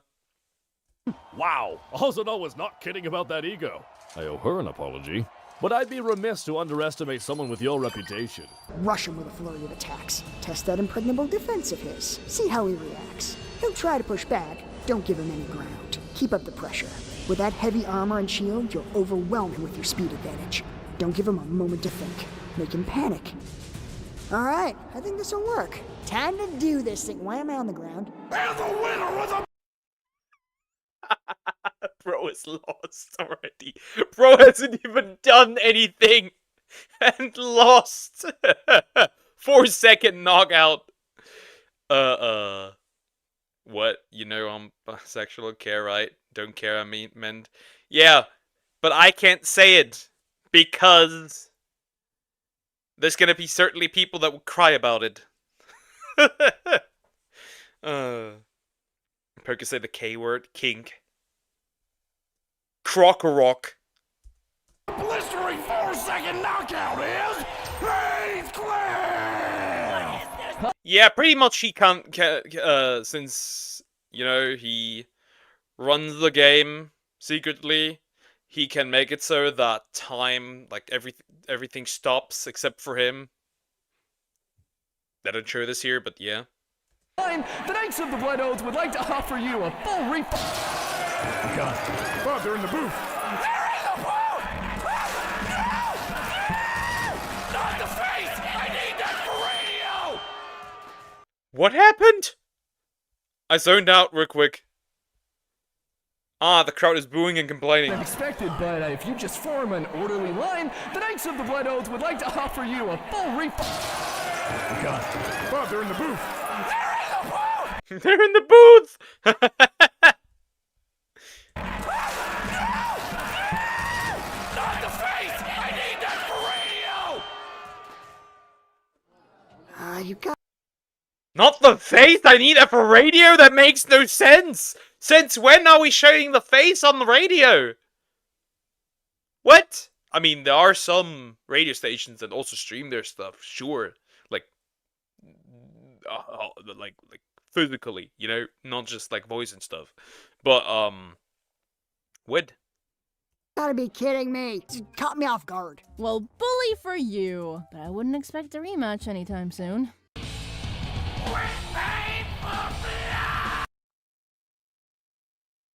Damn. They paid for blood. Rioting, it seems. Understandable. I would want my money back as well. You ever notice this game is a real arson problem? Look, I know you're not crazy about guilds after your last one's unfortunate.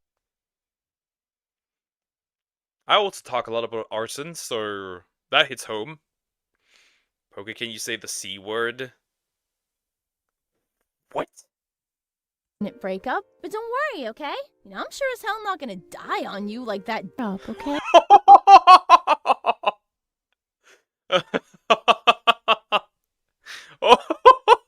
It doesn't matter! She's dead now, so cheer up! Sweaty, then she gets married to a dude. What? Yeah, it's probably gonna be him. Canonically, it is him. Okay? I promise. Things are gonna be better this time. Greetings and salutations, comrades! I hope the morrow finds thee well, Sir Kirito! 'Tis truly an honor to meet a warrior such as thee. Damn it, Asuna! This relationship cannot be... Damn. Damn. Why does he speak like that? Bro speaks like an Elden Ring character. Interesting. built upon a foundation of lies! Kirito, this is Godfrey. I'm told he's something called a role player. Oh, God. Hark! I hath been ordered by our wise King Heathcliff to lead thee in thy first training exercise. Training exercise? I don't need training from you. I went head Damn, now we know he hath returned. to head with your boss. Forsooth! And pray tell, how has that worked out for thee? Yeah, I do not care for you. You're a role player, and now apparently you're pretty chummy with Mordor's Most Wanted over here. Oh my god, what are these insults? I need to write those down. Mordor's Most Wanted? I'm going to use this. 100% I will use this. As far as first impressions go, you're not exactly batting 1,000. Well, I may hath stretched the truth a bit. This isn't just a training exercise, 'tis also a team-building exercise. I have heard about thy petty squabble, and tooketh upon myself to smooth things over. Petty squabble? You know he broke into Asana's house, right? I was out of line. Huh, that thing went in pretty deep. I think I can still see a scar. Now, sir. Yeah, remember when like the sword dropped on his head? That did go pretty deep. Maybe it fixed the problem. Kirito, thou must respect thy elders. What he lacks in youthful good looks, he more than maketh up for with decades of experience. I'm 26. So, onward, brave heroes! I hate this game. I hate it so much. Oh, what chipper? Is that supposed to be endearing or something? Got it! Not a fan of the bard, he is gone. You and me, we are on the same page here, buddy. Okay, so if you could just put the sword down. Oh, I'll put it down all right. Oh, wonderful! You see, Kirito, if we just calmly talk out our differences, there's no end to what we can accomplish. Godfrey? I mean, sure, this looks bad now, but give Bro fixed his role-playing. Bro turned off the role-playing. The laugh is pretty good. Boss won't get off your back? Girlfriend won't stop nagging you? Did that fuckstick Tiffany sell you a bullshit dagger that broke almost immediately despite the fact you spent half your goddamn coal on it? Have you considered murder?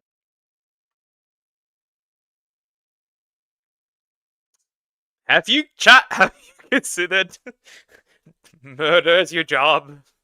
Murder? Oh yeah, I remember that. Still can't believe they took my advice. They took his advice and turned it into an actual ad! What the fuck? Oh, yes! Your oh so helpful advice. Ad campaign, PR blast. Get your faces out there. Send an email with your exact location to every player in the game. In fairness, that last part's on them. You destroyed. If only I could have met them in their prime. Wait, you've never met them? I thought you said. Oh, so they followed his advice, which gave people the possibility to jail them. Okay, got it. Oh my god. You're not a member, you're a fanboy! That's amazing! You made them sell out! And what did it get them? An army at their door and a blade through their hearts? It used to be about the murder, you know? Oh, let me guess, you prefer their early work. And what of it? This is the greatest day of my life. Do you mind? I am trying to kill you! Hey, if I gotta die anyway, least I can do is make sure you don't get to enjoy it. Die! True statement. Hey, if I'm dying, might as well enjoy me dying. Depends on how bad the pain is, though. Maybe you can enjoy it. Die! Die!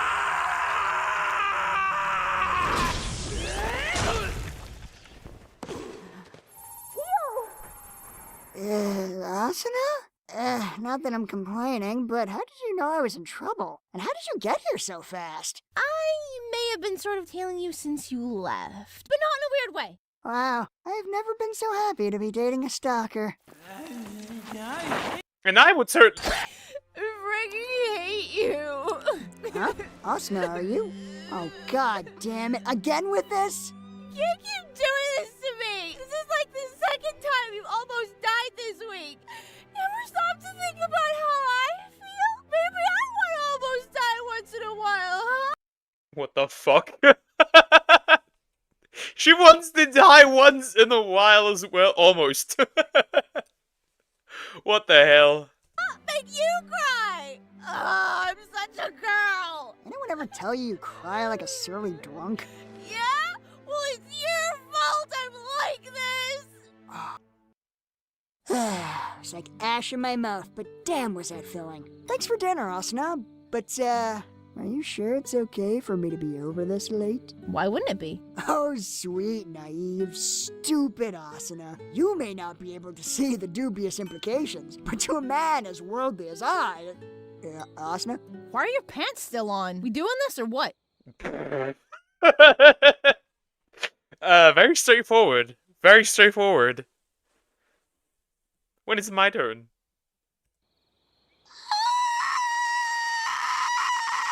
Weird like a velociraptor.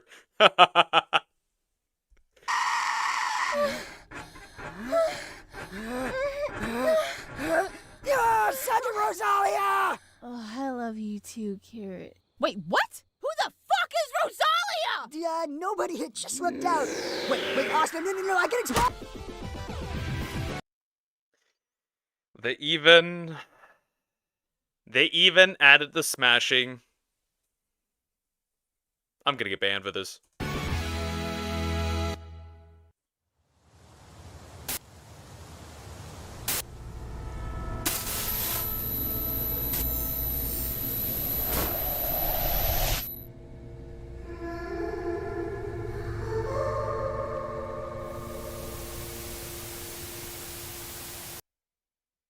That's the end. 6-part made Poke feel good. No! It did not. That came completely out of nowhere. I did not even see it coming. No, that's not how I meant it. I did not see it happening. They even added this. They added this from the light novel. Okay, it just literally showed 6 on stream. This is just the sounds. Yeah, true. No. No, we are no longer family friendly. We never were to begin with. Whoops. Anyways, good episode. That I did not expect that to happen. It ended.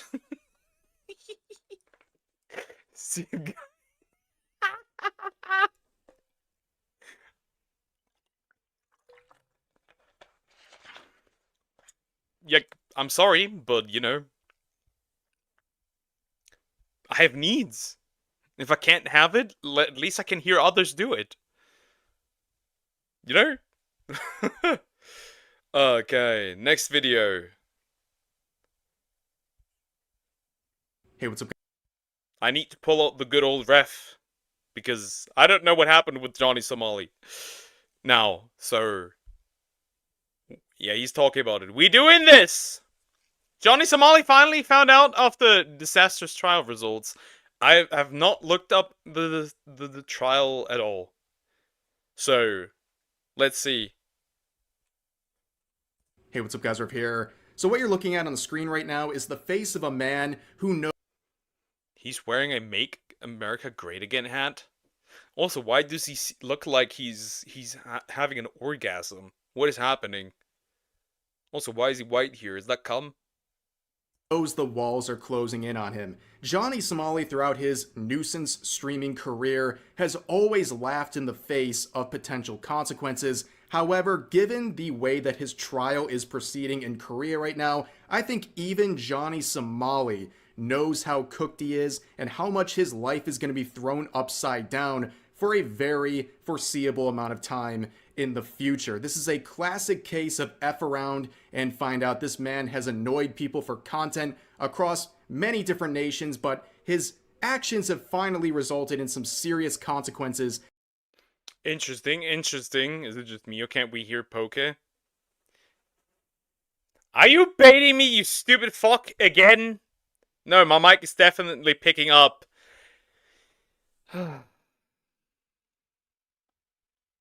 Is that the 5th bait now? You can't trust this man. Honestly, I hate when a bitch tells me to drop my pants sometimes because at times I'm trying to have fun with a female. Okay. Hear others? It has happened before that I've heard others have sex. Yes, that has happened before. And that's what we're going to be going over today in this video. So here's the latest situation. His long-awaited trial in Korea has begun, and it is not going well for Johnny Somali, who seems completely bewildered by everything going on. He's realizing this isn't a joke anymore, and as you can see in this description, he came in smiling, but the smile was cut quickly when the judge announced the charges, and he is facing up to 5 years for some of these charges that he has now pled guilty to. But that's just the beginning. There's even more heading his way, and that's what we're going to talk about for the rest of this video. So, in my previous video talking about some nuisance streamers, also finding out getting beaten up in the street by... Another one? Another one! Bring me another! Where are these, like, these nuisance streamers? Like, they try to replicate what Johnny Somali did, but it's not working. Like, we know the result. Like, it's not working. Sneeko? I think Sneeko watched. What? Yeah, somebody, it was the same dear, it was also somebody that I knew. Like, Earth, a couple. Do the deed. Very loudly. Locals for their antics. Johnny Somali was also featured in that video briefly because he's trying to start basically a turf war with the CX group, which is a bunch of other nuisance streamers led by Ice Poseidon mainly. And he was threatening Japan. He was threatening to come back to Japan and all these things. But everyone... Threatening Japan? To come back? But that makes no sense.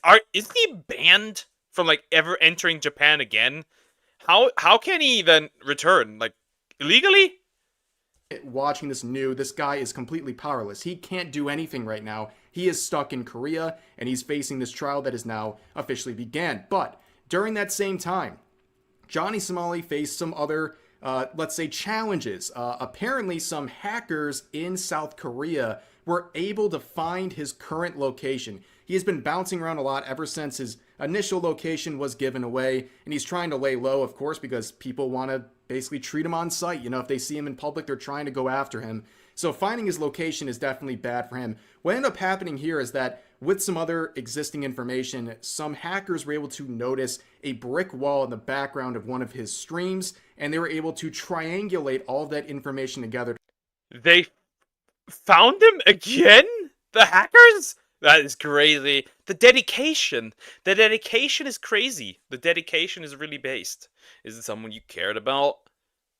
Yeah. I knew that night, it's a married couple, I knew that night a baby was made. At least around that time. To find his current location, and these hackers apparently were just doing it for practice and for fun, and they didn't really care for the information, so they basically just kind of left it to anyone who's interested. But that is explained here in this stream on Legal Mindset's channel. If you don't know, he's been very heavily involved, one of the many individuals heavily involved with this whole Johnny Somali situation, mainly the trial. But let's listen to how this whole tracking situation went down. So, you know, they're filming and there's a brick wall behind them. Mm-hmm. So the hackers were able to pinpoint based on the brick. They just did it for shits and giggles, just like as a training. And they really found the place where he is with the brick wall. That is crazy. Wall, where the brick wall was, and then triangulate that to whatever device they were using, and then find out their exact location. Holy sh! They used internet autism in order to pinpoint them, and internet what?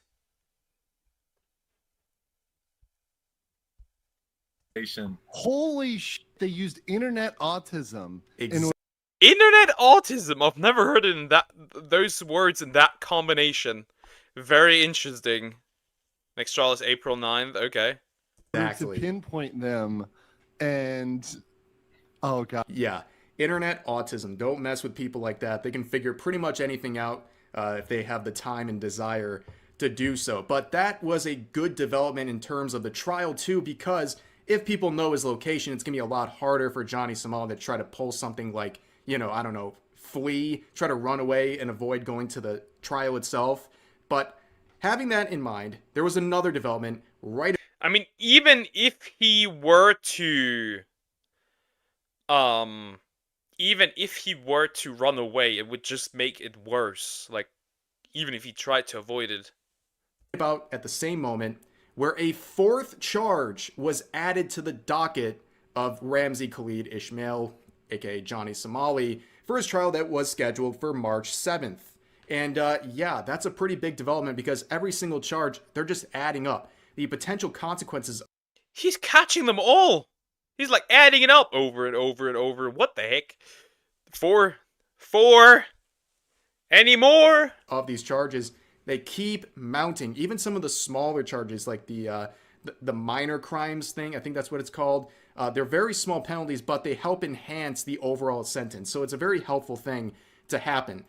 Around that time, though, Johnny Somali was preparing for his trial. And as you can see, he's doing great. He's in a really good place. Is he drunk? Supposed to go to the courthouse for trial. He gets shit-faced, drunk, and vomits all over.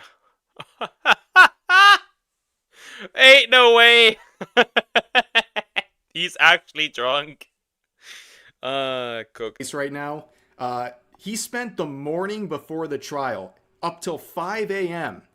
getting plastered on stream and basically acting a fool, including this clip that I'm not going to play because it's gross.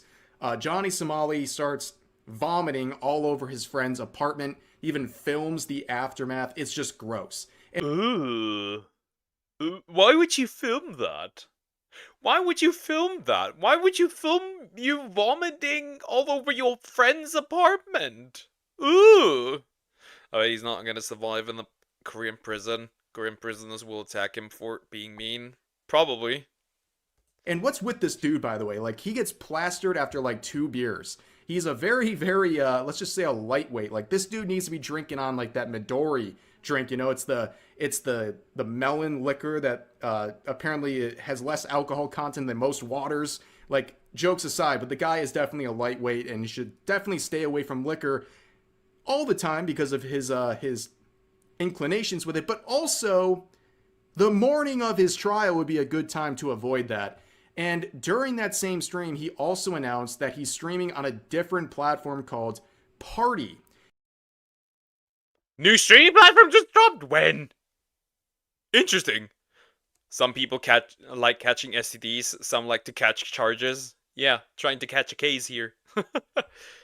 No, I'm drunk. And know how to act better. You could never be this drunk to the point where you act like this piece of shit. That would not happen.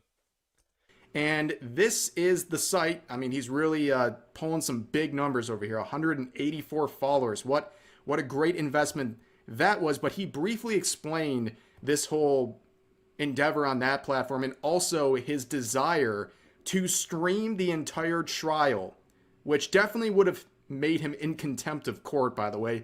But anyways, let's listen to what he had to say. And we're going to make sure that we can make some fire-ass content here while I'm still in Korea.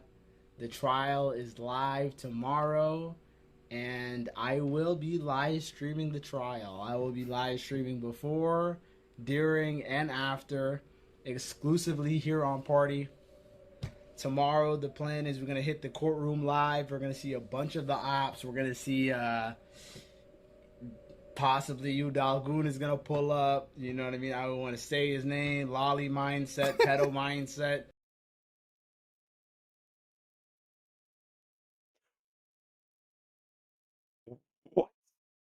Did he just call Legal Mindset a file? What the fuck? Huh? That is crazy. I wonder if can he sue him for that? I'm just questioning. Can he do that? 184 more than expected. I think there's just hate followers at this point. The guy like get horror videos from uploaded another one, so sending it. Okay. Atozi the rug seller, a bunch of niggas that have made their careers and made their YouTube names based on me. Oh, the narcissism is the narcissism is crazy, considering that Legal Mindset was bigger than you before that already, with a lot of like, especially with like the VTuber stuff he's also involved in. Huh? Can we add slander to the charges? Apparently, we could. Unbelievable. So besides the slander and the attempts to dunk on his ops here, Johnny Somali is completely delusional. He thought he was going to roll into the courthouse and record his own trial. Everyone knows that cameras have not been allowed inside of the courtroom. That was something that was decided a very long time ago. Even a bystander like me is aware of that development, but Johnny Somali, the guy on trial, doesn't even know these things. It's insane, but you can tell in this clip also, he's very drunk, and that is basically his condition leading up until he showed up to the courthouse an hour late. Yes, as you can see here, the bro got his ass beat by the South Koreans and now is an alcoholic. Probably not, but regardless. Johnny Somali pleads guilty in South Korean court after showing up late and hungover. So, he pleads guilty, and like that I knew, but and he showed up late and hungover. This is crazy. Apparently, he was not in the best condition. Shocking, I know. Drinking till 5 a.m. before the morning of your trial is typically not the best idea. But yeah, he showed up an hour late, and also there were a lot of people ready to report on the situation. This is pretty funny. You can see all of these content creators and basically public social media figures here all coming together to report for the trial and to witness it in person. Like I said, wait, that is what he means by the ops?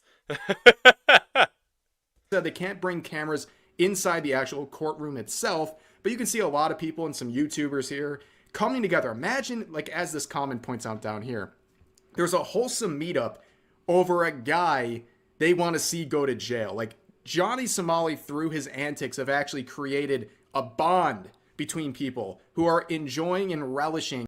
We all unite in the hate of Johnny Somali. We are all friends here now. Bro created world peace in a sense. In his downfall. It's actually a beautiful thing to see. But let's focus on right here, Legal Mindset, who was there. We've definitely talked about him a lot on this channel. Like I said, he's been following this very closely. He's there at the courthouse, watching it all go down. And he had this to say in a YouTube short, a quick update on the Somali trial, describing the appearance and attitude of Johnny Somali as he pulled up to the courthouse an hour late, by the way. So we just wrapped up with the first day of trial for the Ramzi Khalid Ismail case, that is Johnny Somali. And what happened was he was over an hour late to his trial. It was packed, completely full courtroom. Almost everybody was there for him. And he came in with Hank. He was dressed in a white suit. Hank was in a black suit, very, ebony and ivory sort of. Yeah, that sounds about right.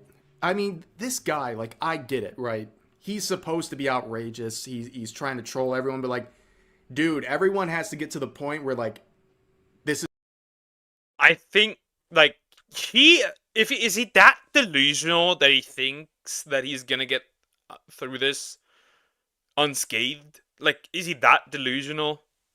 This is real shit. You gotta stop at this point. You're at a courthouse in a foreign land. Like, they're coming for you, dude, and you're doing everything in your power to piss them off and to make a joke out of this entire trial. It's not going to work. You can make a joke out of like content creators coming after you, but the legal system in a foreign country, yeah, you can't meme on them, dude. The thing they had going on there, he immediately looked at me directly, stuck his tongue out.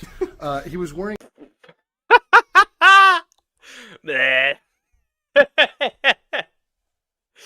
Oh my god. He definitely is.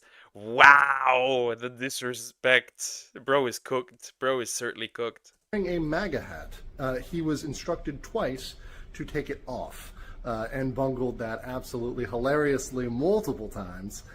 He proceeded to go to the stand in the wrong place and head forward. The key is to all of this that he was completely blindsided by both the procedure and the charges. We'll get into that on a later video, but he pled guilty to all 3 of the original charges, that is the first obstruction and the 2 Minor Crimes Act violations. But the last obstruction, the new one that just came out this week, they had no idea about. His lawyer didn't know, he didn't know. So they have to schedule a whole new trial date 3 weeks from now just for him to plead guilty, and that won't be the end of the story. That won't be the end. I could imagine there will probably still be another thing. Like, imagine if he does more stuff in Korea, right? If he does more silly stuff, they could technically add up even more. For Ramsey. So I'll catch you guys all up later. Okay, so that's amazing. That's great news, right? He has pled guilty to the 3 original charges, and as I pointed out, I showed you earlier, Legal Mindset reported that there was a 4th charge in this proceeding. Johnny Somali and his lawyer didn't even know this existed, but people like Legal Mindset knew about it. If I didn't dislike Johnny Somali and want to see him suffer the consequences of his actions so badly, I'd be saying this looks like malpractice at this point. How are you not aware of all of the charges? Especially, like, your own lawyer should at least be aware of it. You wanna go to jail. At this point, you want to be the news streamer in jail. Your client is facing. That's crazy to me. But like I said, don't feel bad for Johnny Somali in this situation, but it is very ridiculous that they have to go to another date here to settle this 4th charge, which he's going to likely plead guilty to, and this will just add on. And as you said, there's more to come, and there are some interesting developments that we'll look at in just a second here, but this is overall what's going on here, right? He's facing 4 total charges, 2 counts of obstruction of business and 2 violations of the Minor Crimes Act, which, by the way, in case you don't know, it's like this very... It's just straight up more, huh? It's just straight up more. It's always more. Catch-all type thing that's added on to typically existing other charges. This is a very, like, minor set of consequences and penalties coming from these, but it's just, again, it's more to add on. I mean, some of these things in the Minor Crimes Act center around, like, obstruction or disorderly conduct, things like that, which is basically Johnny Somali's entire presence in the world. So it's easy to get those on there. But yeah, I mean, what was he going to do other than plead guilty, especially with the obstruction of business? We saw the one clip that is the first charge of that, and he's on camera doing everything he's being charged of because he streams every moment of his life. So just like that, predictably. I mean, yeah. The question is how much would, like, there's certainly a chance that not just 4 but 5 charges or 6 charges, there might be more coming up. We do not know. Like, they might find more when conducting another hearing costs a lot of money. Won't it piss them off more? Probably, but depending on if they find more, they would probably need even more another hearing after the next one. His crime was literally on camera for the world to see, and now he's just kind of screwed. But he does kind of hint that there might be even more or something coming down the pipeline, which will definitely be interesting. I hope we can see some more coming his way. That'd be very funny to see. But there's another thing to focus on here. This is outside of everything else. Okay, so we have the court proceedings going on right now with the 4 charges, but that might not be all Johnny Somali is facing. This, if true, this is according to Johnny Somali so far, if this is true, he might be really cooked. Now, I think this one's a little more far-fetched, right? But the fact that it's even in motion at all is hilarious. So what am I talking about? Well, apparently, he's being investigated for violating the National Security Act, mainly because of some deepfakes he's done and also... Ooh, even the deepfake stuff is getting to him. Interesting. We love to see it. Some comments he's made about North Korea, which they take very seriously in South Korea, and for obvious reasons. And this is what he said. He said that he's been getting investigated and brought in and had to talk to these officials. And this is some of the lines of dialogue he was dealing with. The detective looked me in the eye and he said, "Johnny, do you know where North Korea is?" I said, it's the dumbass guy, like, north of here? Like, straight up, I told homie. I said, north of here? Like, what the fuck are you talking about, nigga? North of here? Like, this is a stupid-ass question. And then he asked me, what's your relationship with North Korean communists? Wait! They treat him like he make you have connection to North Korea? That is crazy. That is crazy. Bro is actually cooked if they really ask questions like that. Bro might actually be cooked. I said, right to remain silent. This is in America. Bro, you're acting sus for them. Dude. Do you know the situation that's going on between North Korea and South Korea? I told him, I'm from America. I don't care. Simple like that. Amazing, dude. First of all, let me be the first to tell you, do you think he actually said that? Do you think he had actually had that attitude? We know he was probably scared inside that room where he was being investigated. If this happened, right? Earlier in the clip, he showed off some papers that are in Korean, of course, and he's kind of screwed in that regard because he has no idea what's going on. He was trying to find someone to translate these for him, but if this is anything that's serious, I mean, come on, man. He's messing with national security, and his only defense is starting to say right to remain silent. He's exercising his American rights while in South Korea. True.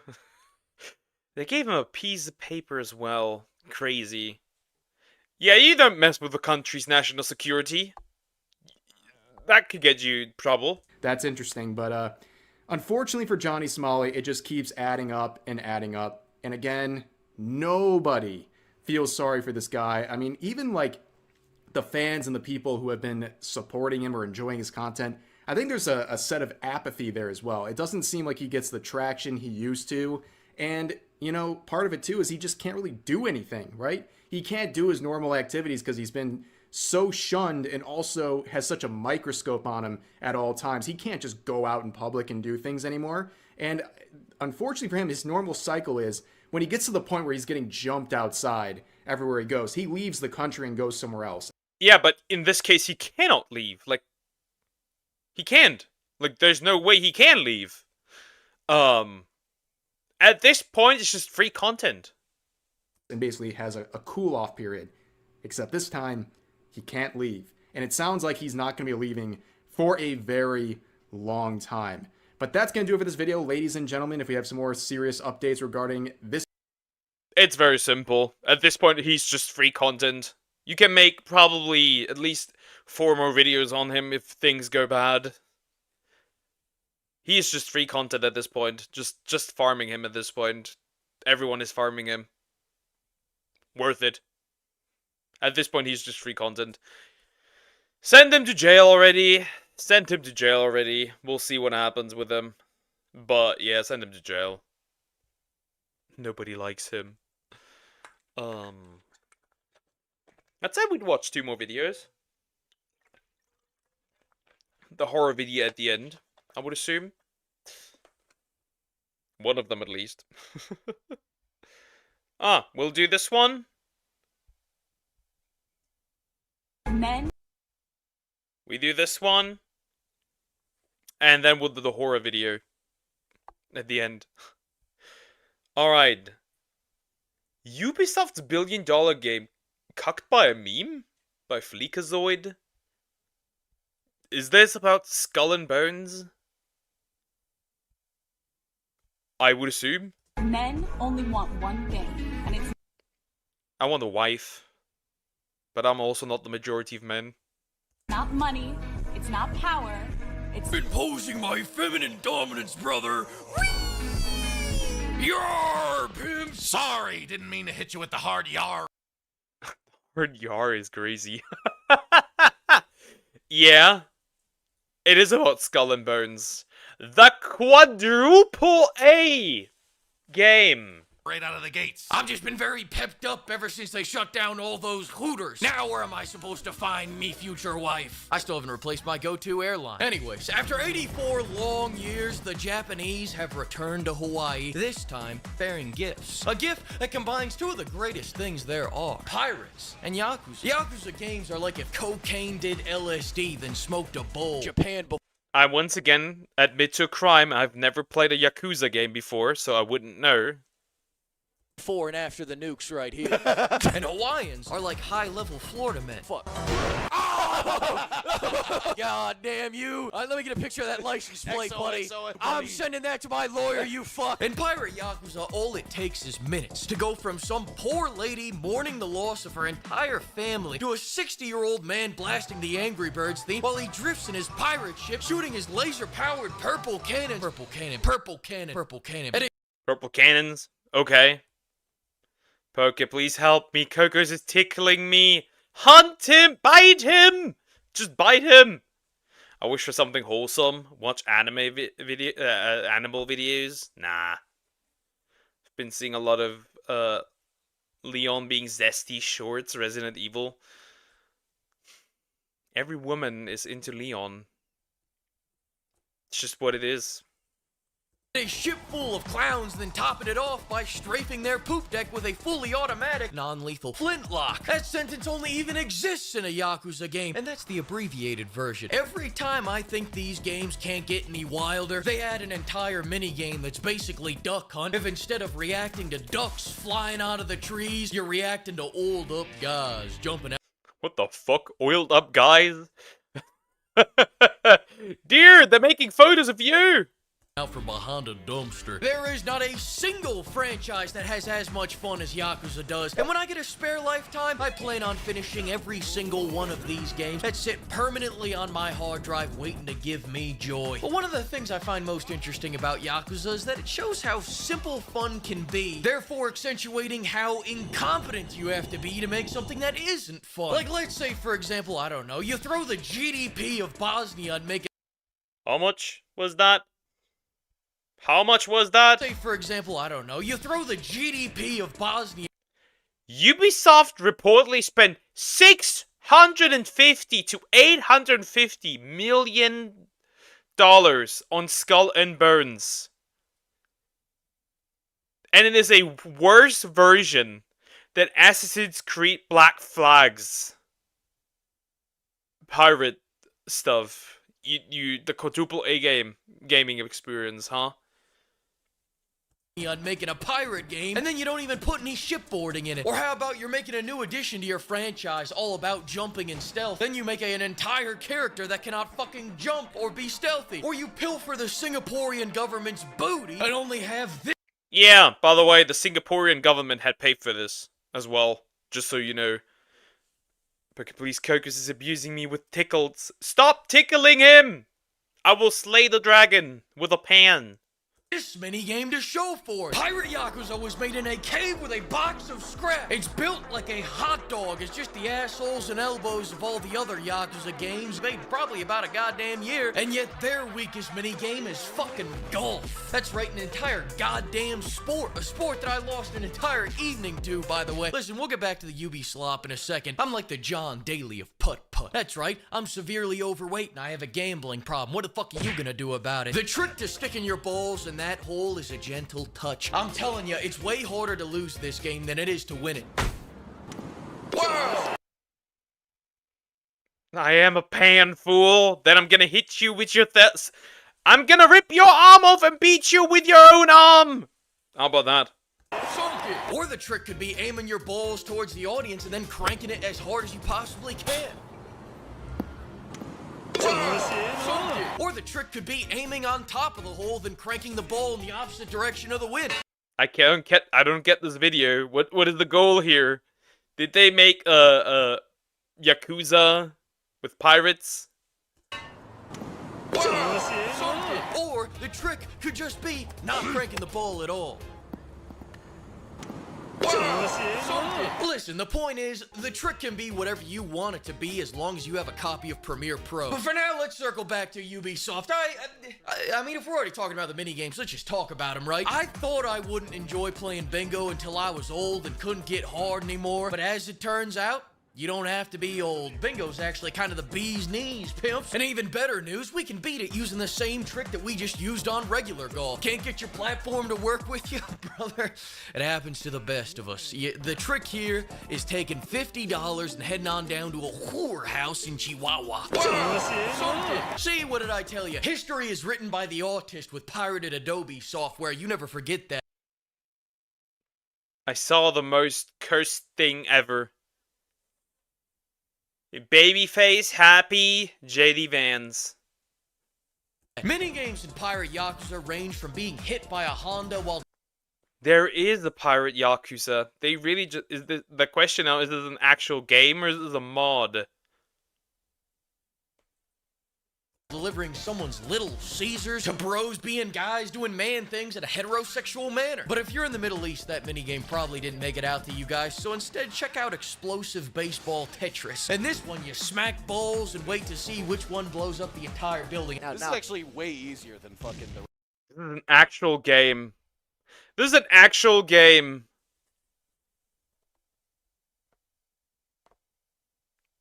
Bro got so invested in Yakuza, he forgot the point of the video. I think so too. I think he's just saying that this is better than Skull and Bones, which, to be fair, it does look more fun than Skull and Bones. The rest of their baseball. Oopsie. Hang on a second, it's just dawned upon me that we haven't actually even reviewed the game yet in this review. Hey, you know what, if we made it this far, why start now? This next minigame... This is some shit that... He's just going for the minigames of this game. If the minigames are so good that you can, like, ignore everything else, you know you got a gem on you. The CIA probably used to torture Iraqis, Marty. The type of minigame that fundamentally breaks a man and has him coming out of the other end knowing every line in the Bible, Marty. Has him shitting outside and watching The Price is Right at 2 o'clock on a Tuesday, Marty. Has him eating well-done steaks and jerking off to softcore, Marty. This ain't the type of rock-bottom men come back from, Marty. Come on, you little green bastard. You better get in that goddamn hole. You better stay up, you little piece of shit, you... The minigame is gambling. Understandable. Now, I will say this, a disturbing trend I've noticed with recent Yakuza entries is that they never give us action players any of those advanced business building minigames that the turn-based players get. What do you guys think, we're stupid or something? You think we're some kind of fools, you bastards? I'm the goddamn master of minigames. I conquered the one-shot challenge so hard they had me redo the same level over and over so they could marvel at my greatness. And you think I'm too stupid to run a jiggle joint? The audacity, you know, you're the fools. That's what I think. Bitch. Speaking of ass, that takes us back around to Ubisoft, but I just gotta tell you about the Coliseum minigame first. Can I tell you about the Coliseum minigame? Coliseum minigame? What? This game is just a giant collection of minigames! I've been waiting to tell you about the Coliseum minigame all day. A lot of people think the Coliseum is just some kind of condensed way to enjoy all the pirate parts of the game, but what we're actually trying to figure out here is what mental illness is the strongest in battle. This is like Deadliest Warrior if instead of Spartans versus... Were these just dude in women's outfits? Like cute anime women outfits? What? Ninjas, it was sociopaths versus chronic depression, or bipolars versus anime. Yes, Kate, is that you under there, big man? The key to survive... Ain't no way. It's actually that way. Having the Coliseum, though, is constant drifting. Enemy shooting at you, drift. You need to shoot at the enemy, drift. Child support payments, drift. Everything in life can be fixed with just a little bit of drifting. And also the best crew that you can possibly get your hands on. Your crew is going to be who boards with you, fights with you, and ideally the better their rank is, the higher their level will be, and the more, you know what, blah, blah, blah, that's all nerd shit. The most important thing about your crew is collecting all the buxom broads. Just collecting hot women. Guess I need this game. But you have the power to unite people and make them become great friends with each other. Maybe I do. That's the best thing. That's the greatest thing I did on here, to be fair. You can get, am I right or am I right? Here's a few ways you can do that. First, you can demonstrate your value to the chick that runs the dart throwing game. Oh! Am I wooing you with my prowess? Oh, Fleek. Are your loins tingling? Are your loins tingling? Join my crew, please. Oh. Second, you can do the Love Broker side quest, where you assemble a harem for your good buddy, then quintuply cuck him at the end. Or there's my favorite. You can actually just collect hot Japanese women. This sounds like my type of game. Handing $5,000 to a busty ninja that works at Taco Bell. How does that get her to join our crew? Well, it's the implication. Now, if you're wondering how you get all the dudes... Gary Buster Day. I wouldn't know, brother. I'm going for a Gaddafi's Guard 2.0 look. Ah, the violent misandrist. I can understand. I would play that route too. Look here, and I gotta say, I don't regret it. This ship's running like a well-oiled machine. It's not what it looks like. It's not what it looks like. Listen, these beefcakes are all gold ranked. Those winches were all silver and bronze. They weren't qualified for the job. The double DEI hires had half my crew under level. If that The double DEI hires. DEI getting slap on the wrist as well here. That was a well-oiled machine. It'd be the Delta flight that landed upside down. You know, and in the end of the day, it's not that they didn't do their job. It's just that an oiled-up guy could have done it better. Don't believe me? Well, how about we bet on it? Listen, we'll get back to Ubisoft in a second. Let's bet on it. Because if there's one thing I love more than busty ninjas, it's gambling, baby. My therapist came up to me the other day and told me I have a gambling problem. You know what I told him? You want to bet on it? But I don't fuck with all these Japanese card games, because those make my brain go all mushy like. I tried playing one hand of that Oicho Cabo shit, and here's how that went down. I understand the gambling. I understand. But we should stop it. We should stop it. Get out of the gambling. The thing is, he has barely talked about Ubisoft. He has talked all about Yakuza. All about Yakuza. The plot of the video is not Ubisoft. It's just the glaze the other game. But can we count what Cocos is doing to me as mod abuse? Nah. What the fuck is going on? What the hell is happening? Oh, why are there so many cards? Why did they make me the dealer? How did 3 of them just win? Oh, all our money is gone. No, Amber, don't leave. What do you mean our marriage is over? Wow, sunk it. And that's why I stick to American card games, specifically poker. No disrespect to Jack Black, but that's just where I test my luck for the night. See if the gods blessed my landlord with his rent money this month. But as soon as I want to make some real fucking money, it's all about high stakes poker. And I'll tell you how I do it. The first rule of poker is that I always gamble with the house's money, never with my own. And of course, by the house's money, I mean my wife's savings account. Next, open up the official poker rule. Hey, I mean, if you do gamble, the wife's saving account, everybody else's saving account, last and only last, you should use your own money. Book. Good job. Now fold it shut and remember this moment, because that'll be the last time you ever fold again. You don't need to read the rules. Reading is for pussies that don't have a Netflix subscription. The only rule you need to know is raise no matter what. Calling? Come on. I only call my loan shark when I run out of my queen's money. Drizzle, drizzle. 9 times out of 10, bluffing is... He brought it! Yes! The drizzle, drizzle! Yes. All you need to beat your opponents, and all bluffing is betting on a lie. And lying to others is easy if you first master lying to yourself. Are you following me here? What I'm saying is this: knowing the rules is just gonna make lying harder. But if you don't know the rules, you'll think every hand you have is a winning hand. Take this hand, for example. I don't know what the fuck I'm looking at here. So I raise, then I raise, then I raise, then I raise again. The only thing I don't raise is my kids. Boom! That could go for a lot of people that don't raise their kids. Nothing new here. I always hate these games, because like, I feel like they're most times in most games a net loss. This is why I do real gambling, which means I draw outfits for my wife. Very simple. 99% of gamblers quit before hitting it big. Never gamble too late. Too late! I'm buying skins! For my wife! It's just the premium currency. I don't spend actual money.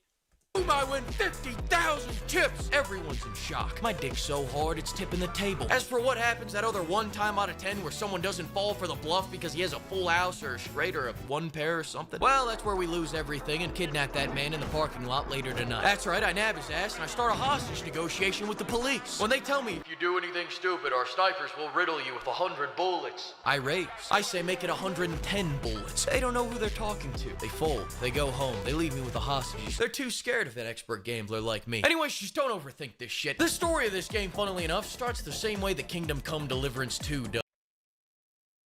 So we talked the entire time about mini games and gambling, and now in the last 2 minutes, like last minute, we're talking about the story. Interesting. What wife poker? Let me be delusional, please. I have a virtual wife in a gacha game. Let me be delusional. Majima hits his head, forgets his entire past, but where the 2 games separate their paths is that after you hit your head in Kingdom Come, you go, chicks? No, I'm into dudes. Whereas in Pirate Yakuza, Majima decides to become a pirate. Now, if you can believe it, I actually hit my head pretty hard after finishing this game, therefore, I also don't remember a goddamn thing about this story. So instead, how about this? Whip your cock out. Come on, don't be shy. Let's go ahead. Yo, calm down! Head, cock to cock. And buddy, when this night ends, you're gonna give me all the cash in your wallet with a big smile on your face knowing I just fucked you real good on the racetrack, the cock racing racetrack. Well, the cock racing. Oh my god, this is just this game is only one thing good, and it's the collection of mini games. You fools have been playing Avowed, Saints Row, and Suicide Squad. I've been honing in my cock racing skills for the last 3 years. You see that? I'm rich. You see that? I just... Technically, I did the same thing in Final Fantasy 13 too. Maybe even Final Fantasy 13, I don't know. But in Final Fantasy 13 too, you can use your chocobo to do races. So technically I did that. That was pretty fun. Poker isn't gacha wife, basically a you pay money to get them. Well, technically, no. Because I don't pay money. She's like, you have to canonically marry her. You have to. And like the only thing you can really do for her is skills and outfits. Just lost everything. But that's okay, because now I'm gonna go find a champion cock. One that dwarfs all these little micro cocks, and he's gonna win me every single race in this godforsaken game, or he's gonna make one hell of a bucket combo. Listen, I gotta go. I've already Monster Hunter women are hot. What can I say? installed all my monstrous memory mods. Remember, I'm always 2 cups ahead. Yo, the jiggle physics were crazy with this one. Hold up. That's for the character. My monstrous memory mods. Remember, I'm always 2 cups. The mods for Monster Hunter Wilds. It is crazy. It is actually crazy. Ahead.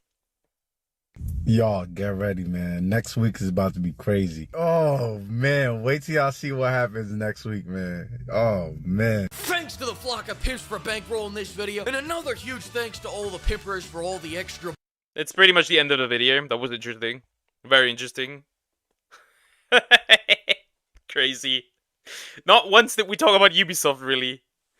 GT plays that. Yeah. Monster Hunter Wilds is great. The smith is just... the girl that makes your weapons. What did they do? And even your own character that you can make. Like the own female that you could technically make. Oh my god. Oh my god. I could go crazy. Now we end up with some horror. Now we end with some horror. I'm taking the newest video that you send in, Coco's. Because it's shorter and it would take ages to get through. They are mine, never. The disturbing liminal horror series you haven't seen, Obelisk by Anthony Gallego. Interesting. I have no idea what this is about. Let's see. If it is too scary for you, you must run.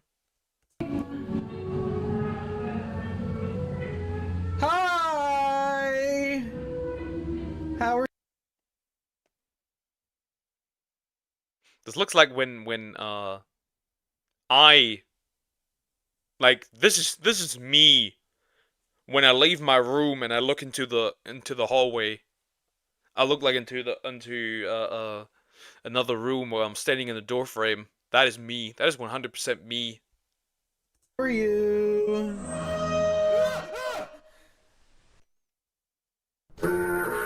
I feel like I'm so. Ah, it's that one again. He's funny. He's funny. Phone has always been susceptible to liminality. You know, that weird transition state where everything looks incomplete or you feel like you're only supposed to be passing through. You know, like when you're a store going out of business, or a road no one ever drives on. Or when you're a man talking to a woman. You phase through that occasionally as well. Or, well, they phase through you. Or a bank that's about to be robbed. Wait, what? And I'm not alone in that feeling, so it's no wonder why liminal horror has popped off in recent years. From Kane Pixel's Backroom series to the subject of today's video, Skibbity Toilet Analog Horror. What? Huh? Who made this? What do you mean, Skibbity Toilet Analog Horror? What? Ugh! Ugh! What my parents see when I go for the bag of cheese. Oh my god, guys. I'm so scared right now. Was that a painting on the wall? This is fucked up. Ah! Bathroom! Oh my god. Oh. Oh. Oh, hi. Oh, it's a toilet snake. Oh no. What? It's a toilet snake? Ugh! That is what happens when you do not flush your toilet. Chat, flush your toilet, or this will happen to you tonight. Tonight, since Deer was a bad boy, once he sits on the toilet, this will come from the inside of the toilet and bite into his nuts. Oh, that's not good. What year is this? Oh, fuck! Oh, wait. Actually, I meant to say Obelisk by Lizardmen Inc. Easy mix-up. I can't really describe the plot of the series super well without giving it all away, so I highly recommend going to the description and watching the video for yourself. The creator clearly takes heavy influence from not only other found footage series, but also other horror media, like Skinamarink and PT. And I think that kind of thing is always important when you're working on a horror project, actually having a wide scope of what the genre can offer. Like, it would be like if I went to go perform a bank robbery, but instead of doing any research, I just did a bunch of Quaaludes and watched Shrek 2. That is what you did. Shut the hell up, Mike Myers. But for real, I think this is the first series of Mike Myers. I mean, Shrek 2 is still a good Shrek movie. Can't complain. In a long time with this format to make me feel genuinely uneasy. Unlike something like the Backrooms where people still live here, where the horror comes from how infinitely spanning the space is, the horror here comes from how small and closed in you are, how claustrophobic you are. I mean, to be fair, like the middle school that I went to, like if nobody would be in there, this place would have probably quite literally looked like the fucking Backrooms. Much like a cave diver with a wife, a kid, a 6-figure salary, going on his latest cave dive through Satan's urethra. Speaking of, let's dive right into the series.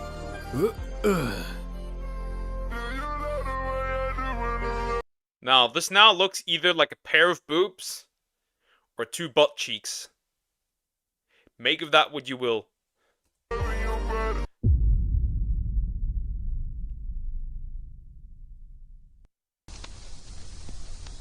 I made a new friend. Do you want to meet him? He lives in here. In here? Oh, in here. He's in your closet. I get it. I gotta say, this kid really has it all figured out, doesn't he? Just a barren white room, no toys or items, a 4-door closet. Does this kid live in a psych ward? But, yeah. I mean, if you randomly have a new friend inside your closet, I would assume that probably it is time to hit the psych ward. I'll meet him. What's he like?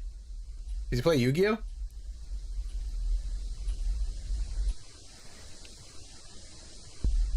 Oh, okay, he does have things in his rooms.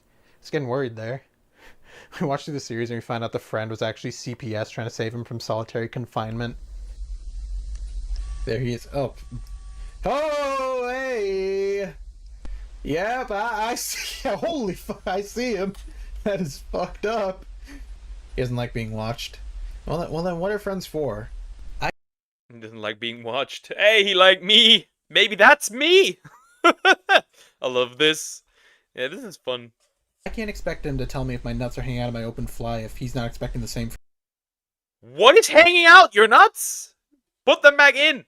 from me. Huh? Oh, okay, I'm afraid. Is he in here? Why would you even? Huh? Where did he go? Friend? You here? Oh, well.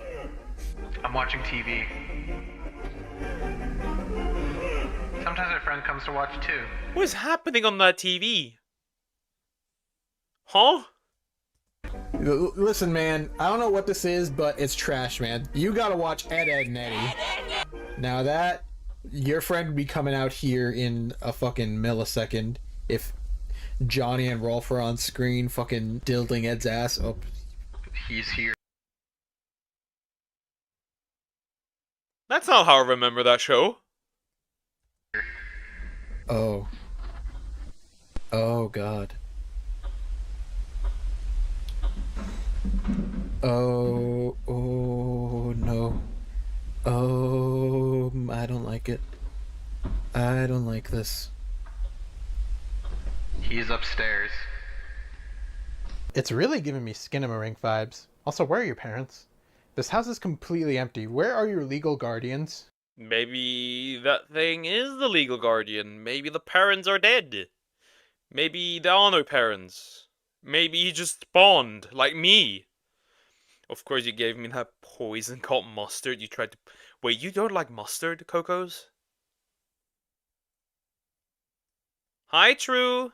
Hi, how are you doing? Hope you're doing good. Do you see him? Do I? I don't know, it's like a Rorschach blot test. Ah! You know what? He looked better in the closet. I think he should stay there. Look better in the closet.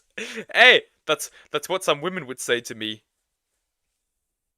He looked better in the closet.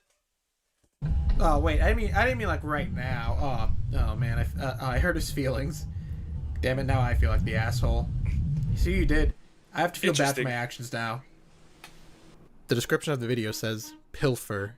A really neat start to the series. Pilfer? Huh? Also, Cocos has not answered the question. Do you hate mustard? Do you not like mustard? This boy has this friend who seems to be able to teleport in and out of his closet, as evident by the TV distorting once he reappears. It doesn't seem to be directly aggressive to the boy, though it also really doesn't like being recorded. Kind of like a Walmart Karen. Walmart Karen. I mean, I don't like being recorded. Bye, Sway. Take care. Bye-bye. Like, to be honest, hey, maybe I am like it. Because, fun fact, I don't have a singular picture of myself. And I genuinely mean that. Like, on my phone, there's not a single picture saved. Not one. I don't like being recorded or having pictures of myself. So I can relate. They'll appear docile and almost reasonable, but as soon as you pull a camera out, it activates her fucking sleep rage. She goes on a complete mad rampage, tearing down shelves, killing the clerk. But regardless, let's see. I've never seen that happen. I am disgusted to be on the same planet as mustard. Ketchup is better, and I'm disgusted to be on the same planet as Poland. Let me stretch real quick. After this video, we'll take over Poland. Round 2, baby! I'm just kidding, by the way. I'm just kidding. If you don't like mustard, you don't like mustard. See if we get any more answers in the next video.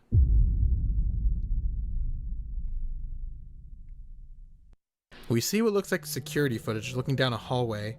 The door opens and we see this tall, lanky creature slink its way inside. Oh, hey. What lovely hands you have. Oh, We then cut away from Diet Slenderman and enter a picture slideshow. Diet Slenderman. Okay. Okay. To be honest, if I were a bit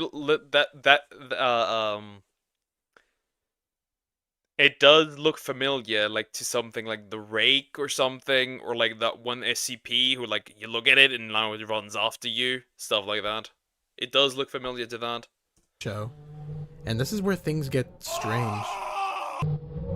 What in the motherfucking hell is this?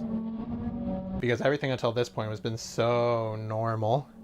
There's a door in the middle of the woods, and it seems to be acting as a portal to this house. Perhaps this is how the friend from the previous video was able to teleport in and out of the boy's closet. So whatever these things are, it seems like they can use doors and just Rick and Morty into any location they want, with a particular interest in human homes. But why? What do they want from us? Food. There's plenty of fridges. Why not? There's plenty of food.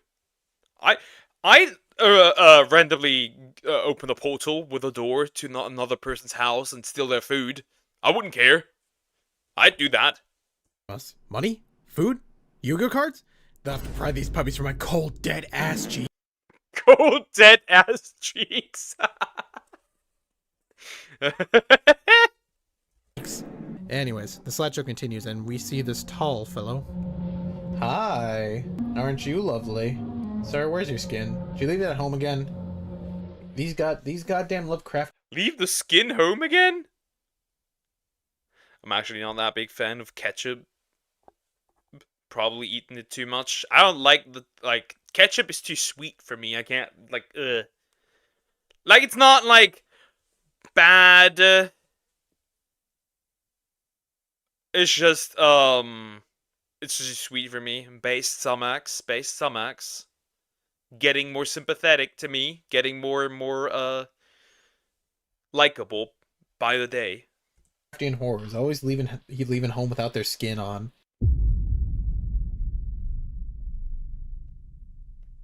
So that's when we switch gears a little. We wake up in bed and hear what is assumedly our baby crying. Aw, I didn't know I gave birth. But the crying becomes a little strange. I have babies. I need to protect them. It's a baby. My god. I may not have experienced the joys of fatherhood, but I don't think babies are supposed to sound like that. Certainly aren't. I have babysitted plenty of babies. They do not sound like this. I can confirm.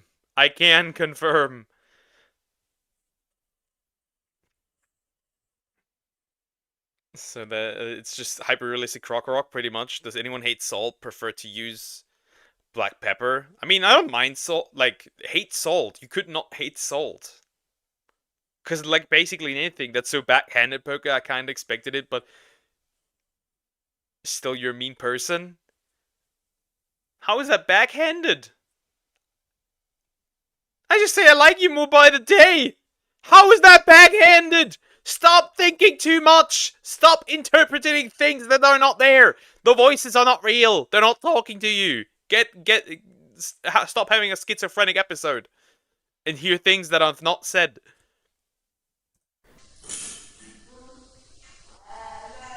Check on Abby. Listen, man, that door is jammed there for a reason. I think Abby's gonna be just fine. Put some hair on her chest. Ooh, this is such a good style. Oh, this old, like, PC game. Oh, that's so fucking good. I love that. Abby, you in here? I'll be real, if a house was built like that, I would not live in it. I would not live in it. I would run for the hills. I would not buy that. I would not live in that. Hell no. Abby, who ate all my furniture? I know it was you. You son of a bitch. Oh, there you are. I really gotta redecorate your room. I also really gotta remember to give you a corporeal form. Hi! How are you? Our baby is gone, and the only thing left here is... Damn it, the baby's gone. He stole the baby. But now it looks different. Like, he looks slightly different. Gaslighting. This is not... I don't even know what gaslighting is, to be fair. I don't know.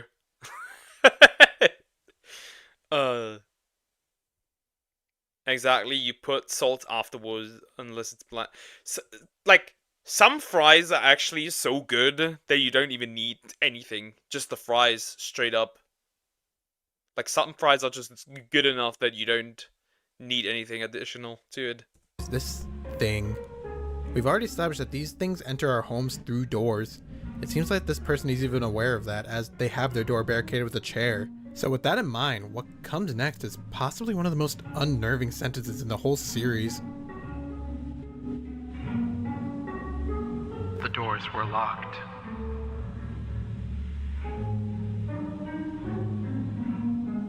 So this episode gives us a little more insight on the... Oh, so they can just open the doors, no matter if they're locked or not? I would assume. World. I love how the creator so clearly and succinctly tells us that people in this world are aware of these things' existence with just a simple chair on the door. We don't need an emergency alert or a poster on a telephone pole or a brick through our window. We just know immediately. The amount that Lizard can get across with showing and not telling is honestly really masterful. Though it doesn't really explain why the parent didn't just have the baby in the room with them. Alright, good night, my sweet little Timmy. I know it's scary out there with the recent outbreak of World War III, the zombie virus, Zombie virus, World War III. Yeah, I'd still put a baby in that world. Because I want a family, even if we're nuclear or zombies. Then we'll just be a happy zombie family. Poke, I bought white chocolate for you. It's disgusting, but I will eat it. Because you bought it. And I know how it feels to not have food on the table. Their fries come with their own dip. Why add salt? Well, I'm not aware that it is sauce. Yeah, but I don't know. Like, does that even, like, if you buy fries here, they usually don't come with a sauce or anything. Most of the time, usually just mayo and ketchup. Ebola and James Corden's new late night show. But don't worry, you'll be safe. Because Mommy's gonna protect herself. Good luck! Mama? Anyways, we have one more video in our lineup, and this is the big one. The big Stetson. House with no windows.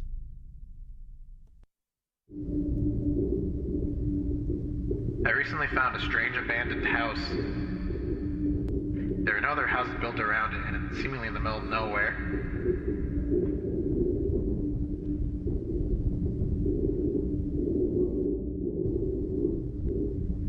It has no... There's just a house with no doors or windows. Well, technically, if you build a house with no doors or windows, you would be able to escape. Like, you would be able to, like, maybe have a tunnel with no doors. Technically, they need doors to enter. Just don't build a door. Though, it depends on what the definition of a door is. No doors or windows. A house with no doors or windows. Interesting. It's almost like this was purpose-built as a bunker to keep the entities out. Or perhaps, more terrifyingly, to keep them in. Our cameraman eventually finds a wood panel and is able to enter the house through a crawl space. And honestly, I can only imagine how painful it must be dragging his massive fucking webbles across the ground. Oh, that's how we get in. Gotta say, lovely foyer. You know, people always try and make the entryway for the house really grand and awe-inspiring. Kind of like Papa John's fucking fountain 2 feet away from his shoe closet. But I feel like this is the way to do it. Like, once you're crawling in through your house through the poop-riddled basement, once you're on the ground sniffing rat shit, it's just uphill from there. There's. I mean, true, but if you want to get out of it, you have to do it exactly the same again. We usually do takeouts, and they always include them, or maybe my brother adds them. I'm not sure. Oh, okay.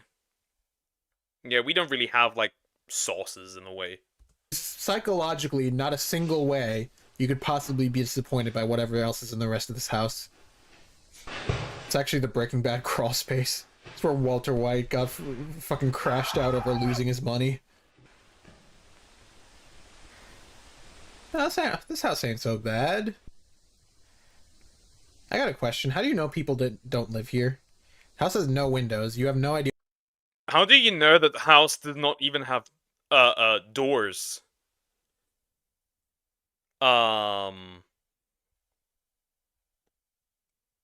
So, you probably entered a house where they could still run around. Idea what's inside. That's no good. Oh, it's him crawling up. He just set down his camera. I like that.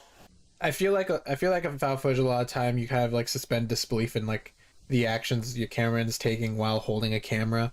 So I like that little bit where you just actually set the camera down to climb up. It smells like burned match. Well, buddy, that is a door. That in front of him is a door.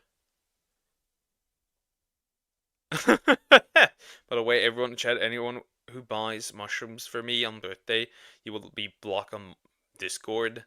You don't like mushrooms specifically? I don't like them either. I just force them down when they're in something, to be fair. In Poland, we just buy a kilogram back of fries.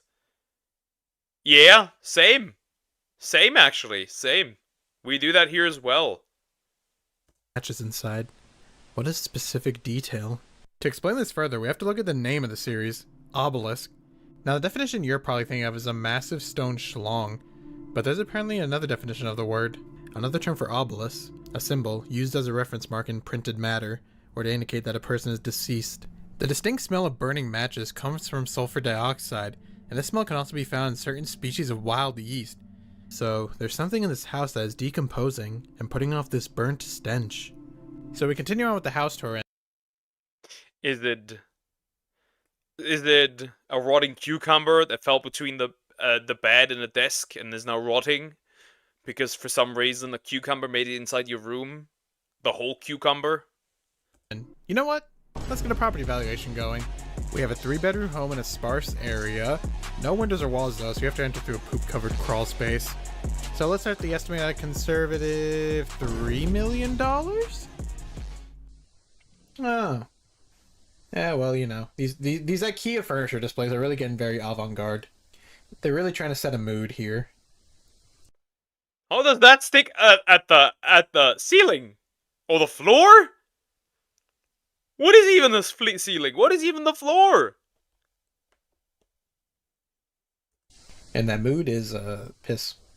It's worth noting that there's a door on the wall that isn't upside down, but it also appears to be drawn on the wall. So perhaps this house was still under construction, and a door was supposed to go here. As for the upside down furniture, I guess this house was built before Isaac Newton invented gravity. Good joke. Oh, these guys got no books, no DVDs, no porn. This house may have no doors and no windows, but that doesn't mean they don't have to have culture. The door is so tall. God, yeah. Who the fuck lives here? Yao Ming? Shaq? How is the fun part not having a princess trapped in the castle? Like, how is that the fun part? The fun part would be having a princess trapped in a castle. I have some women trapped in my basement. That's always fun. Shaq's dad? I really want to get like a personality vibe on this cameraman who is so unhinged and insane to be going into this house. Some of the lights are on. Like, there are no windows or doors. You have Goku, if it is my ex, burn her to the ground. Use your fires. No clue what's in here. This guy basically has the same level of sociopathy as a cave diver. Like cave divers who have like a wife and kids, a 401k, 6-figure job, but then they just decide, hey, you know what would be great? Dying in the most brutal, claustrophobic way possible. Yeah, was it like the Nutty Putty Cave incident where a guy just like took the wrong path, crawled too far, then got upside down. They tried to get him out, even by breaking his legs. They just didn't get him out, and he died there. Alright, I'll stop talking about cave divers then. Message heard. We then pass by a location that looks extremely similar to the hallway we saw in the security footage episode. I don't know if this is actually meant to be the exact same hallway, but the similarity is undeniable. We even see the door cracked open in almost the exact same manner. Another room. Is that an easel? Do they do paintings in here? Oh shit, this is where Mona Linnaeus lit. God fucking damn it! I referenced Serpenspook! The cameraman pans around and focuses in on a wooden plaque with a Bible quote. Be still and know that I am God. Originally a message to calm your heart and put your faith in God. Here, it takes on a more sinister aura. That is crazy ominous. This series is crazy work. I just take the ladder and beat it with the ladder to death. I wouldn't care. I'll just take the ladder. I need it anyways, I'm short.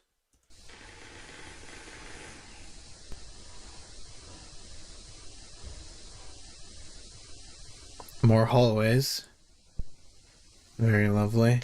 Is this like a bus incident where a bus looks technically really small from the outside, but once you're inside, there's like room enough.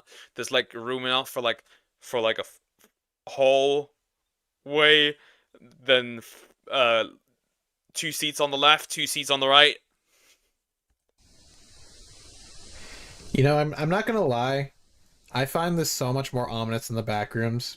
Like, what I think it is that we know exactly where we are. We know exactly how big this location is, how we got in, how difficult it is to leave. And I think that sense of... Nah, that looks way bigger than it actually... than it actually looks. Poke, I peed the bed. You need to clean it. I'm sending Deer in the maid outfit. Give me a second. Closeness is what contributes to making the atmosphere feel so claustrophobic and oppressive. Anyways, we get to the stairway that leads to nowhere, with a cross on the archway, an obelisk marking. Perhaps this is symbolizing some kind of passage for the dead? Or maybe behind this wall there are literal dead bodies. But I don't know, I'm just spitballing. I'm spitting and I'm balling. Would this be a bad time to fart?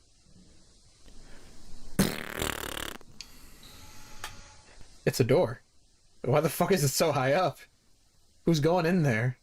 Ghosts? Oh, it's upside down. I see. So this house is accessible to Australians. Very... This house is accessible to Australians. Sure. Poke, people lose control of their bladder due to extreme abuse, just saying. True, true. Nice. We love to see representation. Oh, you ugly freak. What the hell? It's our friend from the closet. It's unclear, but with the red dialogue, I'm inclined to believe that these lines are being spoken by the creature. What are you?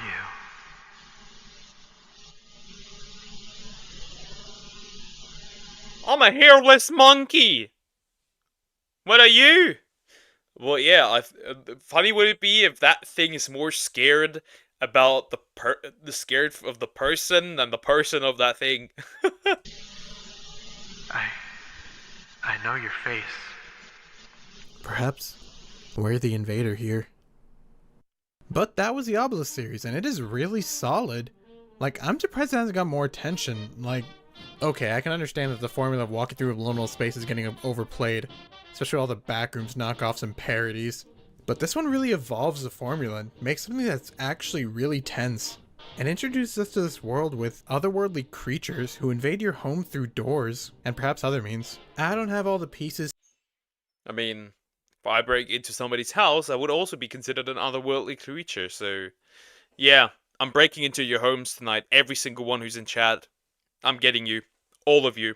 To compile a complete narrative, but I can at least give it a vibe check. These creatures don't feel malicious or outright dangerous, they feel lonely. It reminds me a lot of this short film I saw, The Quiet Apocalypse. Nobody cares about the creatures anymore. Now, They're a part of our lives. I don't remember exactly when they arrived in this world. Maybe 10, 12 years ago? I don't know anymore. But the creatures don't appear to be malicious. Some even appear to be sad to be here. Almost as if they were begging to go back to where they came from. People know that one day the creatures will consume them. There's nothing anyone can do.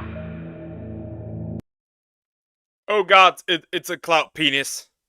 Oh god.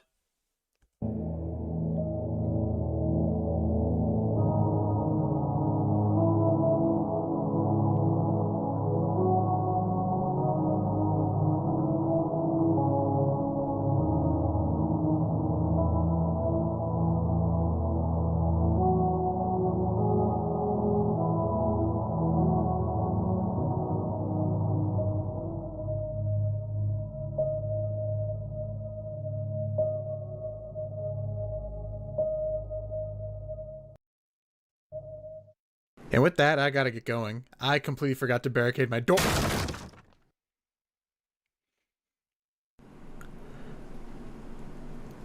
Damn, those cheeks are juicy. Oh no, bro. Well, that's the end of the video. That was fun to watch. That was fun to watch. I didn't mind. I didn't mind. That was fun to watch. But yeah.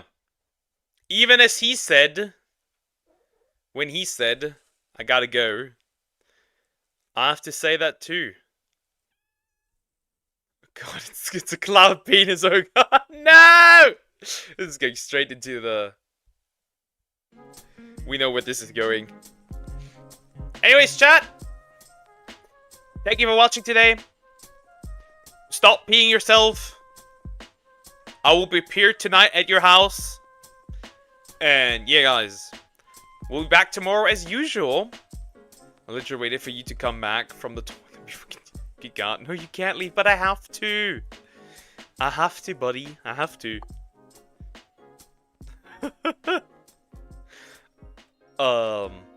Good night. Yeah, you won't. Yeah. I have to go, guys. Take care. I'll see you tomorrow. Bye-bye. I'm gonna now go and beat up deer.